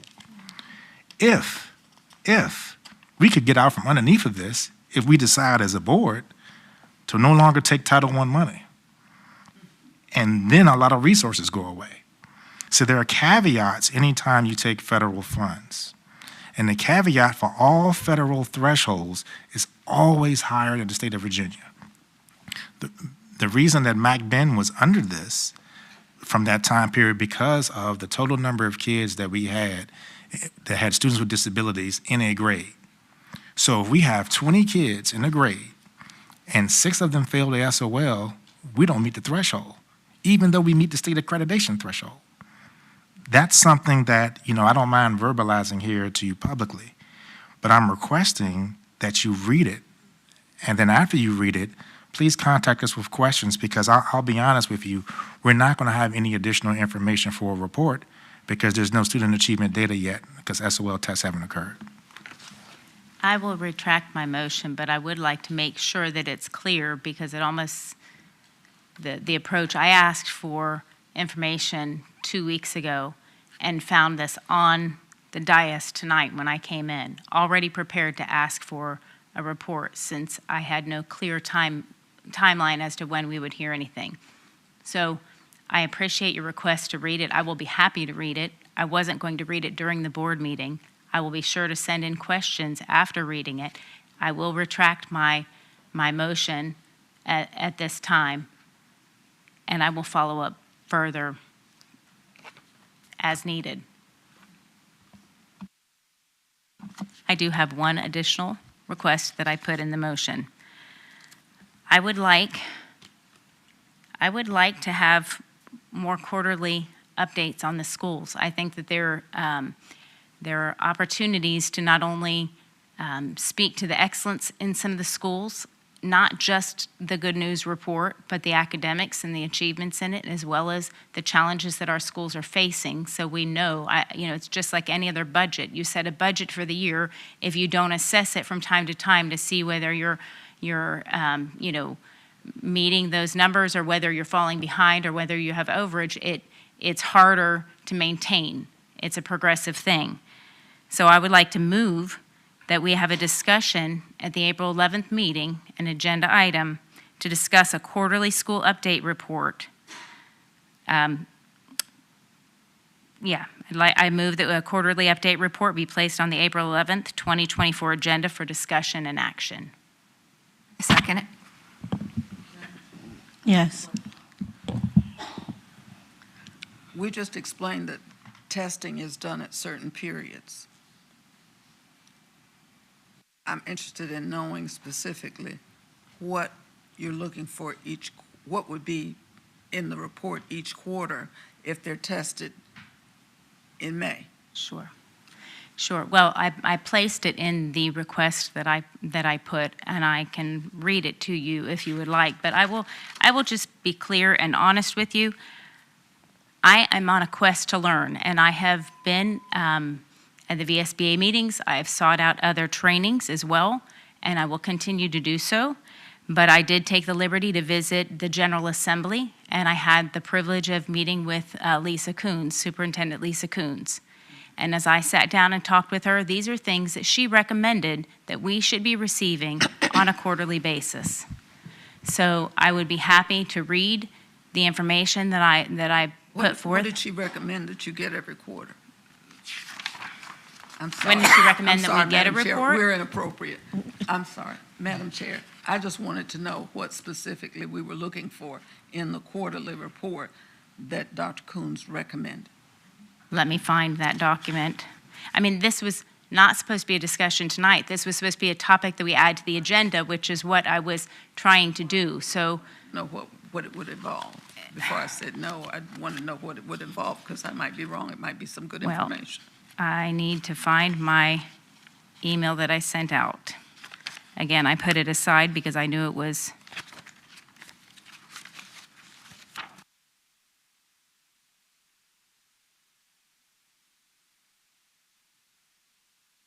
up.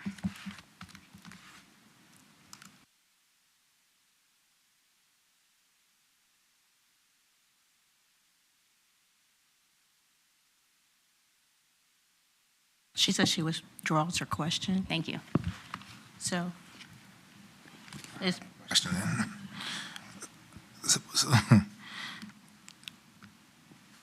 So I guess even though Dr. Brooks-Buck withdrew her question, if we have our school performance plans on the website, if staff does quarterly reviews giving feedback to building principals and building leadership teams, and that's going to be based on teacher assessment data, PALS, iReady, IXL, all the things that our specialists and teaching and learning team does. And then if those updates then go into the school performance plans, and we can make sure that they're updated every quarter. I'm not sure how much Ms. Slingleff will be able to share with you that is not a part of what those individuals do on the day-to-day. The second part is it seems to be there's a level of scrutiny against what the T&L team is doing, even though 18 out of 19 of our schools are fully accredited. And I'm trying to figure out when there's going to be a point that we can acknowledge their work and the work of the staff, since we're trending in the right direction. Because once we begin to put this information out there as if, something is being done wrong, it kind of changes the impact and effect that the group wants to work. Second of all, 4x4 data, because you and I have talked about that, so I'm going to use that as an example. 4x4 data for the high school isn't final, just for everyone's information, because those students who took a SOL test in the fall and may be eligible for expedited retakes can actually take in the spring. So that data, as an example, isn't final. I want to be able to always share with the board what our strategies are. But because our schools have a 95% accreditation rate and the 5th highest growth in the state, why do we have to then prove it? That's my concern, because I can tell you, that's going to be the perception. That may not be your intention, but that's going to be the perception. Because if we were under school improvement at the state level, I wouldn't have any issues with what you're requesting. But the fact that we're not makes me want to know, or it makes me really want to ask, when is that trust factor going to be there that allows Dr. Branch's team, the work by Dr. Lawson Davenport in curriculum instruction, a leader on the East Coast, from her work, from all the conferences she's presented at, and our school improvement partnership that, I'll give you the background, that we had with the University of Virginia and the Carnegie Foundation, that we've highlighted to the board for our continuous learning for continuous improvement model. That works. So I never will have a problem of showing you guys these are the areas that we need to grow in. Kind of like this report that I gave you, right, for special education. Here are the areas we're going to need to grow in. And here are the steps that we're going to take. Because one of the things from our discussion earlier was, you all tasked me, for example, to improve the student achievement of the schools, right? That's the task that the board gives me. But how we do it is us. And that's the part that I'm concerned about, that I then have to, and I don't want to use the word defend, but go into specifics on how we do it. When you get that report every year in August. So there's no need to do, and this is my opinion, there's no need to do a quarterly report, because what we show you in August is going to be the same plan we do in November, unless the data says that we got to make some major tweaks. And if it does do that, I'll meet you halfway, and I will communicate to the board, probably with something in your seat or email, because the data for this reporting category is not performing well, we're going to bring in this speaker, or we need to get to hire this person, or do those types of things. I haven't done that since you've been on the board, as an example, because it's working. So the quarterly report won't be anything new from what I give you in August. Now, what I give you in July, outside of summer school data, you'll see those areas. And if you take a look at our school performance plans that Dr. Lee, Dr. Pichon, Dr. Jackson, Dr. Branch, and Dr. Bird worked on, you'll see the plan, right? You'll see the goals that we're striving for. And I can tell you, the quarterly reviews are very intense. Like principals, and it's not just them, the entire leadership team of teachers and the specialists for those subject areas and the coordinators for those subject areas drill down and work, so that now our building principals and our teachers know they need X number of kids to pass this SOL to make the threshold. This kid right here, John Gordon, falls into 4 categories, so we got to make sure that he passes because he hits us 4 different times. That's part of our identification. So if it's a situation where if you have some specific questions again, related to that I haven't kind of covered today, I will definitely, answer those questions. I'll email them to you, email to the whole board. I just don't want to get in the habit of feeling like, and I think you heard this some from the teachers today and from our staff, it takes time for us to put together these presentations for you. It takes time where and Dr. Lawson Davenport will tell you, I try to think or project potentially what questions the board may have. Putting those presentations together and still being able to monitor during the day and be in those schools, it can become long. So I would rather answer, specific questions that you have instead of asking our staff to do additional presentations, because you've been with us now for 15 months. You see the presentation schedule. It basically duplicates itself except for things that we have to add based on what our data says that we need to add. So if there's specific questions that you have, I'm just asking for us to go that route instead of having us to do additional presentations to cover it. I appreciate what you're saying. I would like to add in there, one of the things that has been consistent, and I think it falls in line with many of the discussions we've had this evening, has been the trust factor. And I would like nothing more to see that factor increased on both sides. It takes both sides coming together to increase that. I think one of the things that affects a trust factor from a board member's perspective, particularly a new board member who was demonized coming onto the board and repeatedly during the first year accused of wrong motivation, that affects trust. Lack of transparency for requested things, that affects trust. Instead of shooting down requests that come from this administration, I would like to see you say, let's come together, let's meet, let's discuss this. Let me provide you some information to bring you up to speed, instead of always assuming that a question that might be a hard one or that might feel defensively threatening, instead of assuming that it's for ill intent. I think there should be a benefit of the doubt that maybe perhaps people on this board are here because they care about the children of Suffolk Public Schools. Maybe people on this board, every board member on this board, maybe every board member on this board ran because we chose to contribute to the school system, whether we have our children in it or not. Only one board member currently has a student enrolled in Suffolk Public Schools. Does that mean that it disqualifies everyone up here from participating in the board? Just because my children are not in the school system does not mean that that narrative needs to constantly be propagated. Because here's the thing, going in the school system, the policy says that we should be able to go into the school system. Virginia Code requires us to go and secure by visitation and assess that we're obeying the law. That's in the policy. That's in Virginia Code. Our policy says that we should go visit the schools and that we have to notify you out of courtesy and notify the principal if they didn't invite us. But yet the policy also in the resolution that we voted down tonight negates that and says you can't talk with a subordinate employee. They conflict right there.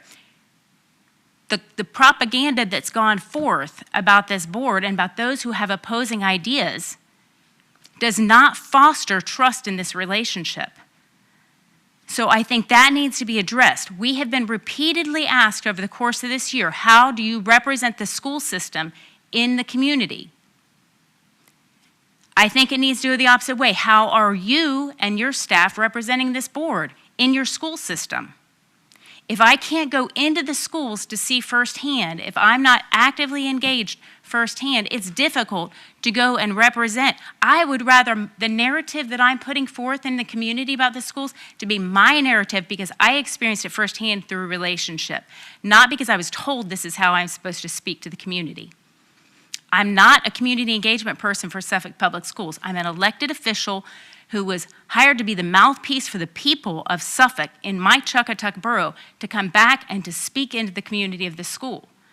So this issue with trust, the only way this issue is going to be resolved so that when I ask for things or when you receive a request from me, the only way is if we build trust by making strides towards one another, which entails being transparent, which entails being honest, which entails not speaking out negatively about one another. So I think it goes both ways. So right now, my request, my motion stands to discuss quarterly meetings, the quarterly report.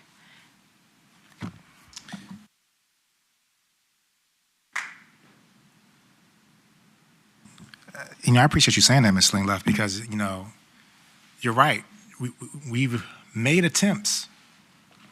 This is part of the reason why I met with you 5 times about bills and payroll, right? We made attempts. And even though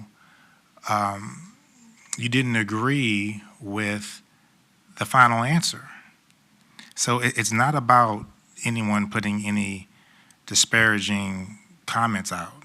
It's about, because you've said it, asking questions, wanting to learn. And so from the meetings that we had, Mr. Riddick, Ms. Forsman, multiple times, me meeting with you individually, the meeting we had with Ms. Howell, and then the same conversation comes up.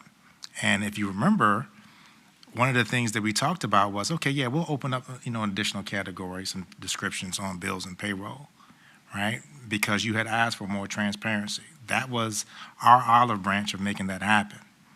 I think the question is going to become is, when will the compromise come from some of the things that you may have heard or may have experienced or what? Staff and administration is not putting out any negative feedback about you. That's not our job. We're too busy focused on 14,000 kids. That I say no, or if there's a disagreement, it doesn't have to get to the point where it's taken personal, right? It's just us trying to be able to do our job. And the compromise that I'm asking for any board member, because anytime any board members come on this board, or when I first started this job, I had one-on-one meetings with each person, had a good one-on-one meeting with you. And if you go back and take a look at my Facebook Live, the year that you and Dr. Brittingham came on the board, the thing I said publicly was, I had a good conversation with Dr. Brittingham and Ms. Slingluff. We're going to be okay. We are on the same page on many things. But you have to understand that it's still going to be judged by the actions in the end. So you asking me for quarterly reviews, and you've given your background and your reasoning why. I've given you the reason of letting you know there's really not going to be a lot of information that we're going to be able to share with you that's different than what we gave you at the beginning of the year. I will bring things back to the board when I realize that we don't have the resources to meet the goal based on what the data says. If it is working well, like it did last year, even though we got a new cohort of kids, then we're going to continue with that plan, because now our principals are trained in it, our teaching and learning team is trained in it, and the leadership teams at the schools are trained in it. So I can't, pivot, because I got to be fair to them. So I think the challenge is going to be, because I heard everything that you said, okay, I want you to know that. The challenge is going to be, the trust does have to work both ways, but we have done everything that you've asked, except for when I've said no on a few things. And if I'm saying no, I always give you the reason. I always give you the reason why this can't happen. And I'm just using this as an example for a positive discussion. The reason I'm telling you that we can't do quarterly reviews with you is because the data is not final. And if you all have tasked our team to improve student achievement, we're transparent by putting the school performance plans on the website. Dr. Brittingham brought it up during the budget, okay? It's our job then to make sure that the schools are following that with fidelity. And then at the end of the year, if they're not following with fidelity, then Dr. Pichon, Dr. Lee, Dr. Bird, Dr. Branch, and me, we evaluate and hold them accountable. And then you all evaluate for the whole indicator on my evaluation. That's when you hold me accountable. That's really just how the whole process and formula is going to work. So I just wanted to put that on the record. I would just like to say one more thing, if I may, Madam Chair. and then we will move on. For instance, your comments even now about the meeting 5 times about bills and payroll. If you will recall, the very first conversation we had, I was told that the bills and payroll were for information only. It took 5 conversations to come around to the idea that we could bond you and have you assume the responsibility. That was not till October before that even came up as a discussion. It took 5 conversations for it to unfold in that way. Likewise, schools. When I first came on, you said, just let me know if you're going into a school. As soon as things started turning south, my attempts to get into the schools have not been like Dr. Buck's or Ms. Byram's. I don't have a free, easy pass to go into a school and just notify you.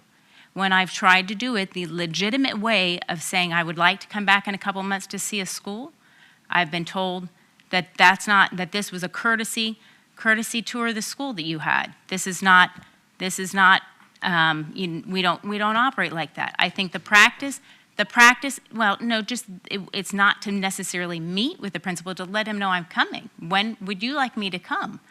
You know, it's difficult to have a relationship in the schools and go in. When you don't have established relationships to go into the schools, you don't want people to think you're there for, to investigate. You just want to be relational. You just want to get to know people. But if there's not that open invitation to come in, then what am I to do? Just go show up at the school and just walk in and walk around? That seems more awkward to me than having a warm invitation to come in or having something to that effect. I mean, we were to go through the schools in February, and that didn't pan out. So I'm just saying I think it's a step towards, and instead of throwing in my face 5 times every time you want to bring something up that we've met 5 times about something, that to me is an element of shaming someone when people that hear don't even know the elements that went into that. So it's not that I'm not a quick learner. It's not that I don't understand. There is a process, and it's an ongoing conversation. So I think that the way the board is treated, I think it needs to go both ways. So that's all I'm asking. So my request, and I can withdraw it come the next agenda and not do it if we've had conversations or we can look at it or we deem that it's not necessary. But I would still like to have a discussion on the April 11th agenda about a quarterly school update. Because the other thing I will say, it's not just about negative. If you ask for a report, we're not just looking to hear negative. If everything's working, I think it's fantastic that we should have a quarterly report to tell us how well it's working and how everyone's doing. Let's celebrate the accolades. How am I to represent the community if I don't have those concrete accolades for academic achievement? That's all I'll say.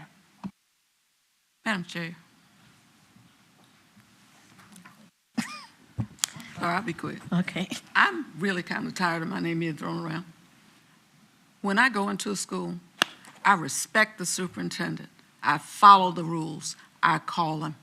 And I say, Dr. Gordon, I'm going over to Northern Shores. And for what purpose? Okay? He contacts the principal. It's very easy for me to do it. All of us have his cell number. I just do that. I don't have an easy pass for going into anybody's school.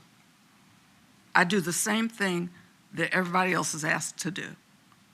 And even though I've been here longer than you, and I know many of the people that we've hired, I still go through the process because I'm asked to do it. It's not something that I have to argue with anybody about. I don't get any favor for it. And you can sign up through the portal to volunteer, just like I did, if you have time to do it.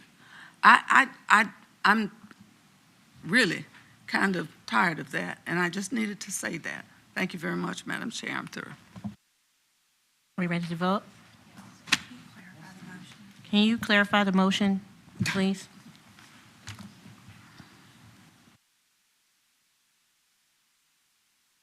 Board Member Slingluff moved, and it was seconded by Board Member Dr. Brittingham to add to the April 11th agenda a quarterly update report for discussion and action.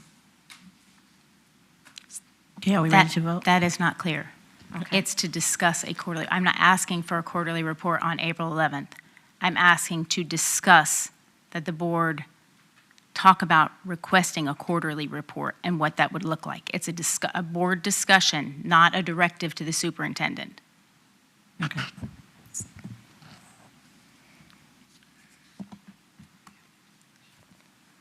Are we ready to vote?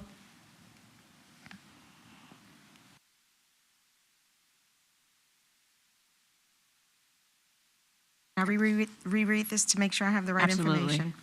Add to the April 11th agenda a discussion for a quarterly update report. Is that correct?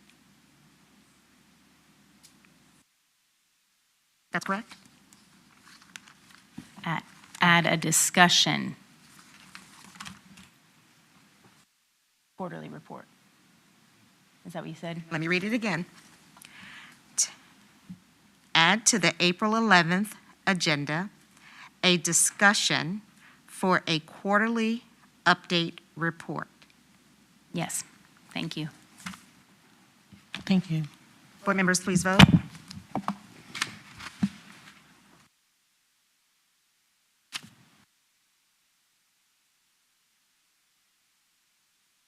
Motion passed. Thank you. Now we will have reports by school board member, our legislative committee report. Madam Chair, I'm going to make this brief. The Legislative Committee met on February 20th, 2004 at Booker T. Washington Elementary School. The committee recommends that the school board take the following action relative to the bills passed by both the House of Delegates and the Senate during the 2024 session of the Virginia General Assembly that are now before Governor Youngkin for signature.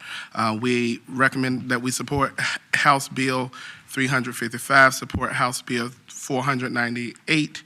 No position was taken on House Bill 1317. No position was taken on Senate Bill 443. We recommend for support of House Bill 1504. We oppose Senate Bill 235, and we support Senate Bill 379. We also support Senate Bill 624. The committee chair, Tyron Riddick, committee members, Dr. Don-Marie Brittingham, committee members Kimberly Slinglove, as well as Attorney Waller and Dr. Gordon were all present at the meeting. Before we go to our next meeting, we have to go back because bills and payroll was put on the new agenda, so we need to vote on that. I have a motion. Move to approve. Move to second. It has been properly moved in second. That was Vice Chair Howell made the motion and Dr. Brooks Buck second. Are we ready to vote? Board members, please vote. Motion passed. Thank you. Now we will have the VSBA Capital Conference, VSBA Advocacy Institute report. Excuse me, Board Chair Jenkins. I'm so sorry. I voted improperly. That was not supposed to be in support. I hit the green button because it's been a very long night.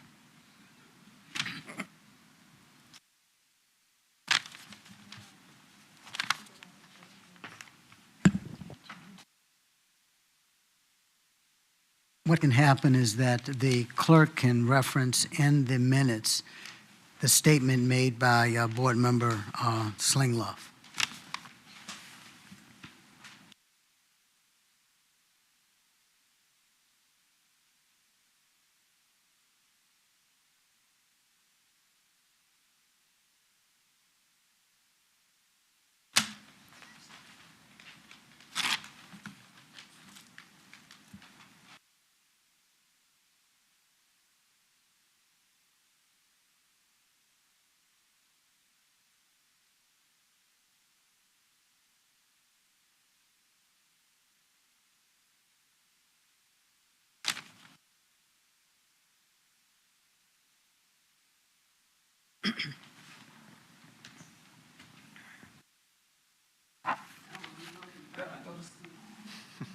Watching you guys.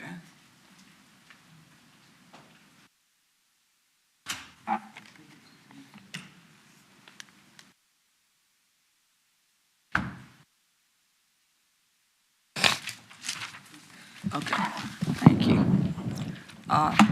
Three of us went to the Virginia School Boards Association conference in person, and two of us went to the National School Boards Association conference.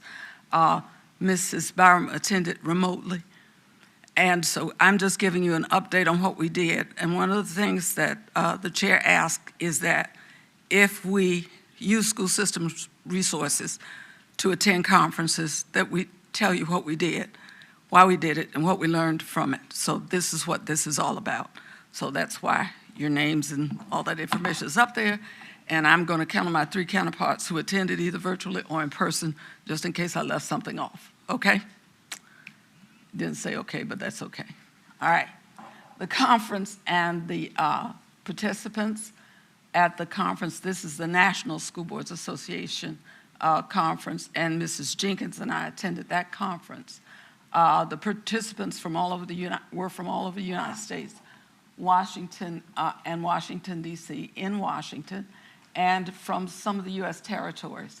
4 individuals represented 3 Virginia school divisions, and Suffolk Public School Board members met with representatives from Tim Kaine's office, Senator Tim Kaine's office, and Senator Mark Warner's offices. The Virginia School Board members also met with Congressman Bobby Scott, who was one of the speakers at the conference. He is also the senior member of the Education and Workforce Committee for Congress. Suffolk School Board members did not receive a response. We also reached out to our Congresswoman, Jen Kagans, but we didn't get a response from her before we went to Washington, nor did we get a response from her office when I called while we were there. She did, though, have a representative send me a response, and I realized from her response that there are some things that we may need to share with her that I'm going to share with you this evening. Some of the best practices for advocacy. When you go to these conferences, one of the things that they do talk to you about before you go into Congress, because it's not like what people do here, you'll get thrown out if you do it. So they give us these trainings on what to do when you go into Congress. So these are some of the things that they told us to do. First of all, honesty is essential, and misinformation and fabrications can cause a loss of credibility, and they won't pay any attention to what you're asking for. They say use stories about real people to demonstrate how the policy is affecting people, and use facts to support your positions. Present your concerns in a courteous and respectful way. Name-calling and insults will result in loss of support, and I didn't put in being thrown out of the office, but it will be. And listen and learn. Officials must look at what is most advantageous to everyone and know that you might not get what you want because you want it. It might take a while, and I'll talk about that a bit later. Prioritize your concerns for the visit. Limit the number of concerns to less than 3. Be clear and succinct when presenting, because you're going to get about 15 minutes to say what you want to say, and if you go with a group, you get a few less minutes.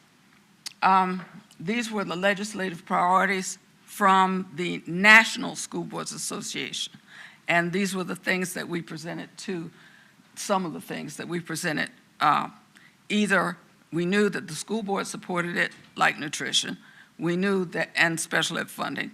We knew that there were some things that we didn't have a position on because we didn't do the legislative report last year and vote on whether we're going to approve them or not. So these were the things that there were priorities for them.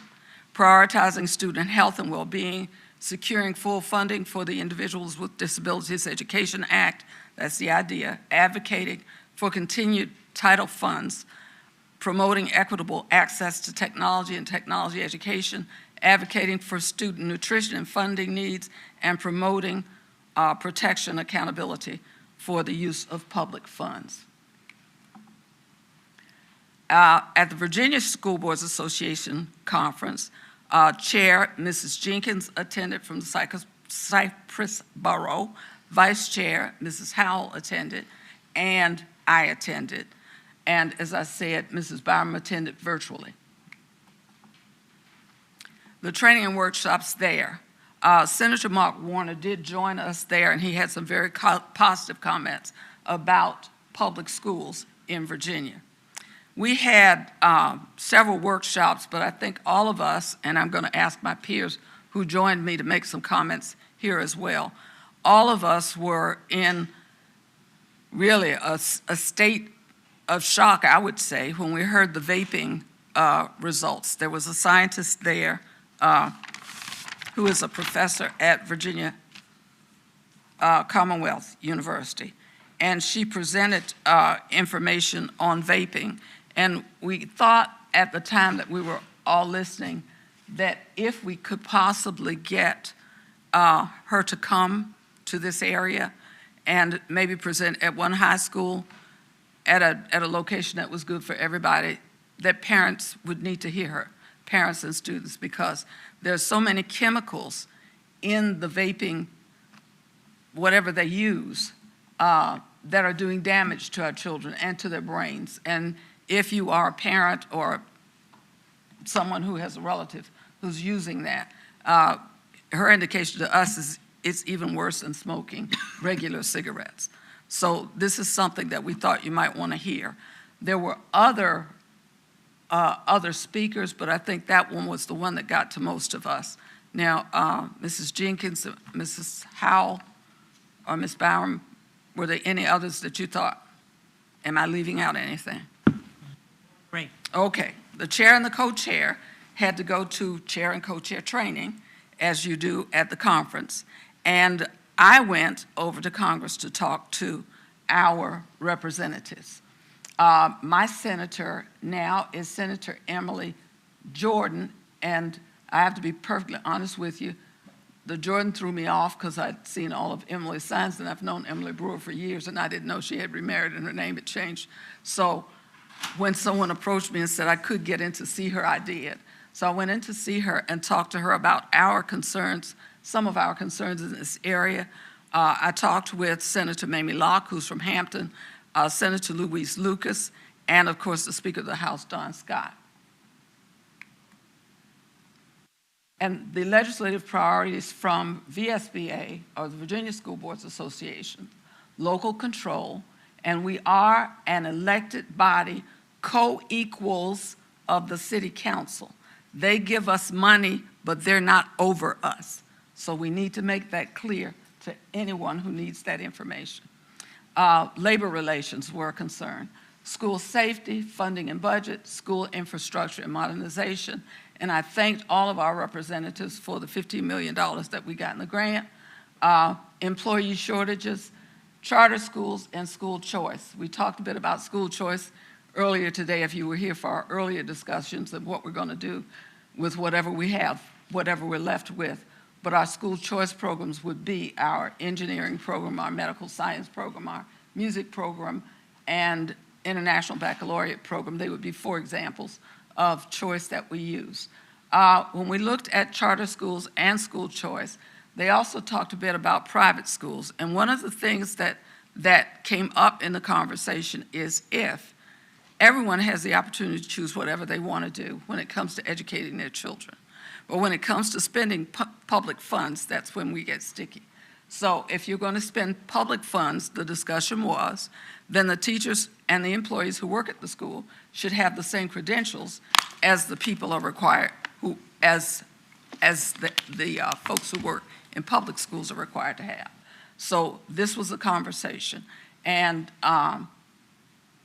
everybody thought that was fair if you want to use public funds. Now, if you don't want to use public funds, you can do whatever you want to do, but if you want to use public money, you have to have those things.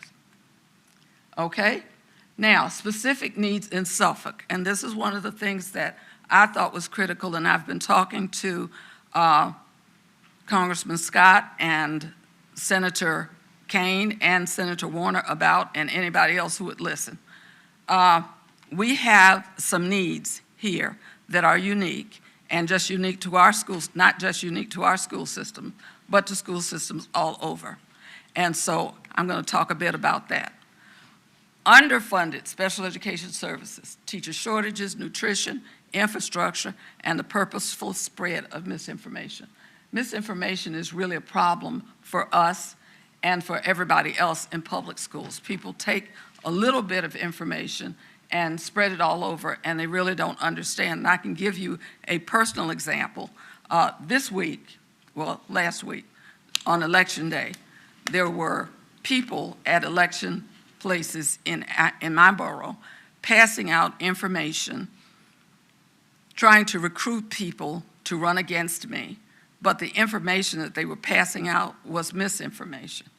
And, you know, there's no way to correct what you need to correct with people, because they were getting out of their vehicles, walking up to people, asking them, handing these flyers out to them. Well, you can't do that in a public place, but anyway, you're not supposed to do that, rather, on Election Day at a polling place, and so I've reported them. But this just happened, so I know people are doing it, and that's just one area of misinformation. Of course, electronic misinformation is a whole nother thing that we know the websites and the same groups that are doing it have been doing it for years. But the purposeful spread of misinformation is an issue for public schools. Let's talk about Suffolk and one of the priorities. I want you to look very carefully at this. This is something that ought to be important to all of us and something I've been taking to Congress for years. Funding reimbursements for special education services.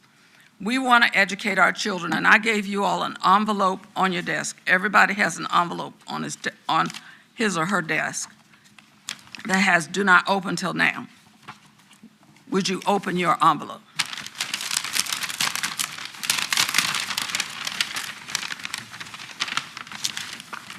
Now, if you've taught little children, you know what this is. It's a gripper. And it helps you hold a pencil, and it helps you to write, and it helps you hold it correctly. And I tried to get the triangular shaped ones, but this is all they had at Walmart. So this is what you got. But this is what it's used for. This is a low-tech augmentative device. And if you ever sat in on an IEP meeting, you know they ask you if somebody needs an augmentative device. Right, Dr. Shirley? Speaking prophetically. So this is a low-tech one. This is a high-tech one. I carry it with me all the time because disabilities don't necessarily have to be the result of a birth problem or whatever. I was hit by a truck 20-some years ago. It caused a traumatic brain injury. And so this hand moves sometimes when I don't want it to. Anyway, I have a low-tech one that you're experimenting with and a high-tech one that you can use. The problem for us is some of that money that I'm going to read to you. This year, Suffolk Public Schools spent $37,129,749.75 on students with special needs and their services, some of which are equipment like this, and that's why you have the little demonstration. We received about 8.4% of the promised proportion of the federal reimbursement for the services we provided for children with special needs. The 1975, before IDEA was IDEA, back there when the sun was still shining and the moon came out and I was teaching, in 1975, when this law was established, it was called the Education for All Handicapped Children Act. Now it's named the IDEA. And it came with the promise that 40% of the fees would be reimbursed to local schools from the government. This year, we got 8.4%. So I have been going to Congress at this NSBA when I go speak to them, asking them for our money. Because if we had our money that the government promised us, and it is in law that we're supposed to get, we wouldn't have to ask our city councilman for the $4 million because we'd already have it, okay? But anyway, just to let you know. The cost associated with providing a free and appropriate public education are across the USA, are spread across the USA. Everybody's having the same issue. Now, Congressman Bobby Scott wrote a bill several years ago between 2016 and 2020 to have this funded. He started working before then, but started looking at the problem, and then asked to slowly, in increments, have us get our money. So to move from getting something like 8% up to the 40%. We knew we weren't going to get it right away, but we were able to get it. Because we have not gotten it, of course, we have to fill in other ways. We need to make our legislators aware of what we need. And that's the reason why before laws are passed, we go to them and we talk to them about what our needs are. We don't wait till after they put the gavel down and sign it. We go to them before they do that and tell them these are our needs and please take some action for us. And so this is what we did in Washington. Mrs. Jenkins spoke to, while we were in Washington at Congress, spoke to funding for food, because under these 3 titles we talk about poverty, and of course that's under the first one. We know that hungry children don't perform well on the tests that we give. So we talked about that, and we talked about the other services they needed. But, excuse me, getting back to special education, we often hear the popular discussion is about the counselors that we need because of the children who are having difficulties, social emotional learning, and just more counselors. But what we don't address, what we don't see addressed oftentimes, is some of the children who really do have severe emotional problems need special education teachers who are trained to work with them, because after you counsel them, they need to go back to class, and we need to teach them to read or to write or whatever else we're doing. So anyway, we talked a bit about that. We talked about legislation that impacts teacher education. That was one of the things that I talked about. In Virginia, I don't know, any of you have to graduate from a Virginia school and have to take the praxis exam? Virginia set their scores higher than anybody else's. So if you were to teach English, for example, I saw you nod your head, Mr. Riddick. If you were to take English, for example, in Virginia, the passing score is 172 on the praxis 2. If you graduated from an Alabama school and took the same praxis 2, it's the same exam there, the passing score is 151. Now, it took me a long time before they actually invited me to ETS to do a presentation, and I did. And I asked these questions. Why is it that ours are 172 and theirs are 151, and it's the same test?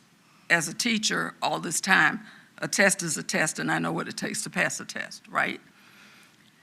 Our Virginia Department of Education, along with our Virginia School Board, set the score, and they just wanted a higher score. So they set the score higher, which means that 20 years later I'm standing before you and we don't have enough teachers in certain fields, but they set the score higher. It has nothing to do with competence, student improvement, any of that. It has to do with they want a higher score than other states.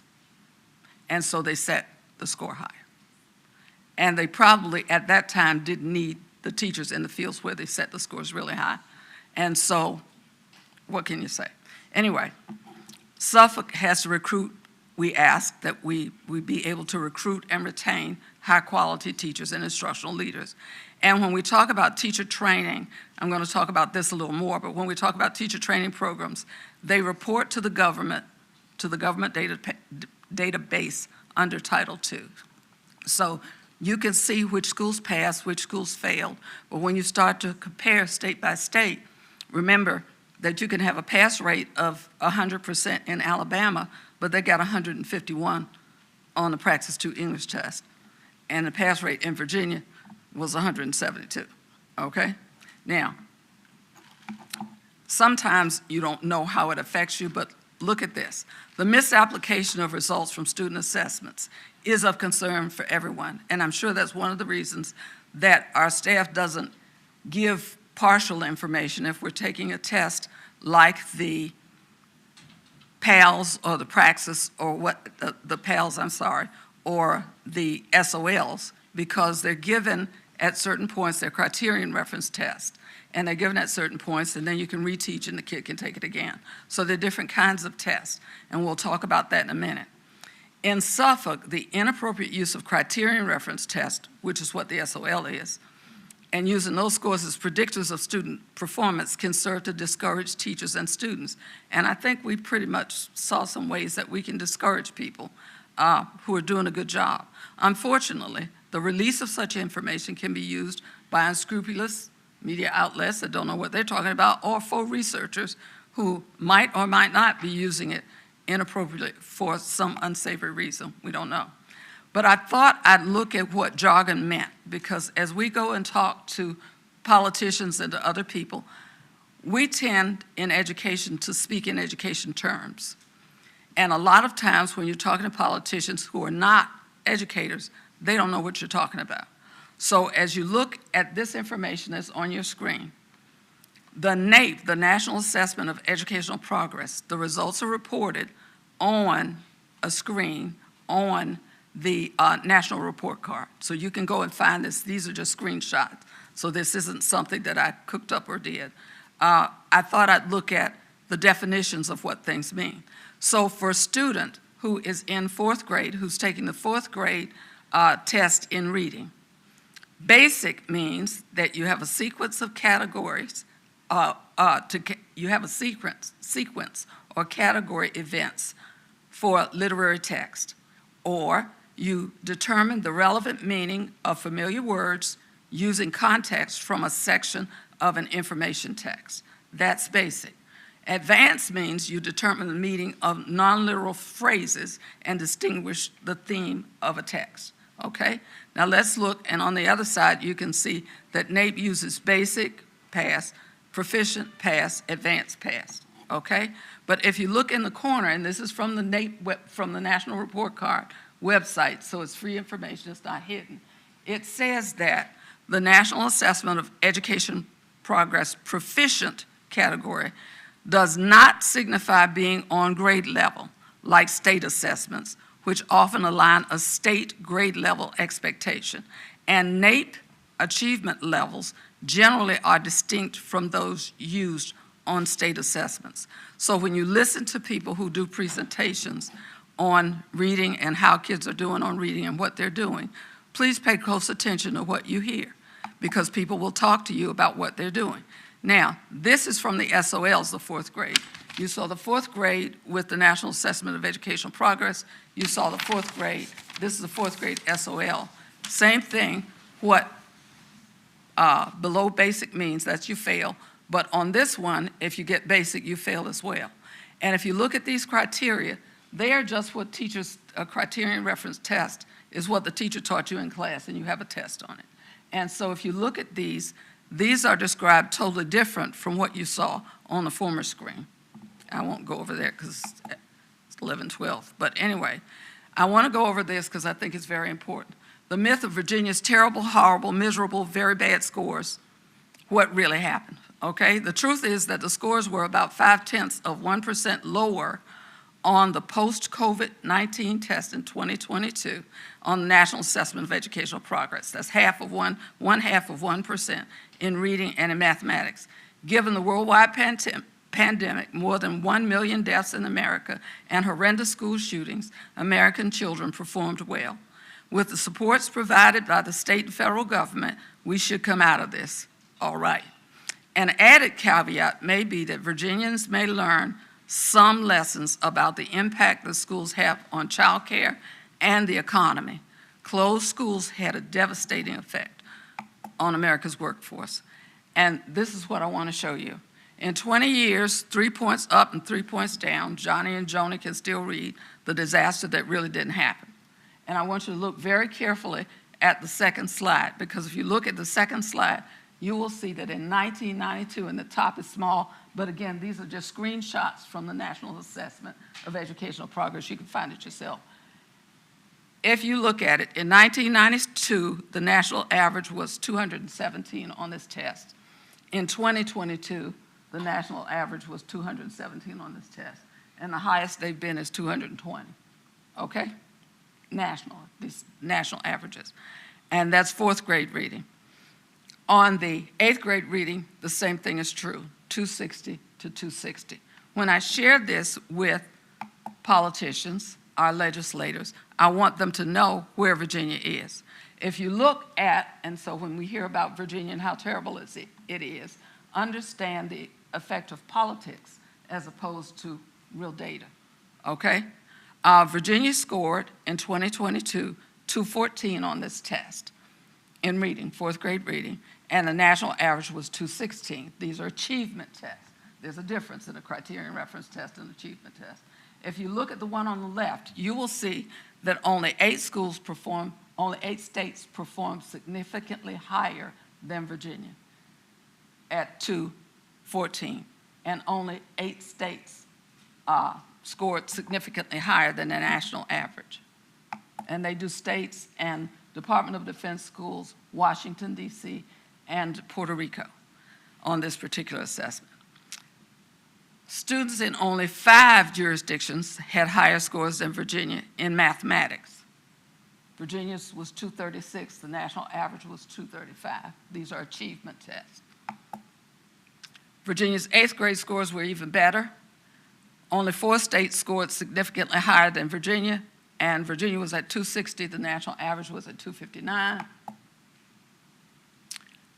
On math in the 8th grade, only 1 jurisdiction, and that was Department of Defense schools, scored higher than Virginia, and the national average was 273, ours was 279. And this final slide, Virginia's graduation rate in 2022 was 92.1, and America's graduation rate was 1988. So when people tell you all these horrible things about what's going on in Virginia, sort of look it up.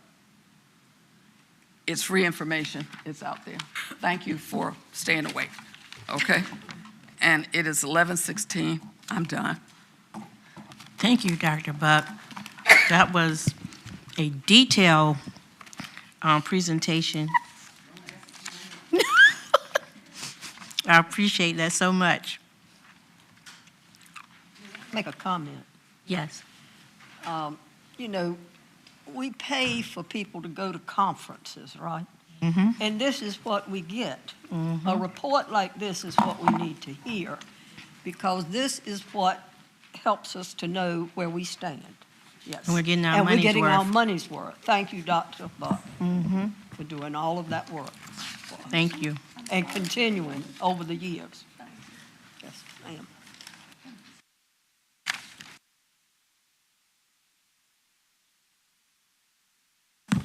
Now we have public speakers on non-agenda items. It is the intent of the school board to ensure that the affairs of the board be conducted in an open and orderly manner, that all persons desiring to address the board are afforded an opportunity to do so in the order in which they sign up to speak, that persons in attendance may observe and hear the proceedings of the board without distraction, and that the members of the board and board employees are able to transact the business of the board with minimal disruption. Any persons addressing the board shall, 1, confine their comments to matters germane to the services, policies, and affairs of the school board or Suffolk Public Schools. 2, refrain from words or statements which from their usual construction and common acceptance are construed as insults and tend to incite violence or breach of the peace. 3, refrain from obscenity, vulgarity, or other breach of respect. 4, comply with the timeline for public comment as set by the board, which can be up to 5 minutes unless the board, through the exercise of its discretion, decides to allow less than 5 minutes for public comment. 5, refrain from cumulative or repetitive remarks. And 6, refrain from making any comments regarding any pending student discipline or employee grievance matters. The appropriate forum for such matters is the applicable administrative hearing provided by state law or, where appropriate, court proceedings. Persons must not engage in disorderly, disruptive, or boisterous conduct such as, but not limited to, making noise, use of profane language, or obscene gestures, yelling, or similar demonstrations that interrupts or disturbs the peace and good order of the meeting. Persons addressing the board may deliver to the board or its clerk written materials including reports, statements, exhibits, letters, or signed petitions, and may also make use of any chart or graph during the verbal presentation. The school board welcomes comments from the public as appropriate. Board members will listen to public comment but will not comment, deliberate, or take action on them. The school board chair may direct the superintendent to investigate items and report back to the school board at a subsequent meeting. The chair or other presiding officer shall preserve decorum and shall decide all questions of public order subject to appeal to the board. At the request of the chair, a police officer shall act as sergeant-at-arms at tonight's board meeting. That officer shall, under the direction of the chair or other presiding officer, have charge of the meeting area, the waiting areas and corridors adjacent thereto, and shall prevent disorder or interruption of the business of the board. Our first speaker is Kevin Hudgens, regarding the return to school date for 2024-2025.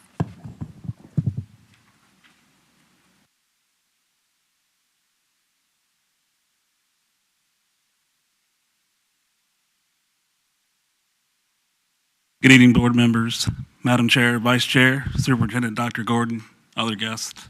Thank you for allowing me to speak this evening. I just want to briefly touch on the vote that was passed earlier this evening. We voted to accept the recommendation from the calendar committee about a pre-Labor Day return to school date. Just want to share as a parent, as a neighbor. So I have a fourth grader at Creekside. He's awesome. He's amazing. So I agree that so I don't know in this vote that we took in the recommendation, I don't know if it includes whether it's 24-25 or 25-26, but if it does not, when I speak to my neighbors, my friends, my peers, we are not ready for this in 24-25.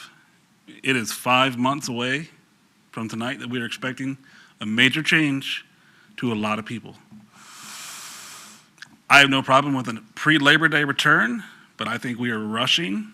I think that there are a lot of people that don't even know this is about to happen. There are thousands of students in our school zone that are going to be very surprised when this information comes out.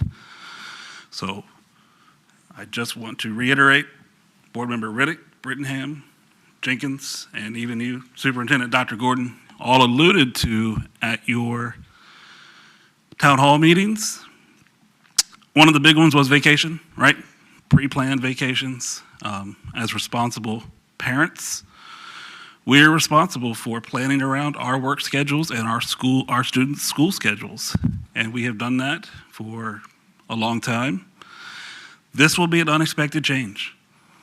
As we saw in the good news report, many of our students do things outside of school, whether it's athletics, band, choir, art, music, DECA. Many of these are done outside of the school setting. Many of these involve travel. Many of these involve out-of-state travel, where plans have already been made based on a previous school schedule. These are events these students shouldn't have to miss. Some of these are once-in-a-lifetime activities that they only get to do 1 year. And if they miss it, they miss it. Dr. Gordon, you alluded to briefly that there were some measures where these vacations wouldn't need to be missed, but I'm not sure that's the solution. I know for a fact that if I pulled my kid out in the middle of November to go to Disney, that wouldn't be okay. That wouldn't be okay. Those would be unexcused absences. And I don't know that that's what we want to use just because it fits our narrative or it solves a problem that we've all identified.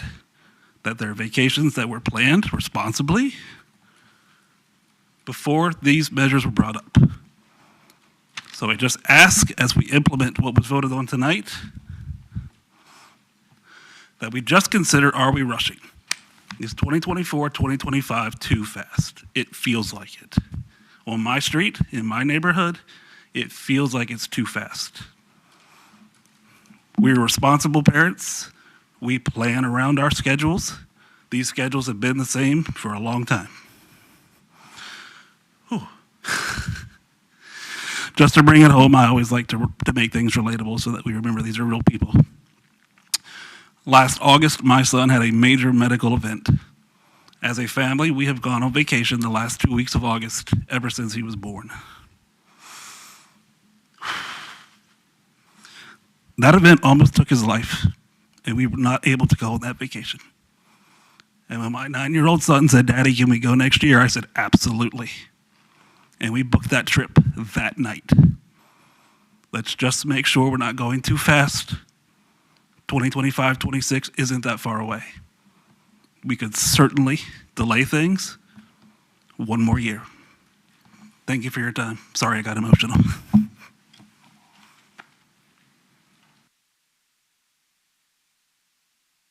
There are no more speakers, Madam Chair. Thank you. Thank you so much. Now we will have business by board members. Ms. Linglow, start with you first. I don't normally like to go first on comments, but Mr. Hutchins, I want to be the first to tell you how sorry I am.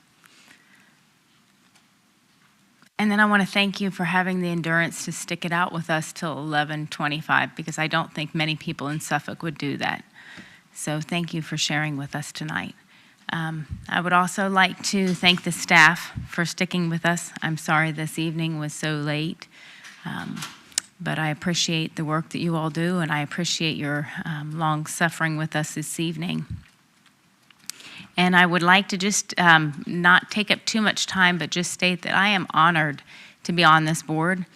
I am honored to serve the students and the parents of the Chuckatuck Borough, and I will continue to work as tirelessly as I can to learn and to grow and to do what I believe is in the best interest of the citizens of Suffolk. So I look forward to the opportunities to spend more time in the schools. Teachers and principals, I would love to be in your schools. I would love to have invitations so that it's a warm landing. And I would love to have an opportunity to support you any way that you see fit. So I am here to be a resource not only to the citizens of Suffolk and particularly in my borough, but to the schools within my borough and to all the leadership within that staff and within the schools and the staff. And I would welcome the opportunity to serve you. So thank you.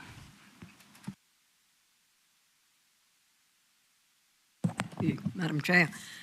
I want to thank the teacher from Kings Fork who came out. I didn't catch your name, but I want to thank you for your comments in favor of the school system, school board, the superintendent, and showing what a difference our schools do make in this country and how important public education is in the United States as compared to your home country of Brazil.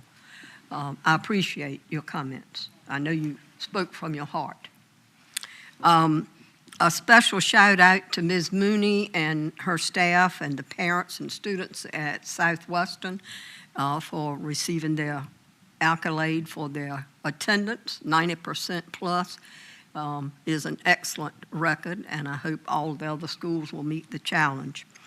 I appreciate also John Yates Middle School receiving that same honor this month. I want to congratulate the teachers in the spotlight, which I do every month, and I always look at it closely. And there was one lady, the first lady on the list, Amy Blythe, who teaches at Nansemond River High School. She's a history and social studies teacher. I recruited her to teach at Nansemond River when I was there as department head, and she's proven to be an excellent educator through the years, and I'm glad she's being saluted. Special shout out to Amy Blythe. And I wouldn't be amiss if I didn't congratulate again Dr. Andre Skinner, who's one of my former students, and every time I sit here and hear the wonderful things that are happening in your life, that now you have received your doctoral. I'm very pleased, Andre. Thank you for staying with Suffolk Public Schools. You were a graduate of Nansemond River. You did us proud, and you've always done us proud. Thank you so much, darling. And congratulations again to those 81 honor graduates from Lakeland High School. That's a tremendous accomplishment.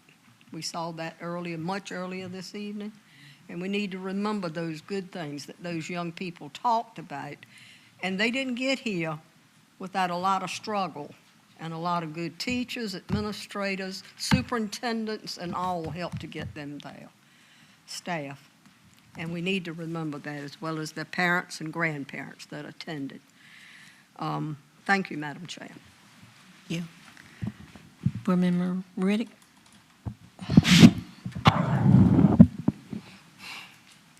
I was about to say good morning, but we just shy of it, so I'm going to keep my remarks short. I want to first take this opportunity to thank all of the stakeholders who came out and supported the 3 town halls that I held in the historic Suffolk Borough. I value your contributions and feedback and your participation in our community and in our democratic process. I look forward to hearing from you at our up and coming town halls as we have some other business and other issues to discuss.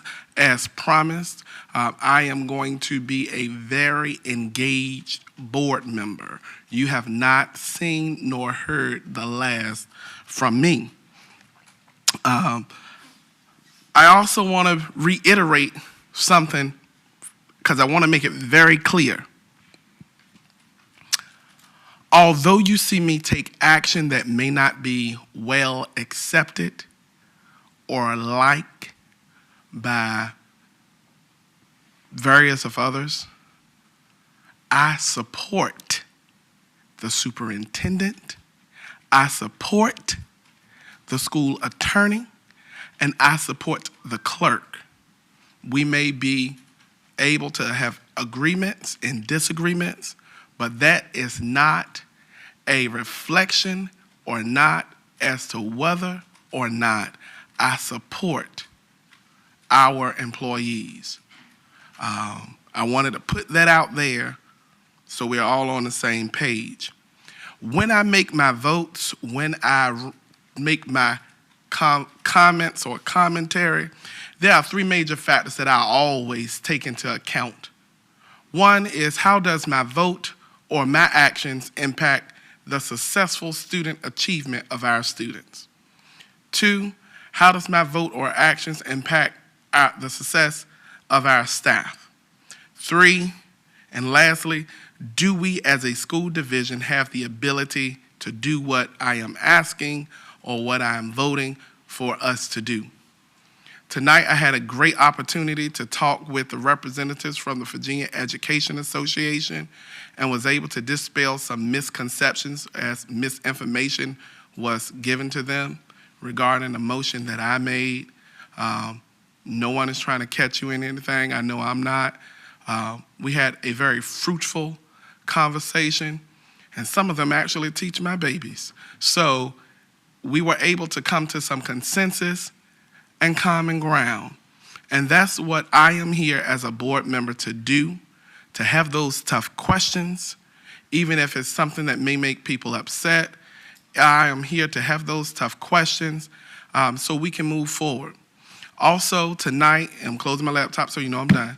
Also tonight, you saw me vote along the lines to have discussion. I'm a believer that whether I agree or disagree about the requested topic, that it's worth having the discussion. And then the board would take action. Going forward, I'm going to tell you now, there were some who saw Board Member Riddick as the aggressive candidate. You will not see that as often as you saw before, because it's not worth our time. What you will see is a proactive school board member who will be overly engaged in his community. The same effort I put into campaigning will be the same effort you see me day to day as I have been doing before. It's about service, not status. Thank you. Have a wonderful evening and morning.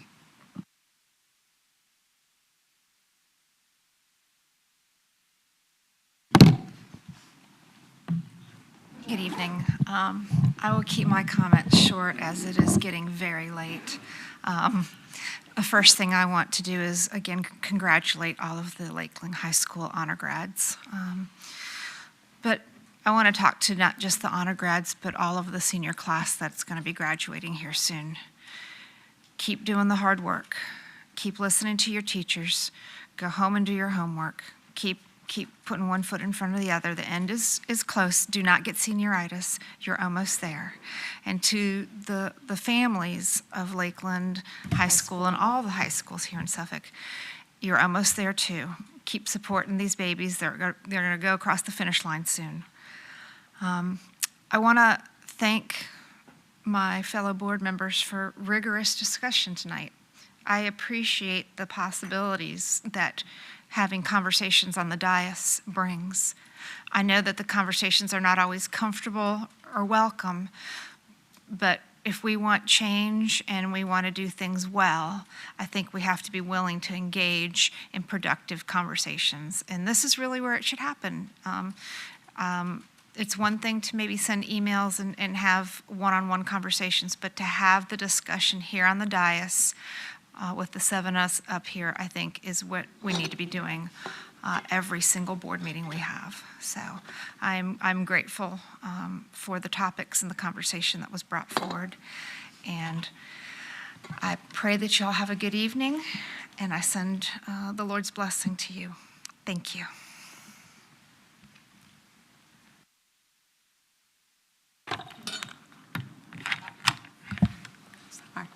Okay. I got to talk a little bit down there. I did want to say two things that I didn't want to say down there because I didn't want to be connected with this report. The group that's running around in my polling stations, passing out flyers during the election, you connected with the Suffolk Concerned Citizens for whatever group, and they were getting out of cars, handing them to the white voters who live in my neighborhood. And apparently I got one of them, so the white voters weren't very impressed with your actions. And I would just say, leave people in my neighborhood alone because they don't live in my neighborhood. They don't live in the Nassau Borough. And if that's the kind of stuff you like to do, that's not the kind of stuff we do. So that's just a hint. Take that somewhere else.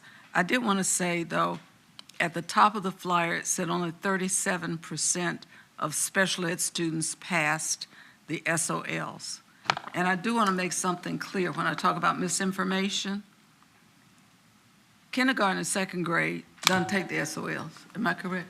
They don't take tests in the SOLs. So that's a whole population of developmentally delayed and all sorts of other students who are in the number of special ed students we have.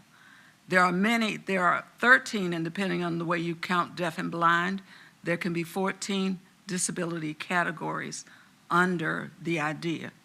All the students in those categories do not take the SOLs because they're not on that diploma track. So you have to withdraw them. So when you say 37%, you may be talking about, in one school, you were talking about 37% of 40 kids, okay? And not 37% of 14,000 children. There's a difference in that, and it's a misconception. And if somebody's giving you information to read or to say, tell them to make it clear and don't have you spreading garbage around that's not true, because the exam is not appropriate for everybody.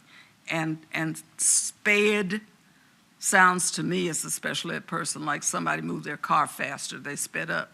But special education, students with disabilities, there are many different categories of students with disabilities. And you can't just put them all under one banner and make claims about their performance. There was a law being proposed, and I did oppose it on my own behalf, because what they wanted to do was take everybody's IEP and their test information and put it in one big data pool. One of the representatives from the state senator, and they had a co-sponsor in the House, wanted to do that. First of all, that's confidential information, and it doesn't need to be in one big data pool. And as we know, data gets lost and whatever. So be aware of those kinds of things and call your folks. And as I understand it, third through eighth graders take the SOLs. The other folks take end-of-course tests. That takes out a whole segment of our 14,000 students that people need to be aware of. So, tell the truth. $4 million, when people question what we do with the money that we have, one of our programs, and I serve on the board, One of our programs, if you paid attention to the book, the CSEP program, that's $4 million this year. Now, know that I'm a person with a disability, but know also that I've committed my life to children with disabilities since 1971. So I have no problem. I think it's important that we do educate our children because they can contribute, and they do. But I want us to understand something. It costs money to give specialized education appropriately, and we have to have that money to do the job that we do so that they can contribute to our society. And so that's the story we need to be telling people who ask us questions about what we can do. That one program costs $4 million. That's what's in the budget because I saw it. Okay? Just keep that in mind. All the other things that you all said, ditto. I love to see the honor graduates because when people ask me about what we do with their money, I just love pointing to those children who have on their caps and gowns walking across the stage with the gold cords around. It's impressive. Thank you. Chair. I will be very brief and just congratulate my Charger family on their attendance and their achievements in volleyball, middle school volleyball, and then the Warriors DECA Club. I'm proud to be the representative of the Sleepy Hole Borough, and I'm grateful for those who attended the town hall that Kim and I co-hosted together this week. There'll be more of those to come with all the topics we have to discuss, and I just appreciate your participation in school board events and school board meetings and showing up and sticking it out with us. Have a good evening. Just thank everyone for staying here. Thank all our presenters tonight, and a big thank you, just like everybody said, for everyone who had their town halls, for the parents, the students, the teachers, and administrators who showed up, particularly at mine. Thank you so much. Your input is valuable. And again, we will be having more town halls. Thank you to the staff and the administrators and Dr. Gordon for all of your great work and for listening and trying to make things happen for us. And when things do happen that's not on the good level, you always let us know and you take care of it right away. So I appreciate your governance. The finance team, thank you, Mrs. Forsman, and your team, and Ms. Dickerson, for all of your information that you make sure that we have. Thank you for all the sororities and fraternities that showed up here tonight, particularly the ones that were in the pink and green. Thank you so much, the AKAs. We just love you, and we love your input. Don't get that wrong. We love your input. Thank you, board members, for sticking out. Let's hope we get home before midnight, before the carriage turn into a pumpkin. So, is there anything else? No. This meeting is adjourned.